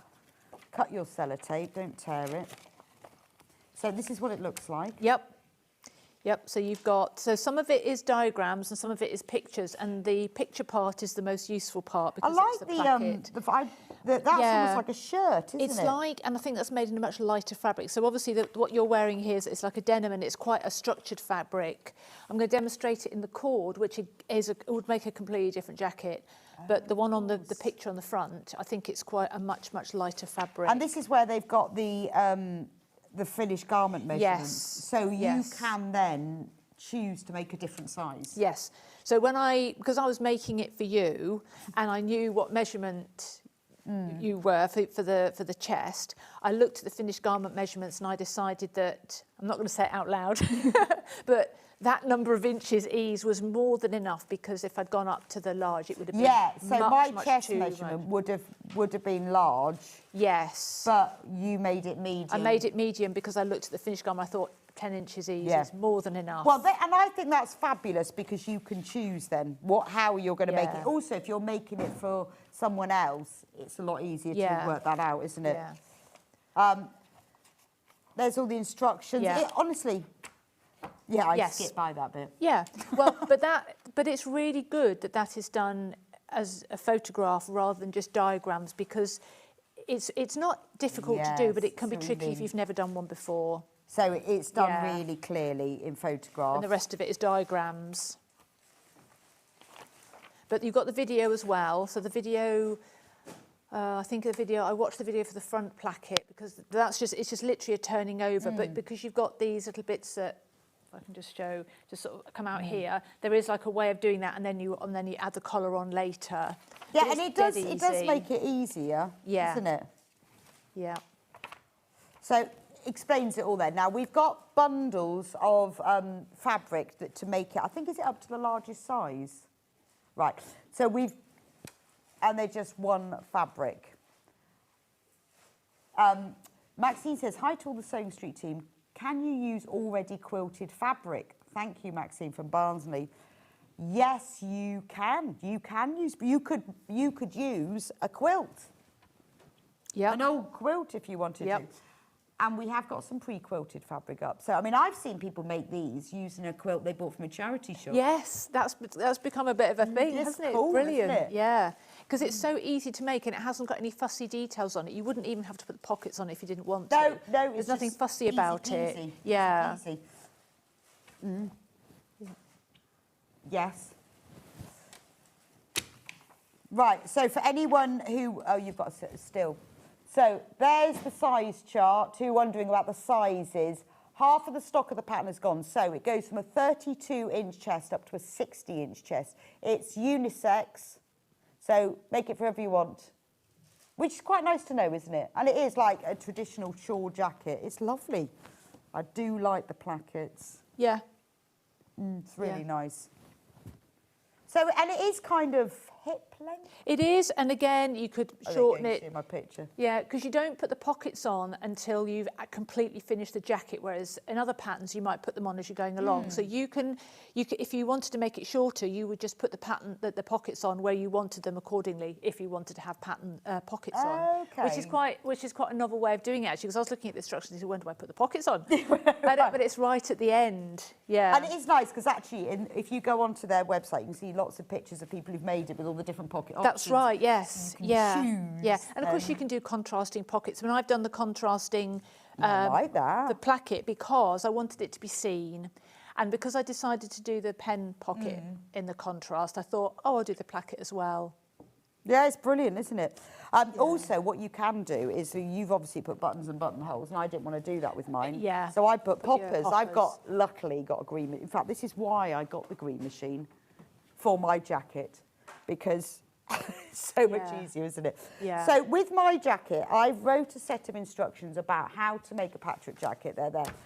They don't include the pattern for the jacket. I'm not a dressmaker pattern designer at all, but I've made 4 of these now, and I've used this one a few times, and I've used another pattern. This set of instructions explains how to work out how to make the patchwork, what size do you need to make so that it fits, how much bigger than the pattern piece, how to cut out the pattern piece, and how to do things like, do you want it lined, do you want it reversible, do you want it unlined? So this is kind of a hack. It can be used with this pattern, obviously, because I've made that a few times, but it can also be used for any jacket pattern, and it will explain how to do patchwork to make a jacket. It doesn't have the pattern in it, but it's the hack of how to do it, if that makes sense. Because I know a lot of people later, well, where's the pattern? No, it doesn't include the pattern, but I have gone through it in detail. How you go about choosing fabrics, how do you go about choosing patchwork blocks and patchwork patterns? How does it work? And it tells you exactly things like measuring the pattern. So you draw your pattern out or trace it, how to measure it, then how much bigger does your patchwork need to be. So I go through the whole thing. Things like hems and plackets, because that's really important. If you're doing a hem and it's bulky quilted fabric, that makes a difference to how you're going to do that hem, because you're not going to want like a double turn on it. You know, how to do things like the seams if it's unlined, things like the pockets, placement of it. Because like with mine, it's a really good opportunity to put a big feature block on the back because you've got a nice big space.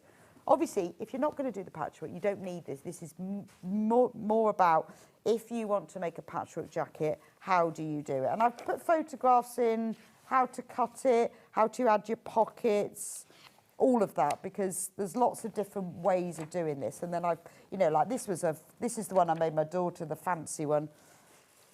You know, things like putting a little loop in, collars and reversibles, binding and hemming and finishing touches. There's no video tutorial, and the reason for that is because it depends what pattern. If you were using a different pattern, it wouldn't make any sense. So it's probably best, that's why I didn't do the tutorial. It's more of a words and photos thing. Anyway, we've got that as the printed instruction then. So if you fancy making a patchwork jacket, this is my, already got a jacket pattern, or you're going to get this one because this is my favourite one. I think it's just a lovely wearable pattern. Right. Oh, sorry, we've got that as a digital download as well, because there are no templates or anything. It is just a reading thing. So if you want the digital download, you can get that. It will get emailed straight to your inbox, and then you can start off straight away. It's just, it took me ages to work out. I couldn't find anyone who told you how to do it, so I had to just guess, and it took me ages working through different jackets. So I thought, I'm going to write it down. It just takes ages to work out. Yes.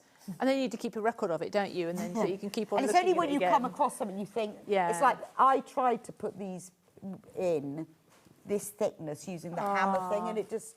So hence the green machine. It didn't work. Yeah. And actually, my machine, my old machine, couldn't cope with buttonholes. Because some machines can't in a real thickness. Yeah, no, I did those on my machine, but my machine is quite a big sort of quilting machine. And those have worked. But I did a couple of tests because I wasn't quite convinced. But it was fine.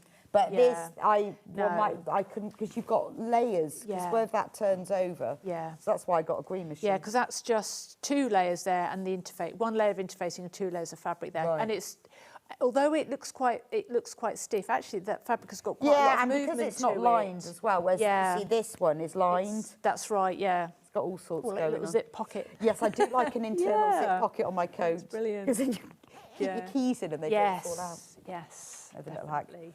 Right, while you get ready, I'm going to go through the fabrics. So the jacket pattern on its own. Remember, we've got a special discount on this one of $18.99. That's the lowest price we've ever been to on this jacket. If you've never made a jacket, don't be scared by it. This is, You know, although it looks like, oh, it's got a collar and it's got plackets and buttons, it's actually not difficult, amazingly. Right, the fabric that I'm wearing is this one.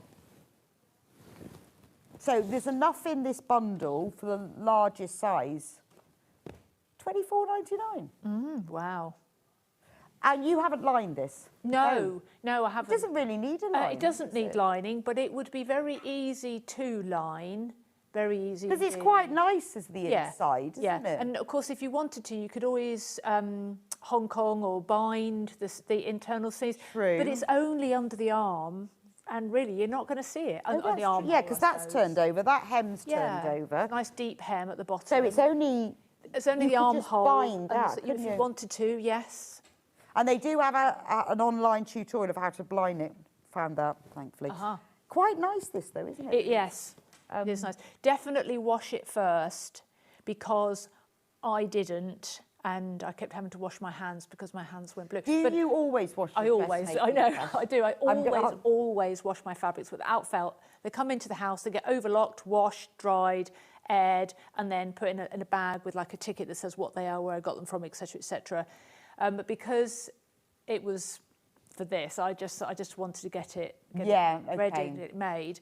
But my hands kept going blue, which is the thing about denim, isn't it? Funny. Yeah. I know, it's a pre-wash. I mean, obviously, I never do it for quilting, but for this... But for dressmaking, I would always. I know lots of people have different opinions about it, but...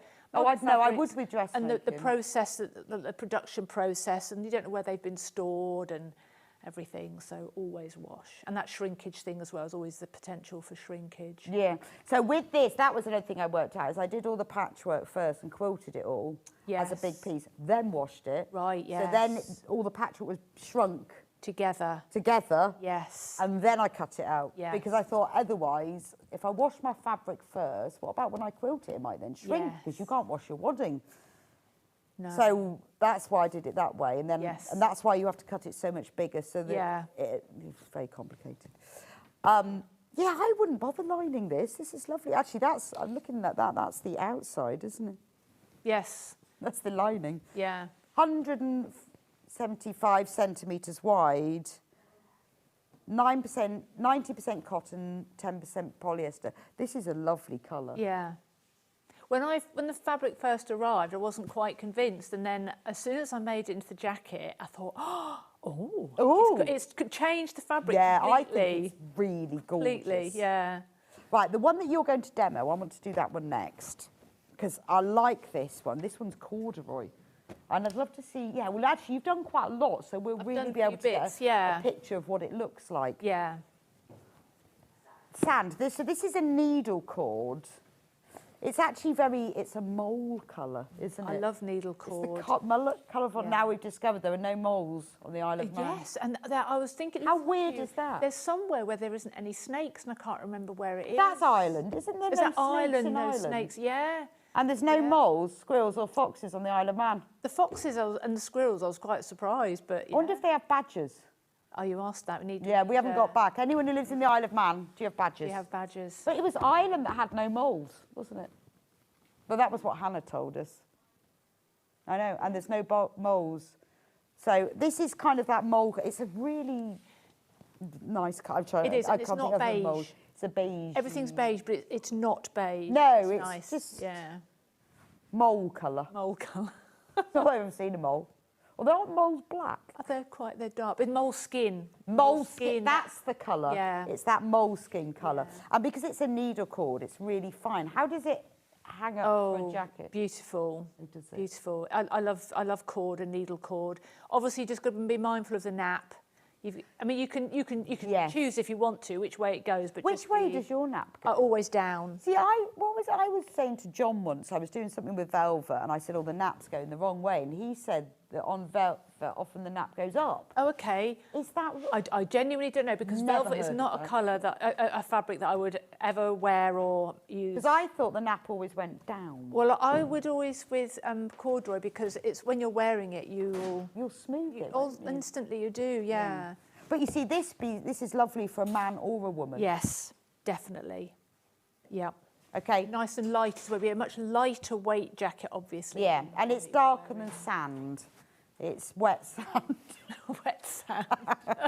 £24.99 for that one. Now I've got a mint, but this is a jumbo. Oh. This is a nice one. Actually, I have sewn with this one and made this into a patchwork into a bag. Look, came out really well. But that's nice, isn't it? It's a bit different to have a really light colour. Yes. As a jumbo cord. Yes, I like that. I like well, jumbo 4.5 cord. whale, so pretty jumbo. Yeah. But that would be nice, you know, when you want a summer jacket. Yes. When you want that light colour, but you want a jacket as well. A sort of a transitional, seasonally transitional Yeah, that jacket. sortum thing. Sortum, that's a new word for me. I heard sortum. it, saw it on somebody'd put it on like an Instagram thing. Oh, it's sortum. Sortum. Just sorting out my sortum wardrobe. I'm like... I just wear a cardigan. Oh no, it's called your sortum wardrobe. And I thought, yeah, just a cardi. Yeah, or a thick cardi or a if thin it may cardi. be end of it, a denim jacket. A denim jacket. That's my next layer of sortumness. This is nice. This one. I've got to tell you, it doesn't actually look like that because they always give it to us inside out. But this is quite cool, isn't it? Oh. It's like this is the same fabric of the jacket that I'm wearing, as in Oh, I'll have to move. I'll move it onto there. That might help. There we go. It's a bit sort of grungy, isn't it? Yeah. I want to say cow. Cow. Like blue and light cow. as opposed to What have we a called Frisian it? cow. Print. But it is a bit, like camouflage. Yeah. But weirdly, not in print. I don't know how they've done this. Have you seen it? It's like woven into a camouflage. So these are white threads. Ah. I don't know how they've done that. Is that like a jacquard? We're on single figures of this one. And do you know what? I don't even know which is the right and the wrong side. I guess you can choose. Is that the wrong? Yeah. Because that's got like white threads. So it's like a cow. I mean, that would make a fabulous denim jacket, Yeah. wouldn't it? You could choose which size. You Is could. this the quilted one? Oh, we've got to do the wine first, and then we'll go on to quilted. So this is a cotton drill.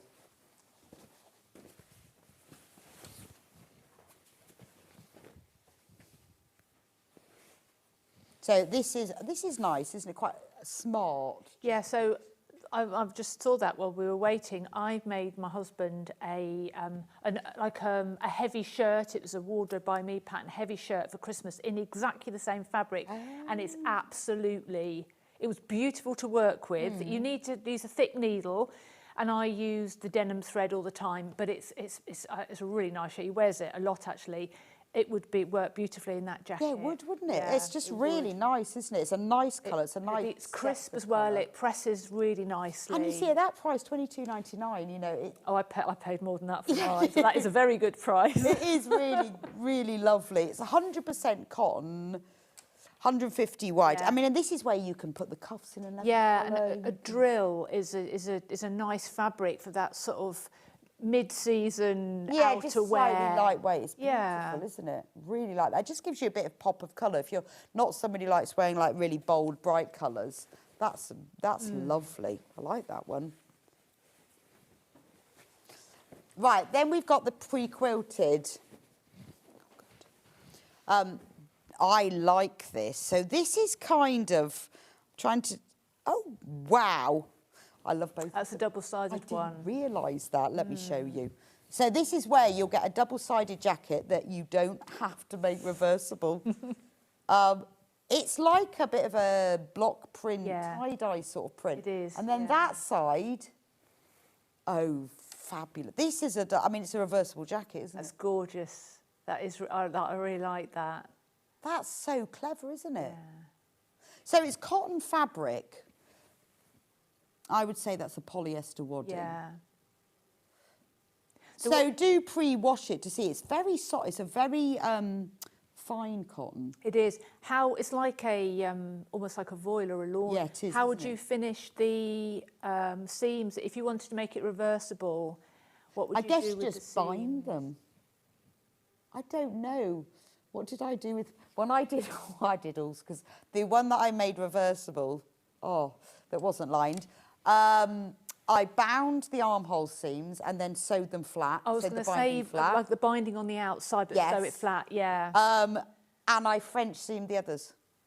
Ah, yes. But I tried to French seam the armholes and it wouldn't work. No, that was a big tricky, mistake. unless it's a very delicate fabric. Or you could do a flat felt seam, because either way, that would be a hidden, like on a jeans, flat felt seam. Yeah, I decided I couldn't do that. I found that... Yeah, well, you'd need quite... I use binding, and then I lay it flat, and actually wearing that on the inside looks okay. Yeah. If you're really good, I expect you could. I couldn't do flat fell seams and the French seam. No. I had to be realistic. No, know your limits. That was way outside my limits. Red Hong Kong seams, Kirsten. That's a very nice idea. Yes. So that's where you bind, but you sew the binding down. You sew it flat. That is what I did. I didn't know they were called that. I bound them and sewed them down. Kirsten, you're absolutely right. It would look amazing. I love that. It's beautiful.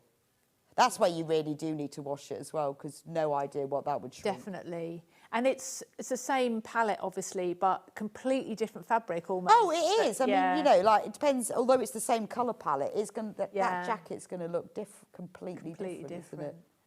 Yeah, and you could have different... Well, no, you couldn't have different pockets. You'd have, because if you sewed pockets on, they would be visible on the other side. So your pockets would have to literally mirror each other on the inside and the outside. My pockets no were in pockets. exactly the same place. Yeah. So it meant you got inside pockets, and then I put loops and had buttons on the inside and the outside. Of course, yeah. Or it doesn't have to be reversible, they don't. Or honestly. you could not have a fastening. Yes, I would recommend never doing a reversible jacket. Ever again, ever. But actually, to be honest, it doesn't need to be reversible. You've just got a nice outside and inside, haven't you? But you've got that option if you want to. I think that's gorgeous. $42.99 for that. Right, pattern on its own, and then we're going to do some demo. The pattern on its own is special price. I've used this so many times. Mine's quite battered now. Please do trace yours, because you're going to make it in all different sizes. And it's tissue as well, so it would just keep it, prolong its life. So Oliver says, I've been sewing for a number of years, mainly a bag make, and I've never made a garment. Would this be a good first garment? Well, Oliver, you've been sewing. If you can use a sewing machine, sew in a straight line, you can dress make. So yes, I would definitely say that you could make this one, because the jacket construction itself is really, really easy. I'm going to show you how to do the placket. There's lots of, the instructions are really good for sewing the pocket, for sewing the placket. The sleeve is dead easy to put in. It's not difficult at all. And you don't even have to do the placket. No, it does say. I mean, honestly, the ones I've made, because I decided it wouldn't work with this quilt, and you just hem them. Yeah. It tells Always you. an option. It tells you how to do that. It's such an easy jacket to make, and the collar went in beautifully. Derek says, what body length is this pattern written for? Wonder how much I'd have to extend the pattern for a person 6 feet tall. One moment, Derek. Sometimes it says in the pattern who they're drafted for. Well, the thing is, they've got it's a regular length and a longer length, isn't it? So, size chart, finished garment measurements, length. Well, it ranges, depends on what size you are, Derek. It's in there. Yeah, so it does, it gives you the length. So you would just, because it's square, you could probably extend it from the hem, actually.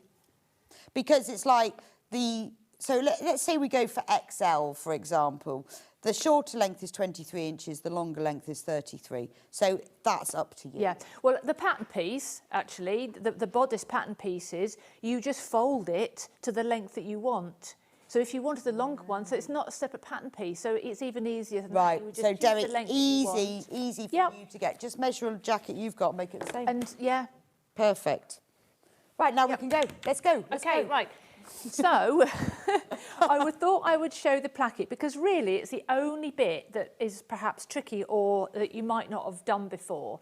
And the instructions are very, very clear. But the first thing they tell you to do is to interface the piece for the placket.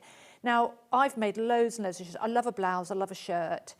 and I've never interfaced it before. So I interfaced it for the one that Rebecca's wearing, and I thought I would do prepare a sleeve without the interfacing just to see what difference it makes.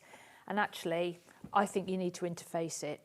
So why is that then if you don't normally do that? Because when I normally make shirts, I'll use a lawn or a very, very lightweight cotton. So you're not right.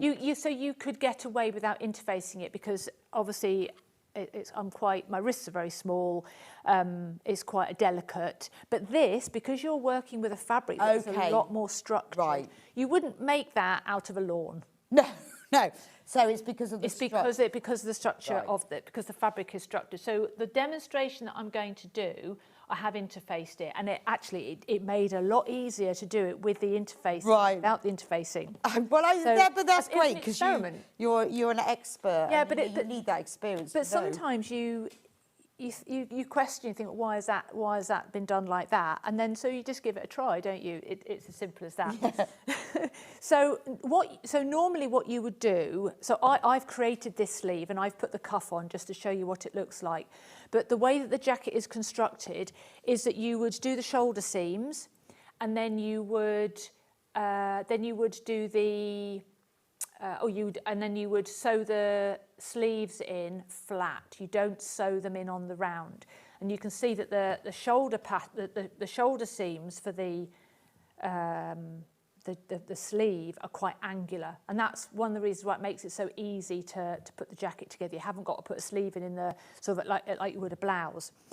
So you wouldn't put the cuff on until you'd then sewn the underarm seams for the jacket normally, but I thought I would just prepare that just for the sake of the demonstration. So this is my placket piece, and I've done it in a contrasting fabric so that you can see. And these markings here that I've done in my friction pen are on the pattern, so you would just transfer them onto the pattern. Now, just be careful, obviously, because it obviously is a friction pen. And what did I do in the green room? Gave it a bit of a press. I had to redraw it. I thought, what's happened there? So anyway, luckily I had my pen with me. But if you did it in a biro or anything, it wouldn't be seen after the garment was finished. So you could do it in a biro. So what would you use if you didn't have a friction pen? I would just use a biro or chalk. Oh, okay. Yeah, it's not going to be seen, so it doesn't really matter, does it? Right. Pencil, I could, a softer pencil. So the first thing that you need to do is you need to fold over the edges of the placket. Now, I use, and I've said this before when I've been on the show, I use my machine sometimes to create my guidelines because if you're going to fold over by 1/4 of an inch, it's quite tricky. So if you've got your guideline, it can be quite helpful. So you need to fold over, not stitch, but fold over 1/4 of an inch on both of the sides. So that's the first thing that I'm going to do. And I'm just going to use my stitching lines as a guide. I do a long stitch so that I can remove the stitching when I finish, so it's not going to be seen. Oh, so you like a tacking? It's like a tacking stitch, yeah. It's like to make it easier. It is, and it's just as a guideline, and it's also like for doing a bit of an ease stitch. You can use it as a bit of an ease stitch as well. So I'm going to do that on. See, I've just pressed off my guidelines, haven't I? Never mind, I can still see them. Not used to ironing left-handed. So I guess you're drawing on the interfacing. You're drawing on the interfacing, yes, because you're going to stitch on the side of the interfacing rather than the side of the fabric. Such a weird shape, that piece is. Yeah, and it's different. So one of the reasons I wanted to show you how to do this one is because it's different to the other ways I've done it before. Normally you'd only get one peak, one sort of rooftop, but you get two on this one. So, and I want to show you why. Right, on the bottom of your sleeve, the bottom of your sleeve edge, so I have got, this is the wrong side of my fabric. This is the wrong side. Okay, and the reason it's the wrong side is because I'm going to stitch it on, then I'm going to turn it through because I want this to be on the right side. So you've got 2 little notches at the bottom, and you've also got 2 little notches on your placket piece, and you are going to place the placket raw edges together like so. Now I'm going to pin that on. And then I'm going to stitch along the guidelines that I have created. So before I ironed it all off, I got a rectangle around the outside, and then I also had a line up the centre and a little sort of V, and that's going to be my cutting line. So I don't want to stitch on that, I just want to stitch on the guidelines on the outside. So I'm going to put the needle in the centre of the presser foot so that I can just follow the line.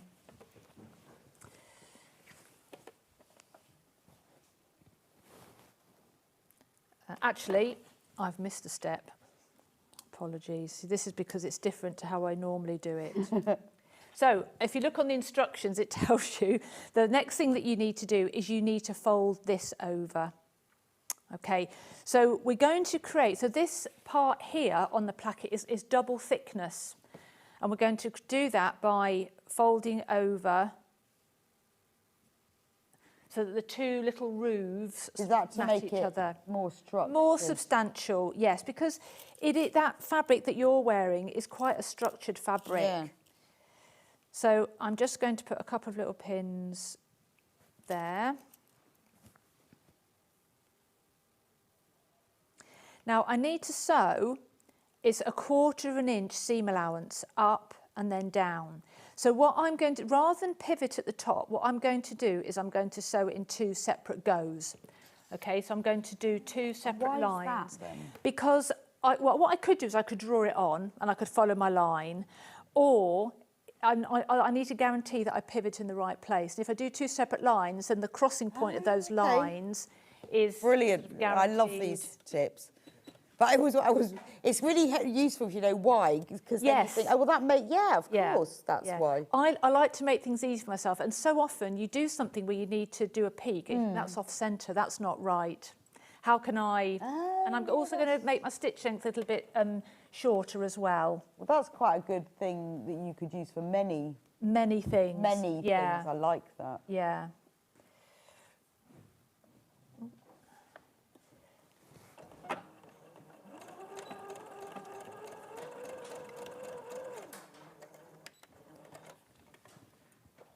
That's my first line, and then my second line. Actually,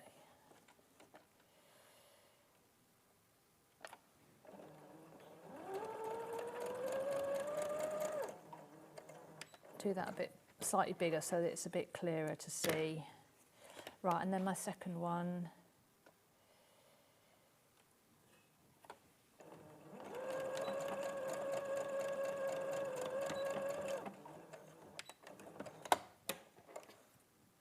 Okay, so I do have an extra line there, but it's just to illustrate. So now I've got this crossing point here, that's going to be my peak.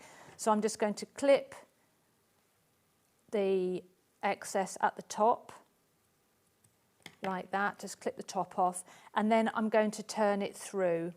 And I've got my... What do you use for a point turner?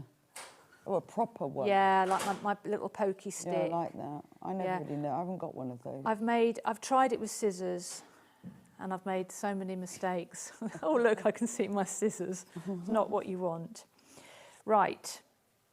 So there we go. So I've now got my little peak. You can see that little I guess peak the good thing with there. this is that if you can just use small scraps of fabric that you've got that just match. Yes. So I wouldn't throw any Liberty fabric away, obviously. No. So I often, if I'm making a blouse, I'll often do like the collar facing, cuff facings, and the plackets out of a. Because Liberty would little look nice for Liberty. like just the cuffs on a denim jacket, doesn't it? Yes. Nice. Yes. Right. So now I'm going to press that, and I need to make sure that I press it with that. My pre-pressed line all still in place.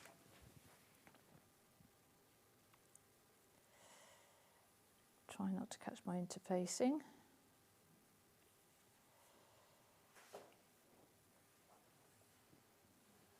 Like so.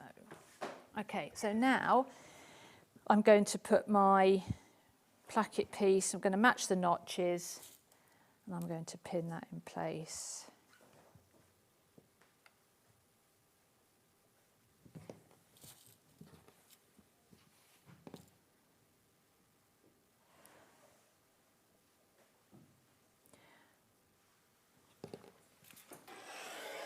Right, so needle in the, so back to my normal stitch length, needle in the centre, and I'm going to follow that line.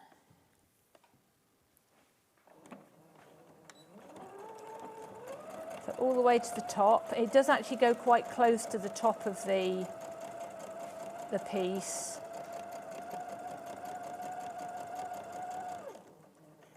And then turn.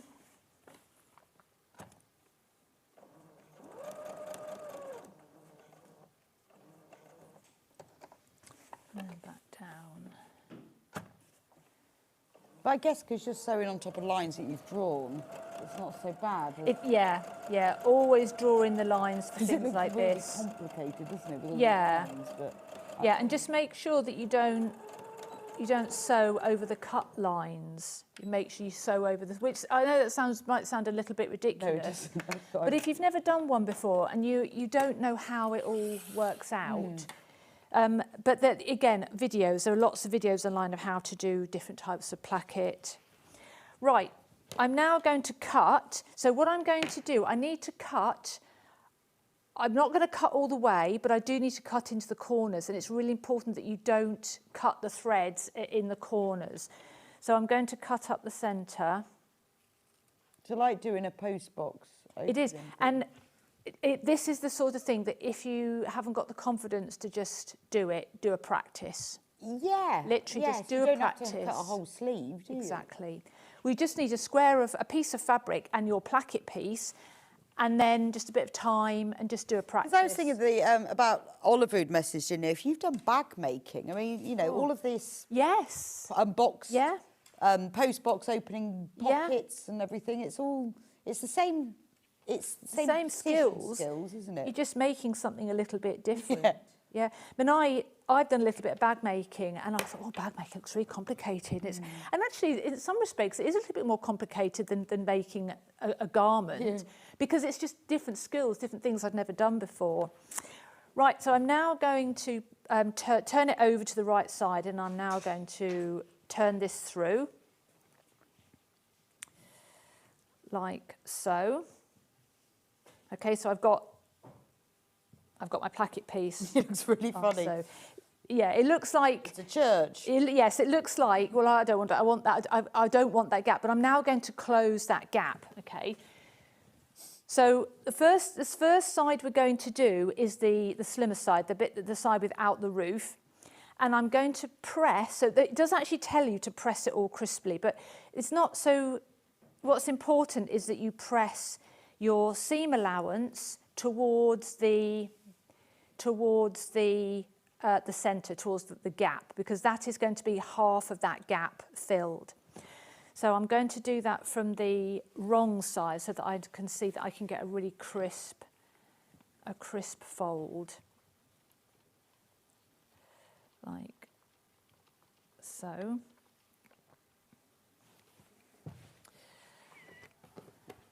And then I'm going to keep this one out of the way for now. I need to fold this back on itself. Okay, so that edge that I've already pre-folded, I'm going to fold it back to there. Okay, so you're going to cover your original stitching line, and you're just going to tuck all any sort of spare little bits out of the way. We're going to give that a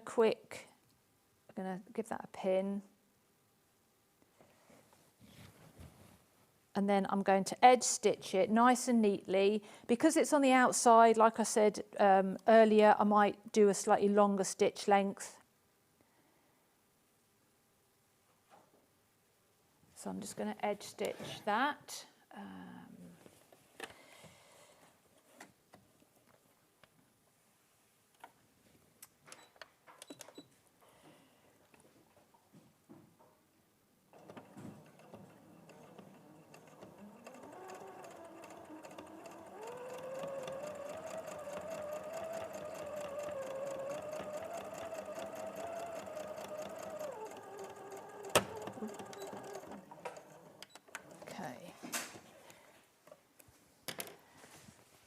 So there you go. It's not the neatest, but you can see that I've now got this piece in place. I would give that another really, really good press. Okay. And now I need to do the opposite, the same, but on the opposite side. So we're going to press this seam allowance here over towards the gap. And I'm going to do that from the wrong side so it's nice and crisp.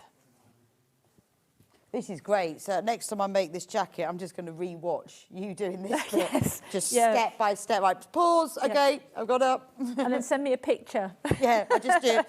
Well, because it's so useful to see it step by step. It is, yes. It's nice to watch because we're getting to the end now and it's Yes. like, oh, right, this is making sense. Yeah. Whereas at the beginning, that weird shape makes no sense at all. Yes. So now I'm going to just fold. So I've got this bit with the roof on, I'm going to fold it back on itself. So I've got quite a few layers of fabric here, but again, that gives it its structure. Tuck that little bit of seam allowance in there, and then making sure that you cover the stitching line again. That's your placket. You would just stitch, and there's a diagram in the instructions that shows you how to stitch around that. And then just give it a really, really good press. And then on the underside, you can see it's all hidden, which is the beautiful thing about these. Really it's all neat. hidden, which is really, really nice. Because of the sewing across yeah. bit. And then it shows you a little diagram of how to create like a little, well, it's not a square at the top. It's got like a triangle at the top, which is really, really nice. Yeah, it's a really nice finish, isn't it? Yeah, yeah. And some plackets are straight across and some have that sort of inverted V. Fabulous, thank you so much, it's brilliant. And I love the way that you've like done the placket in that and then lined the cuff and then that little pocket. Yes, I wanted to do it in navy blue, but I didn't have any navy blue and I found the black and I thought, oh, the black will be a really good contrast. No, it's lovely. Yeah. It's really nice, isn't it? Derek says, this is the best placket video I've ever seen. Oh. And I've watched many. Thank you, there Derek. You go. Well, that's what I said. I'm going to watch this. Thank you, Derek. Just get the right date. And now you're going to lengthen yours down. Honestly, you just keep pressing pause. Yeah, and just practice and just use your iron. You know, use the steam of your iron and make things really crisp. And it'll be neater than mine. But it is. I think when you see it, it's almost like magic how it comes together. It is magic. How it gets that bit tucked underneath the back. Can I just show you something really quick about the pockets? Yeah, really quickly. So I did a mock-up of the front. So on yours, you've got pockets here, haven't you? You've got a single pocket, a single breast pocket. Yeah, single pocket there and a pencil pocket there and pockets here. Yeah, so this is the kangaroo pocket here. So this is the kangaroo pocket that I put at the bottom. And then you also get loads of different pocket options, these angled pockets. And I just wanted to show a bit of a tip about how I do the pockets. There isn't a curved pocket, but there are what they call pocket covers, what are they called? Oh, flaps. Flaps, yeah. Flaps. Yeah. So what I do is I use my machine to create the guidelines for folding so that I can just get really crisp edges on my folds for my pockets before I stitch them down. And then the same with the kangaroo pocket because you've got this double fold. So do you do that tacking thing again? I do that tacking thing again. Yeah, it's the longest stitch length, and I can just whip it out afterwards. Really crisp edge. Yeah. And then the other thing that I do as well, if it's a curve, I sew my fold line, but because you can't fold on a curve, I run a single row of gathering stitches. And it means I can pull up the gathering stitches very, very carefully. And obviously it wants to fold over. And then I can use that guideline. It's like easing in a sleeve. Yes. Yeah. Oh, that's a brilliant tip. I can just do it. And obviously I would spend a bit more time and I would gather it a little bit more, give it a really, really good press. Yeah, because otherwise, that's fabulous. Yeah. Love that. Yeah, brilliant. like you want a rounded pocket. It's been that's all right. Brilliant. It's been brilliant. I mean, I love the jacket already, but now I really want to make a leather one. Never making a reversible one. If you want the jacket, it's pattern. It is. We have crashed it. It's $18.99. We've taken £6 off. Honestly, it's a brilliant jacket. There are less than 20 left now, so you need to be quick with this one. You can use it for a men's jacket, a woman's jacket. You can make it long jacket or like a long shirt. It can have all sorts of pockets. It can be a patchwork jacket, a quilted jacket, a denim jacket. It could be any jacket you want it to be jacket. I love it. It's like your chore jacket. It's really nice, isn't it? It comes in all those sizes from a 32 to a 60-inch chest. So do trace the pattern because you're going to want to use this again. If you want to use the fabric that this jacket's in, if you want to buy this, we've got a bundle of fabric where there's enough, unbelievably at £24.99, to make the largest size. And, you know, it is very unisex, isn't it? What a nice jacket. Use something a bit different, you know, for the cuff, for the inside of the cuffs. Could be your favourite Liberty, could be a little splash of Cave. Could be anything, really. Red, whatever you want to put on there.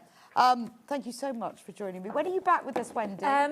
October, hopefully. I haven't got my date yet, but October. That would be great. Yep. I should watch out for that. Haven't we learned absolutely loads today from Wendy? It's been brilliant. We're going to go for a very quick break. I will be back with you in a few minutes' time. We're going to do half an hour of Christmas kits, and why not? Why not? Being as it's August. But, you know, Christmas is fast approaching. One day it will be cold enough to be Christmas after the 30-second heat wave. I'll see you back here in just a couple of minutes' time.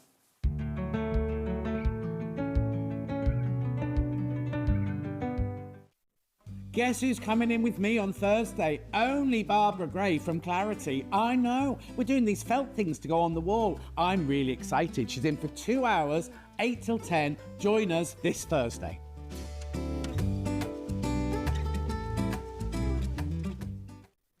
Looking for some creative inspiration? Head over to the Sewing Street website and click on the SS Hub. It's packed with ideas, tips and projects to spark your creativity. Plus you'll find the latest news and information on sewing machines and overlockers.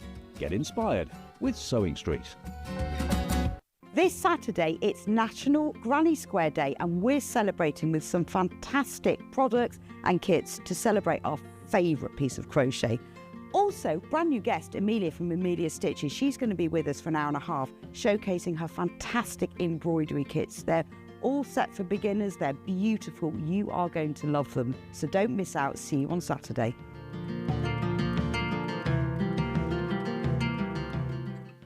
Join us in store for the Crafter's Companion in Evesham. You'll be able to shop dedicated collections from Sewing Street, Jewellery Maker and selected brands featured across Hobby Maker, all under one roof.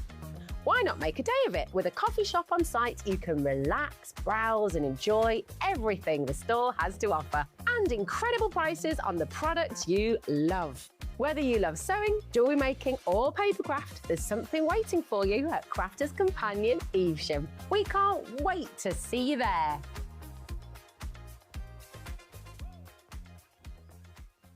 The winner of this year's Search for a Star is...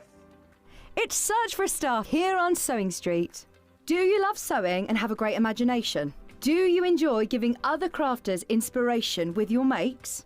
We're looking for talented sewists to join the Sewing Street family and win the opportunity to become a regular guest on the show, giving you the chance to share your sewing wisdom with our viewers live on air. To enter, create a video in landscape up to 3 minutes, introducing yourself, and either demonstrate showing parts of a sewing project or show us how to master a challenging sewing technique. Hi everyone, my name is Amber and I'm from Bedford. Remember to introduce yourself speaking to the camera in your video. Send your videos to star@sewingstreet.com with the subject line of Search for a Sewing Star using wetransfer.com. Please make sure that the download link is valid for longer than 1 day, as the competition email address is not always monitored over the weekend.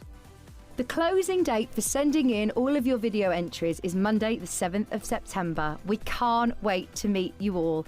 Good luck! Every day, our experts will bring you a wealth of knowledge. They'll take you through the steps of making projects, and we feature fabulous tips along the way. Whether you're new to sewing or a seasoned pro, you're sure to learn something new. We're live every day from 8 AM till 1 PM, and you can also watch back all of the demonstrations featured on the show on our YouTube channel. Want to say hello or ask a question to our guests? Then send a message to the studio. You can also keep in touch with our social media pages. All the latest news, events, product launches, and much, much more. Search Sewing Street.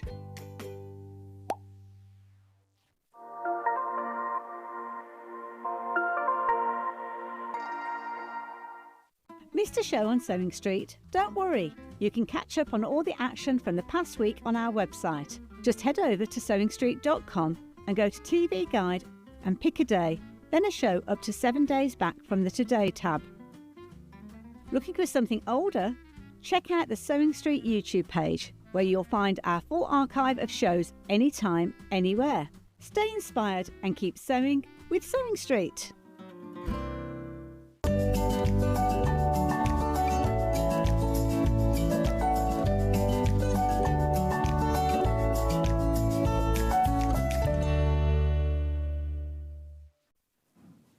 Welcome back to Sewing Street. Just for the last half hour, we're going to do some Christmas kits, and why not? Because we do have to get ready. Quilt pattern behind me, the poinsettia path. So we did have a kit for this right at the very beginning, but lovely Macara fabric. It's sold out in minutes, unbelievable. But the reason I designed it was because it can use red fabric, green fabric, and light fabric. So you just red, white, and green. Or you can do it in other colours, because in this colourway, it looks Christmassy, doesn't it? But can you imagine doing it in blues? Basically, you need 3 shades. In the instructions, it explains it. So you need 4 dark tone fabrics, 2 mid-toned and 4 light tones. And I give you a bit of advice about choosing fabric as well. So you just need dark, which is the green, light, which is these white, and red. But it could be dark blue, mid blue and light blue. It could be dark blue and silver. It could be oranges and browns. All it needs are 3 different tones of fabric. Then what I've done to make it just a bit different is I've used different, so the green has got different prints. But to be honest, you could just use one colour for all the greens. So it's quite a good quilt to use for your stash. I've done it all in fat quarters, so it uses 10 fat quarters. And then you need plain fabric for the sashing and binding, 1.5 meters. So you could use 10 fat quarters. You could use all of the same, but it'd be brilliant for your stash. Maybe you've got a load of fabrics that you really love in different shades. So maybe you've got a load of teals. Teal and purple would be nice, wouldn't it? It comes with a video tutorial.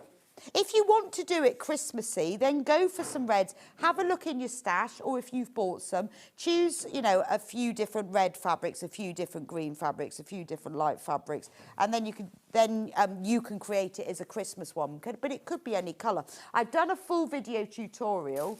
It's pretty easy to do because it's one block. One block, 1, 2, 3, repeated 9 times. The only difference between like that block and that block is that it uses different cut prints. But other than that, the blocks are constructed in exactly the same way. And the chain pattern is created by the sashing. So you have a sashing, a block, and that's how it's done. So it's quite easy. If you've not done a quilt before, this is a great one to start with. It also doesn't use any half square triangles. It's just squares and snowballed corners. So on the screen now, that's the instructions. Full video tutorial if you've never made a quilt before. Got all the diagrams. They're all labelled with letters, so it's easy to see which fabric's which. And I've labelled them by the fabrics I've used here, so you can easily see when you do yours. That's what it looks like. And at the back, these are the fabrics that I use to make the quilt. So if you are creating your own, I would just cut out a bit of the fabric and put it on top. So you can see there, those are the 4 greens, those are the 2 reds, those are the 4 creams, and then I used a plain red for this bit of sashing and then a plain cream for the rest of it. So you could just cut out your fabrics and put it. It means you can sort of play around with it a bit as well. So that's the printed instructions. And we do have a digital download as well. There aren't any templates, so if you just want to download it, print it off at home, or just read it off your tablet, computer, whatever it is you read your instructions on. So that's the poinsettia path. But, you know, you might be able to get hold of it if you particularly want that fabric, but I would just go for reds and greens or any colourway you want. Right, the shop away bag next is the Robin, Mr. Robin. So this is a great bag for Christmas and for gifting as well. Let me just take the others out.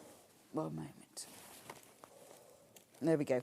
So the point of this bag is little robin. It's got a lovely robin on the front. This is what it looks like when it's bagged.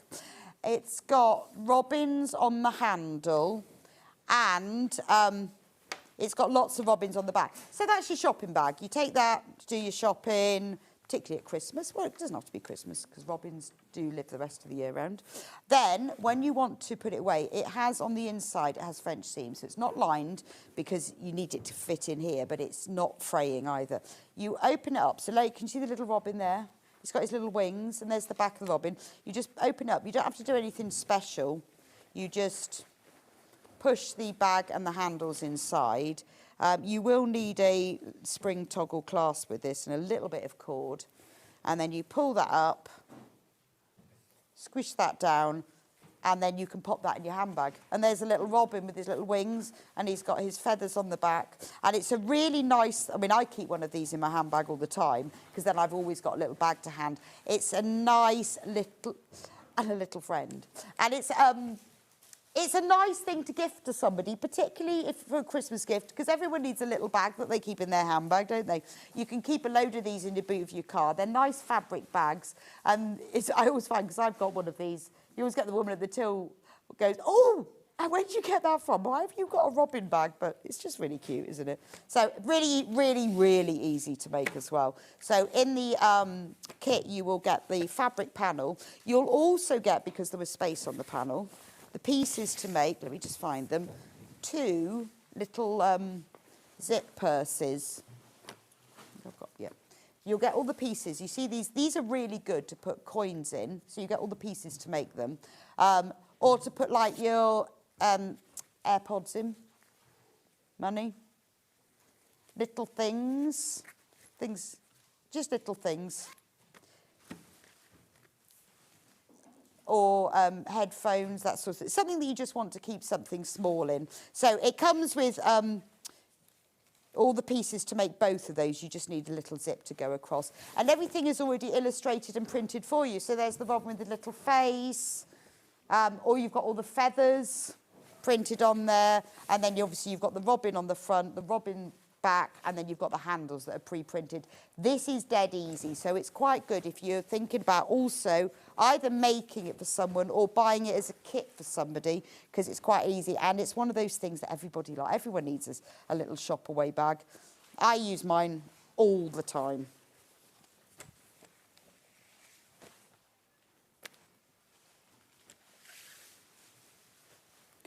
Right, yeah.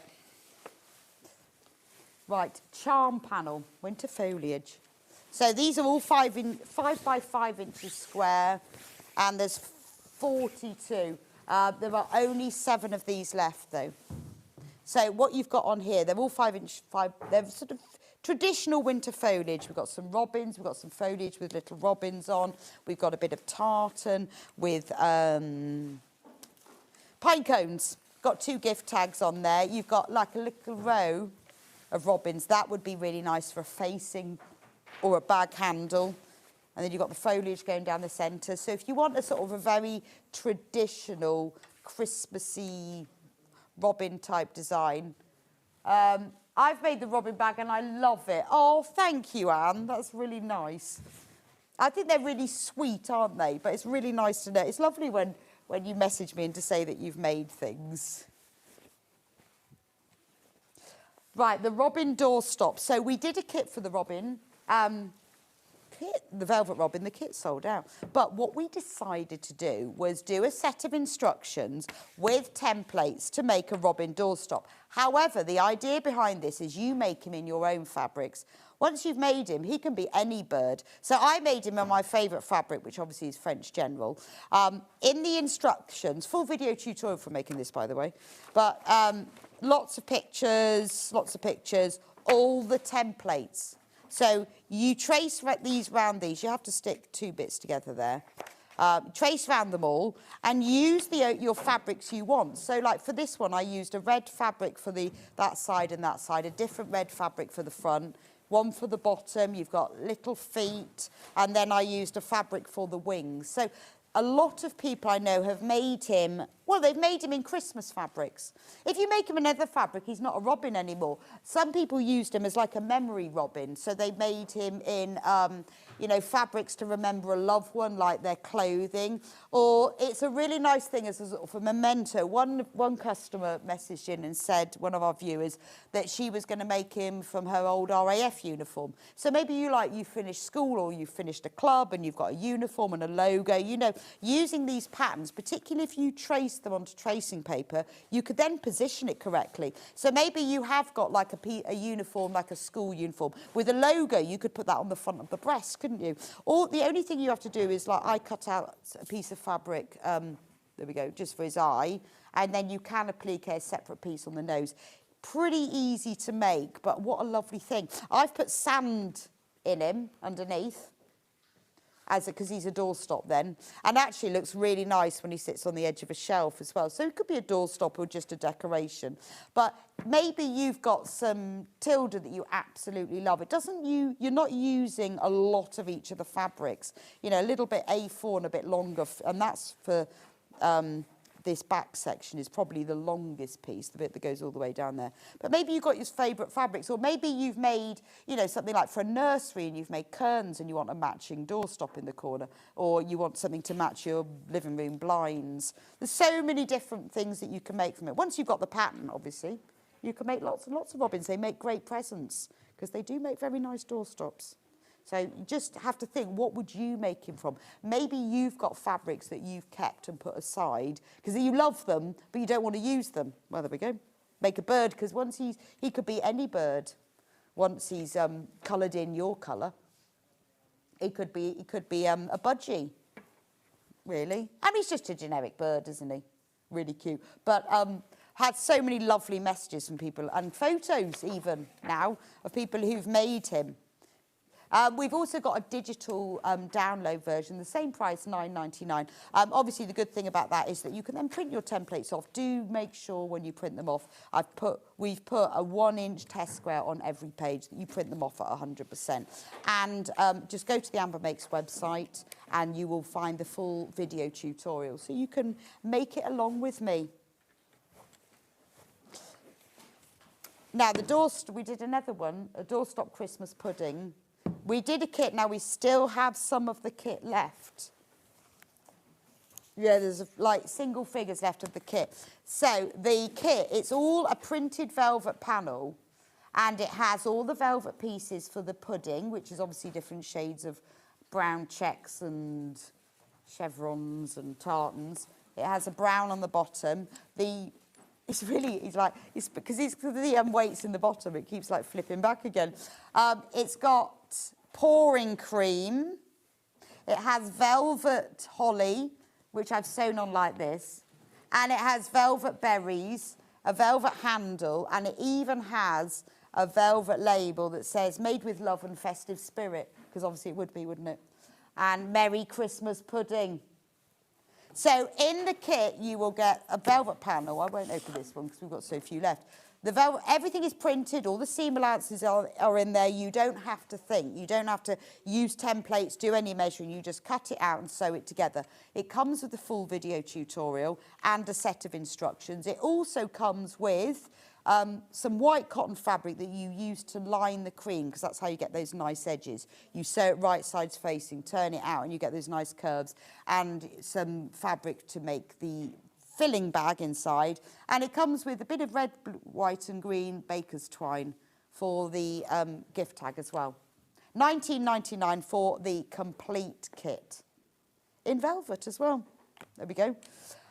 Now, if you want to make your own Christmas pudding, obviously you can then use your own brown fabrics. Or when I made my test one, I made it in really bright colours, and it looks quite cool, actually. A lot of people then messaged in and said, well, if you don't put the cream on, it's just a circle, isn't it? It could be anything you want it to be. It's a really nice gift to make somebody. Obviously, in the instructions, and actually if you buy the kit, it's the same, you have got all of the templates. So works really well in things like velvets and tweeds and cords, textured fabrics, could just be plain fabrics. You could make it in Christmas fabrics, particularly if you've got something a bit metallic. Just make each part of the pudding in a different print. So you've got full instructions there and all the templates. So if you fancy making your own Christmas pudding, start making them now, and you can make one for everybody. You could make, when you make the gift tag, you could embroider or write their name or the name of their house on. It's a really nice thing. You can have it in the centre of the table. If you don't want to put the hanging loop on, you don't have to. It could just be a Christmas pudding. But it's just a really nice... Also, again, if you look at the templates, it doesn't use up loads of fabric. So it is quite a good way to use up small scraps. So that's the printed instructions. We've also got the digital download. So again, you can just print the templates off yourself, and then you can just read the instructions if that's how you prefer to do it. Just make sure you print it off at 100%. Yes. Now, if you want to put some weight, you can use any weighted filling for the robin or the pudding. These are really good because these are recycled polythene. They're also quite reasonably fine, so you're not going to get big lumps in them.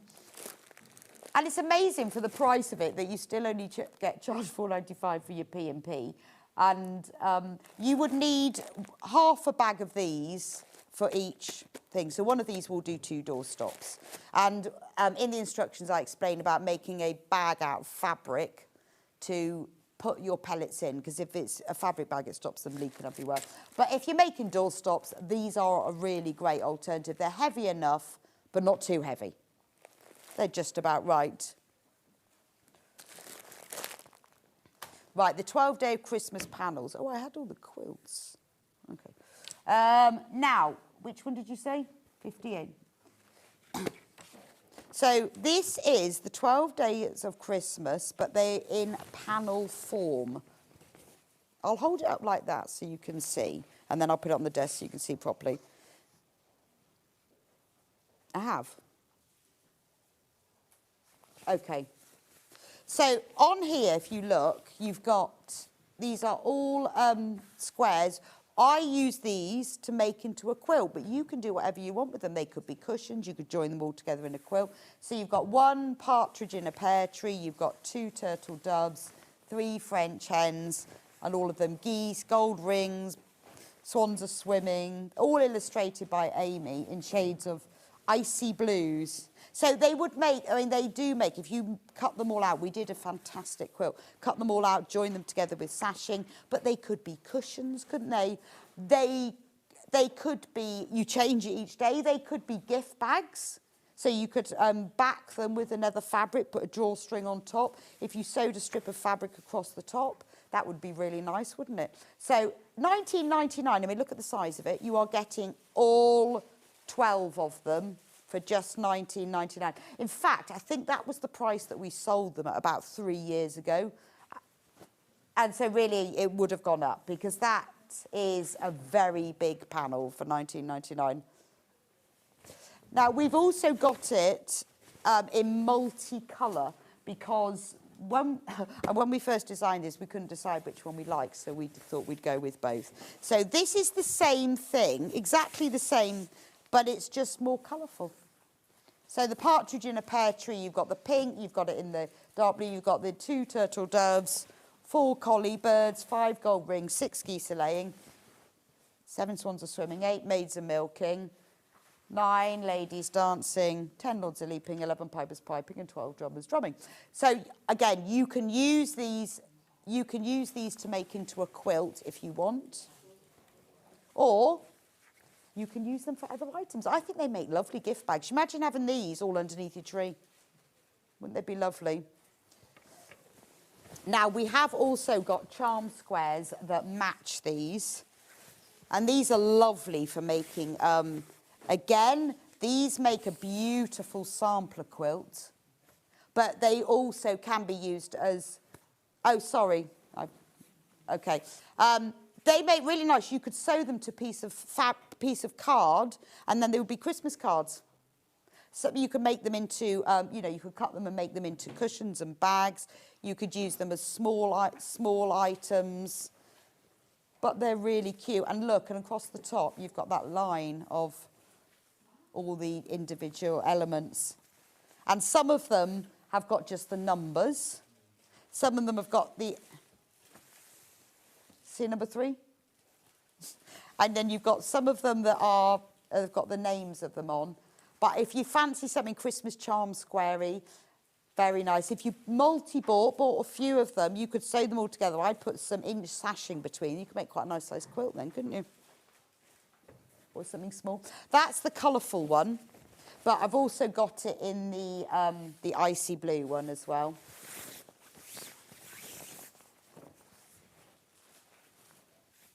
There we go. That's the icy blue colourway.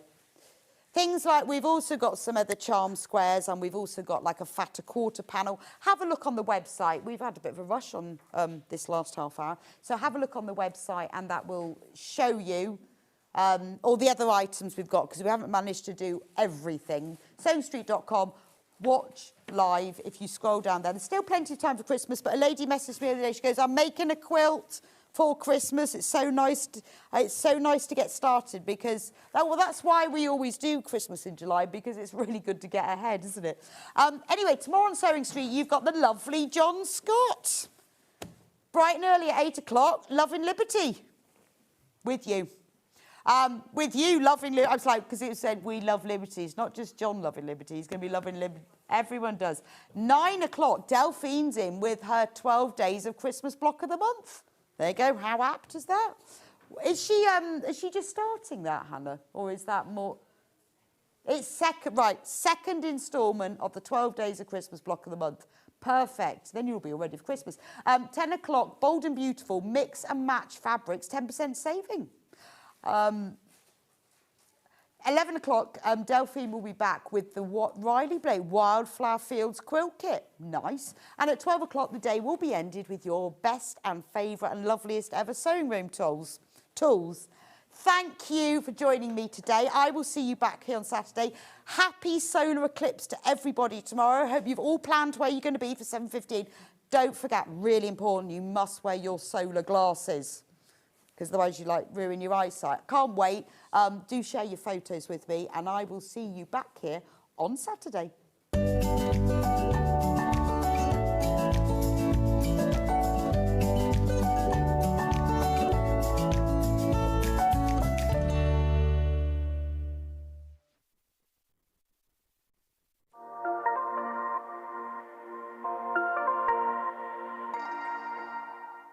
Guess who's coming in with me on Thursday? Only Barbara Gray from Clarity. I know. We're doing these felt things to go on the wall. I'm really excited. She's in for 2 hours, 8 till 10. Join us this Thursday.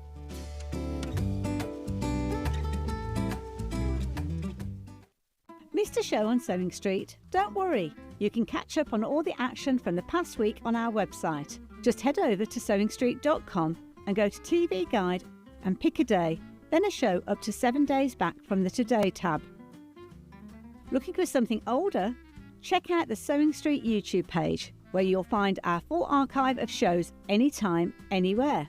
Stay inspired.